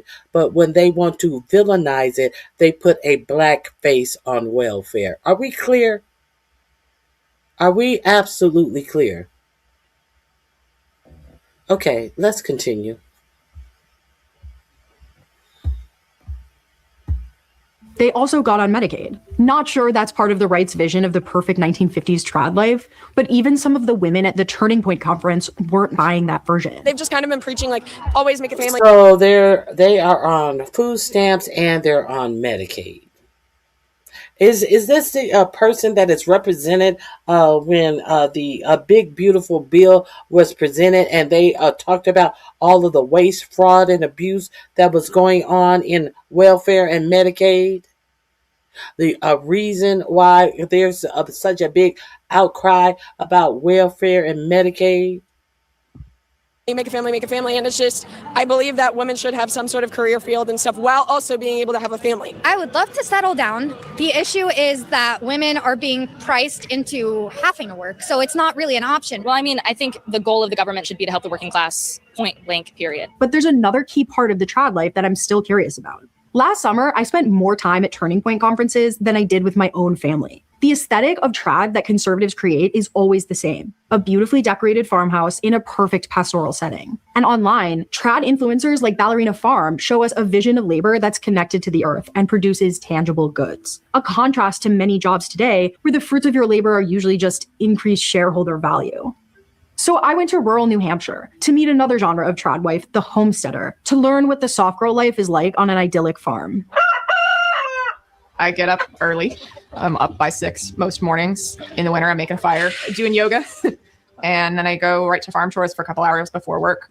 Jesse and Andy got married young, but other than that, their life doesn't look like Ballerina Farm at all. Who is doing most of these morning tasks? It's mostly me. I would say that I'm the farmer and I'm the outdoors woman. My husband does a ton of the housework, lots of things that make our life run. My great domestic contribution is I love to clean. Physical labor tasks, we often split those things 50-50. Heavy hauling, shoveling, splitting and stacking wood. I probably take a little bit more of the lead, but that's just because I like doing that stuff. Yeah, you like it. But yeah, we're always sharing. But you definitely are like chief rock hauler. Yeah, the project lead. Your assistant rock hauler. Delegate things to me. I think that what was women's work and what was men's work is really hard to define. Like, I don't even know how we get clean towels. I don't know where they come from. Another departure from the homesteading fantasy, Jesse works a corporate job, and so did Andy before he was recently laid off. Right now, Jesse is the primary breadwinner. It has slowed down our ability to do large-scale projects on this property. It's hard to do things like replace our roof, replace our front door. It's also slowed down the timeline on another big goal and a key element of trad life. If the margins were less thin for families in this country, we would have had kids sooner. Housing was very expensive and took a long time, and we're extremely lucky. Most people our age have not been able to buy. Healthcare costs, if that wasn't as much of a factor, we would have had kids younger. Yeah. Jessie is approaching the decision to have kids differently than Esther, but both of them value and prioritize family life. I hope for the opportunity to stay home with my kids for at least their younger years. I spent a whole day on the farm with Jessie. When you complete the swing and slide motion, they're both together. Yeah! Afterwards, I was tired. Is this how the ballerina farm lady feels all the time? As someone who comes from a lineage of homesteaders, is the soft feminine life of homesteading a realistic vision of the past? No. A lot of that work is presented in a very leisurely or pleasurable way when I think in reality for many women it was not. I understand the longing for a life where you don't have to work outside of the home when that's a financial reality for most households. Like it's very difficult to be a one-income household. So then how do these tradwife influencers make it work? When I got back from Jessie's, I started looking a little more into Ballerina Farm, or Hannah Nealman. First things first, she's married to the JetBlue heir, so there's that. But they're actually not even a one-income household. Ballerina Farm isn't just an Instagram handle. It's the name of her online store, which has over 50 employees. And I'm pretty sure your average 1950s homemaker didn't have a personal assistant and homeschooling teacher. She's not even the only one with a second income stream. Many of the biggest tradwife accounts are selling you more than just their lifestyle. Nora Smith, Calvin Klein. It turns out that being a tradwife influencer is really just like being a girl boss. The girl boss and tradwife are two sides of the same capitalist coin. They're both turning their life into a personal brand and business. Both claim to be empowering, even feminist, but they're only for a certain type of woman. And they're isolated from their communities while they amass giant fortunes. It's very aesthetically driven. It's about what looks good. It is a job to create that aesthetic. And that's the work that they're doing rather than the work of homesteading itself. Man, they make a lot of sourdough bread. I don't have time for that. It seems like they're always making bread. I wasn't expecting to relate to tradwives at all. But what I heard from Esther and Jessie was not so different from what I and most other young women want. The ability to choose whether or not you have kids and when to do it. The ability to choose whether you want a career and to have time for family alongside work. Most importantly, they want policies that make those choices possible. Do you think that healthcare should be free? Yeah, I do. I don't think it's in conformity with sort of traditional Catholic values to have people in debt for long periods of time for emergencies. I think that's really evil. Esther's traditional values aren't stuck in some bygone era. They're relevant to the pressing issues of today. She relied on SNAP and Medicaid during her pregnancy, but Trump's big, beautiful bill makes severe cuts to both of those programs. Medicaid insures 2 out of every 5 American children and pays for 40% of all births, 50% in rural areas. And SNAP is the most effective anti-poverty program in the history of this country. 3 out of every 5 people who get food stamps are in families with children. Kids raised in SNAP-supported households perform better in school and they grow into healthier adults. The supposedly pro-family MAGA movement wants to take these programs away from American families. Meanwhile, Democrats have totally abandoned family values and trad to Republicans, even though elements of that life appeal to women across the ideological spectrum. I don't feel like anyone in power shares my values. I think part of the reason that the right has recaptured the Back to the Land movement, which was originally a liberal hippie movement, is that the way that they are promising people to have satisfying, beautiful lives is by looking backwards. And when the left fails to find a vision of that looks forwards, that is very easy to do. In my reporting, I've found that most women don't make choices about marriage and family based on social media trends or even political propaganda. A lot of them, like Jessie, are worried about the expense. A Democratic Party which doesn't build its foundation on no single mother will work without healthcare is, unacceptable, is not selling an acceptable life, let alone a meaningful or deep or beautiful life. What if Democratic politicians made supporting families a core progressive value and ran on real pro-family policies, like Medicare for all, paid family leave, free universal childcare, and a higher federal minimum wage? Who gets to say what traditional is anyway? Trad can mean economic security for all families and valuing women's labor both in and out of the traditional workforce. Conservative propaganda and tradwife influencers are selling us a fantasy. In reality, we need each other to get through the tough times. We rely, first of all, on babysitting. We have family friends in town who help to watch our child sometimes. They help with other things. The Crosbys gave us a box of their old baby clothes. There's lots of community functions. We have a monthly festival that we bring Misha to. Esther and JB are on their parents' health insurance plans, and this house actually belongs to Esther's former professor. They're staying in a room here for free while they establish their own careers. Immense generosity. Huge, yeah. Would you say traditional values are inherently conservative or liberal? No. Many traditional values are inherently communal. People help me all the time. I can only get my wood stacked because people show up and help me stack wood. People will quietly pay their neighbor's heating bill if they have a little extra that month and they know that somebody else doesn't. There are tangible losses that come with heightened individualism. I think individualism is a very modern phenomenon. It is traditional. It doesn't look like these trad wife influencers are trading anything. It looks like they're not. It doesn't look like these trad wife influencers are living in one room of a whole house and having 2 children at the mercy and the community of freedom of everyone else. That's not what's being presented by these trad wife influencers. So you look at all of these little videos of these women vacuuming the floor, spinning in the laundry room. You know what? And then you look at the real people who were presented here, the desperately poor people. Call it what you want. I would rather have my degrees and go to bed with clean feet. I would rather go to walk around and know that the underside of my feet are clean. And if I have a man, if I don't have a man, I have the love and the self-respect of myself until whatever happens. All of these grandiose ideas and the things that people are doing to make America great again, all of these are recessive ideas. Anytime that you have a whole political party telling you to get married right out of high school without any professional skills that is going to earn you a job to live and compete and live comfortably in the United States of America, you're being led astray. That is just my opinion. Let me put this link in my. Did I put it in the? Yes, I put it in the description box. Go over there and check out a More Perfect Union. Women have more opportunity for having a career alongside their parenthood today more than ever before. Welfare and Medicaid have nothing whatsoever to do with anyone's skin color or anyone that says it does is talking BS. I disagree. Welfare and Medicaid was first derived from the need to support poor white women. So I disagree.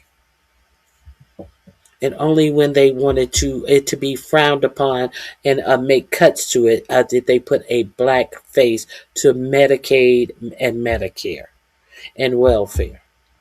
Not Medicare, Medicaid and welfare.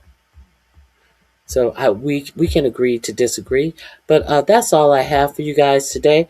I hope you guys have a fabulous weekend. I hope you like, share, and subscribe. If you want to support the channel, you can super chat me, or you can cash at me at $RonyiQ. My only reason I show up here is to share with you some news that you may not have gotten from the mainstream media, and share with you some things that I have found while perusing different news papers, different articles, and different independent media. Hold on one second.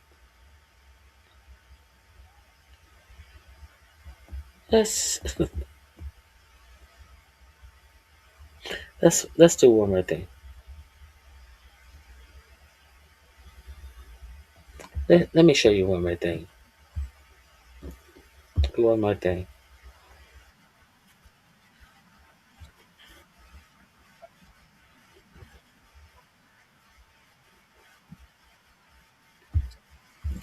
Let's remember this as you leave the building. Let's remember this as you leave the building. Let me share this with you real quick.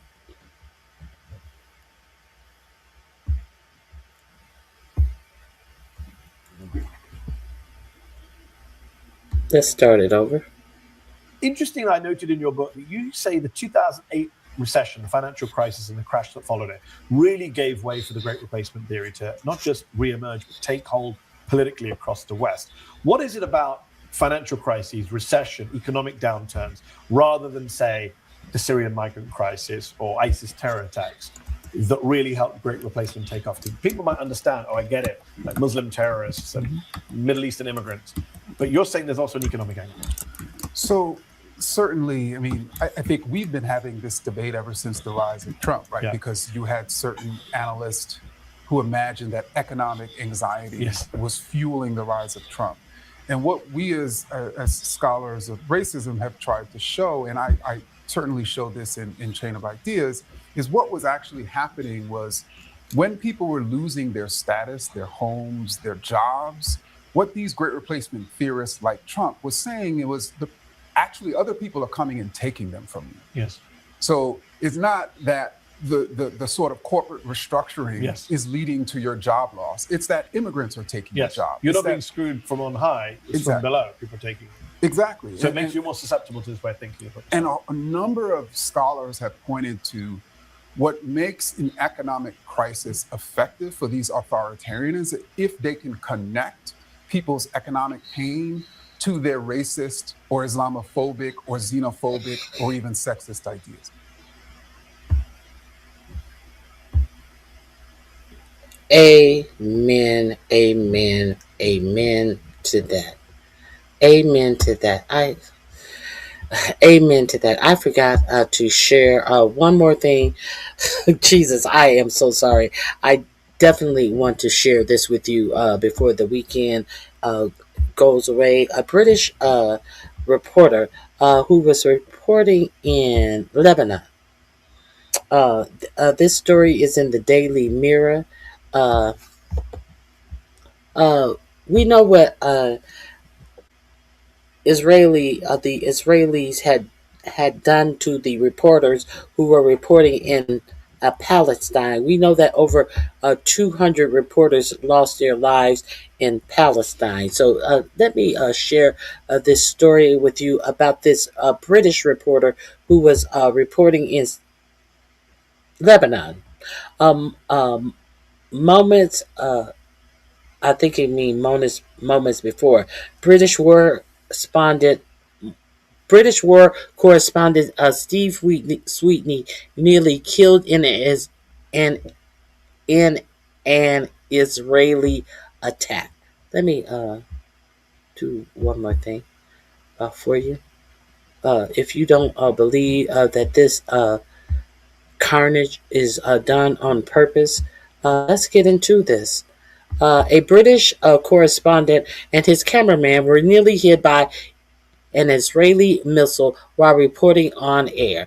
Steve Sweeney and cameraman Ali Rida, both work for Russia Today (RT), were injured by shrapnel in an Israeli strike in southern Lebanon on Thursday, the outlet said. Let's get more. RT editor-in-chief Margarita Simora wrote on X, "Our correspondent Steve Sweetney has been wounded by an Israeli strike in Lebanon." He said an IDF plane fired upon the car carrying Steve and his cameraman as they were crossing a bridge in the south of the country. Both men are conscious and in hospital. Doctors are diagnosing the extent of shrapnel damage. War journalists are not legitimate targets. We pray for them. Now, let's read a little more. Shocking footage shows Sweetney diving for cover as a missile lands just meters behind him. Moments later, Rita appears to drop his camera, which tilts upwards and capturing falling debris and shrapnel. Sweeney can be heard shouting expletives after the strike, which reportedly took place in Al Khamisa Bridge, a crossing over the Litani River. Here is the post on X. My close friend and colleague Steve Sweeney was nearly killed in an Israeli strike in Lebanon. Their vehicles are clearly marked as press. They wear press markings. He's alive. What more can we say? So let's get into this strike. Along the border, including the Al Marj outpost opposite Merkaba, and carried out drone strikes on the Al Raheb site near Aitar al Shab. Further rocket attacks were reported against Nahariya and admitted.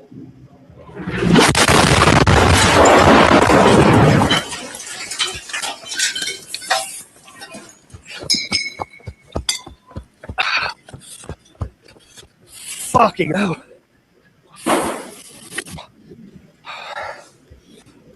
Let's watch that one more time. You see, he is doing a press vest. They say their car is fully marked as press. Let's watch that one more time. Along the border, including the Al Marj outpost opposite Merkaba, and carried out drone strikes on the Al Raheb site near Aitar al Shab. Further rocket attacks were reported against Nahariya and admitted.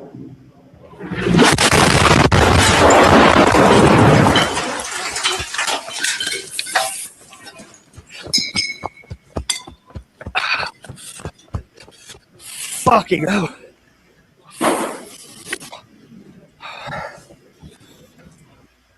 And so you do understand these are the things that the Israeli army does not want you to see, to the extent that in Palestine, over 200 reporters lost their lives trying to report on the war there. As you see by the blockades where they do not let press in, and when they let press in, they will not allow them to pan their cameras. Their camera must stay on a tripod and must not move in any direction other than what they are allowed to have in front of the camera. Let me see. The Israel Defense Forces, the IDF, told RT it had issued warnings to stay away from the crossing before the strike.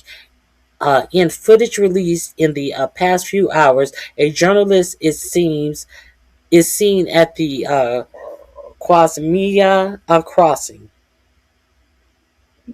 Oh, excuse me. An explicit warning had been issued regarding this area. The IDF said in a statement, the crossing was struck after sufficient time had passed since warnings. The crossing was again targeting today at 12:30, I guess, p.m.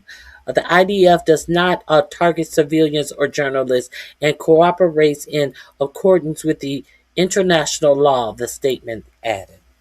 So, you saw what happened. Now, here he is after he had gone to the hospital. And today, Israel tried to kill me in a targeted airstrike in southern Lebanon. As I was reporting on was the targeting of bridges and the forced displacement of 1 million people, an ethnic cleansing operation on a larger scale than the Nakaba. I have absolutely no doubt that this was. Let me see.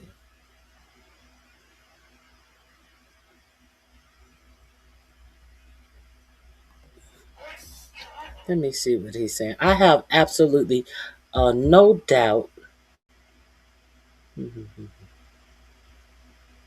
I have absolutely no doubt that this was deliberate, despite claims there were no warnings ahead of the strike and no notifications sent to the Lebanese army who allowed us to film. We have seen in Gaza, they want to silence journalists who document and report their war crimes. It is the Western powers who provide political and military support for Israel, arming it to the teeth to carry out genocide in Gaza and ethnic cleansing here in Lebanon. They are not simply complicit, but active participants and should be held accountable for their actions. But if Israel thinks today's strike will silence us, and keep us out of the field, they are very, very, very mistaken. So here is him reporting. I guess I don't know if that's exactly what he's saying, but that's what the new post says.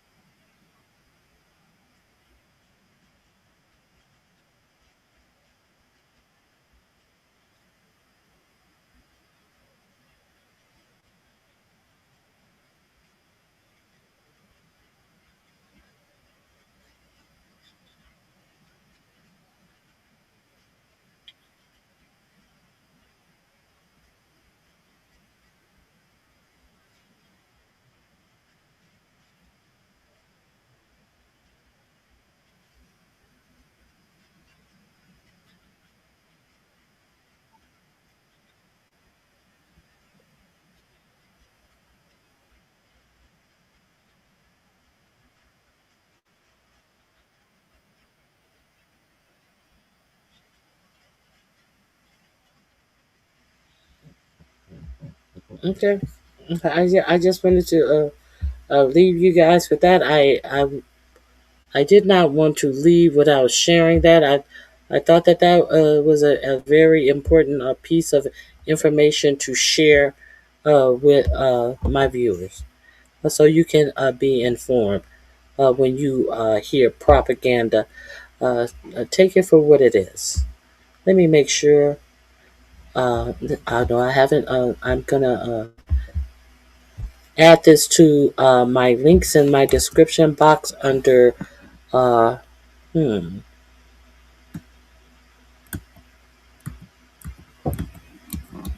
attacks on reporters. Okay, all of the links that I use are in my description box. I hope you guys have a fabulous weekend. I appreciate your support. Please hit the like button if you want to fight. Meet me back here on Monday. I have no fight. I just have information that I'm giving out. I am unaffected by ignorance. If you want to be ignorant until I see you acting ignorant in my chat, have at it until I block you. Okay, so...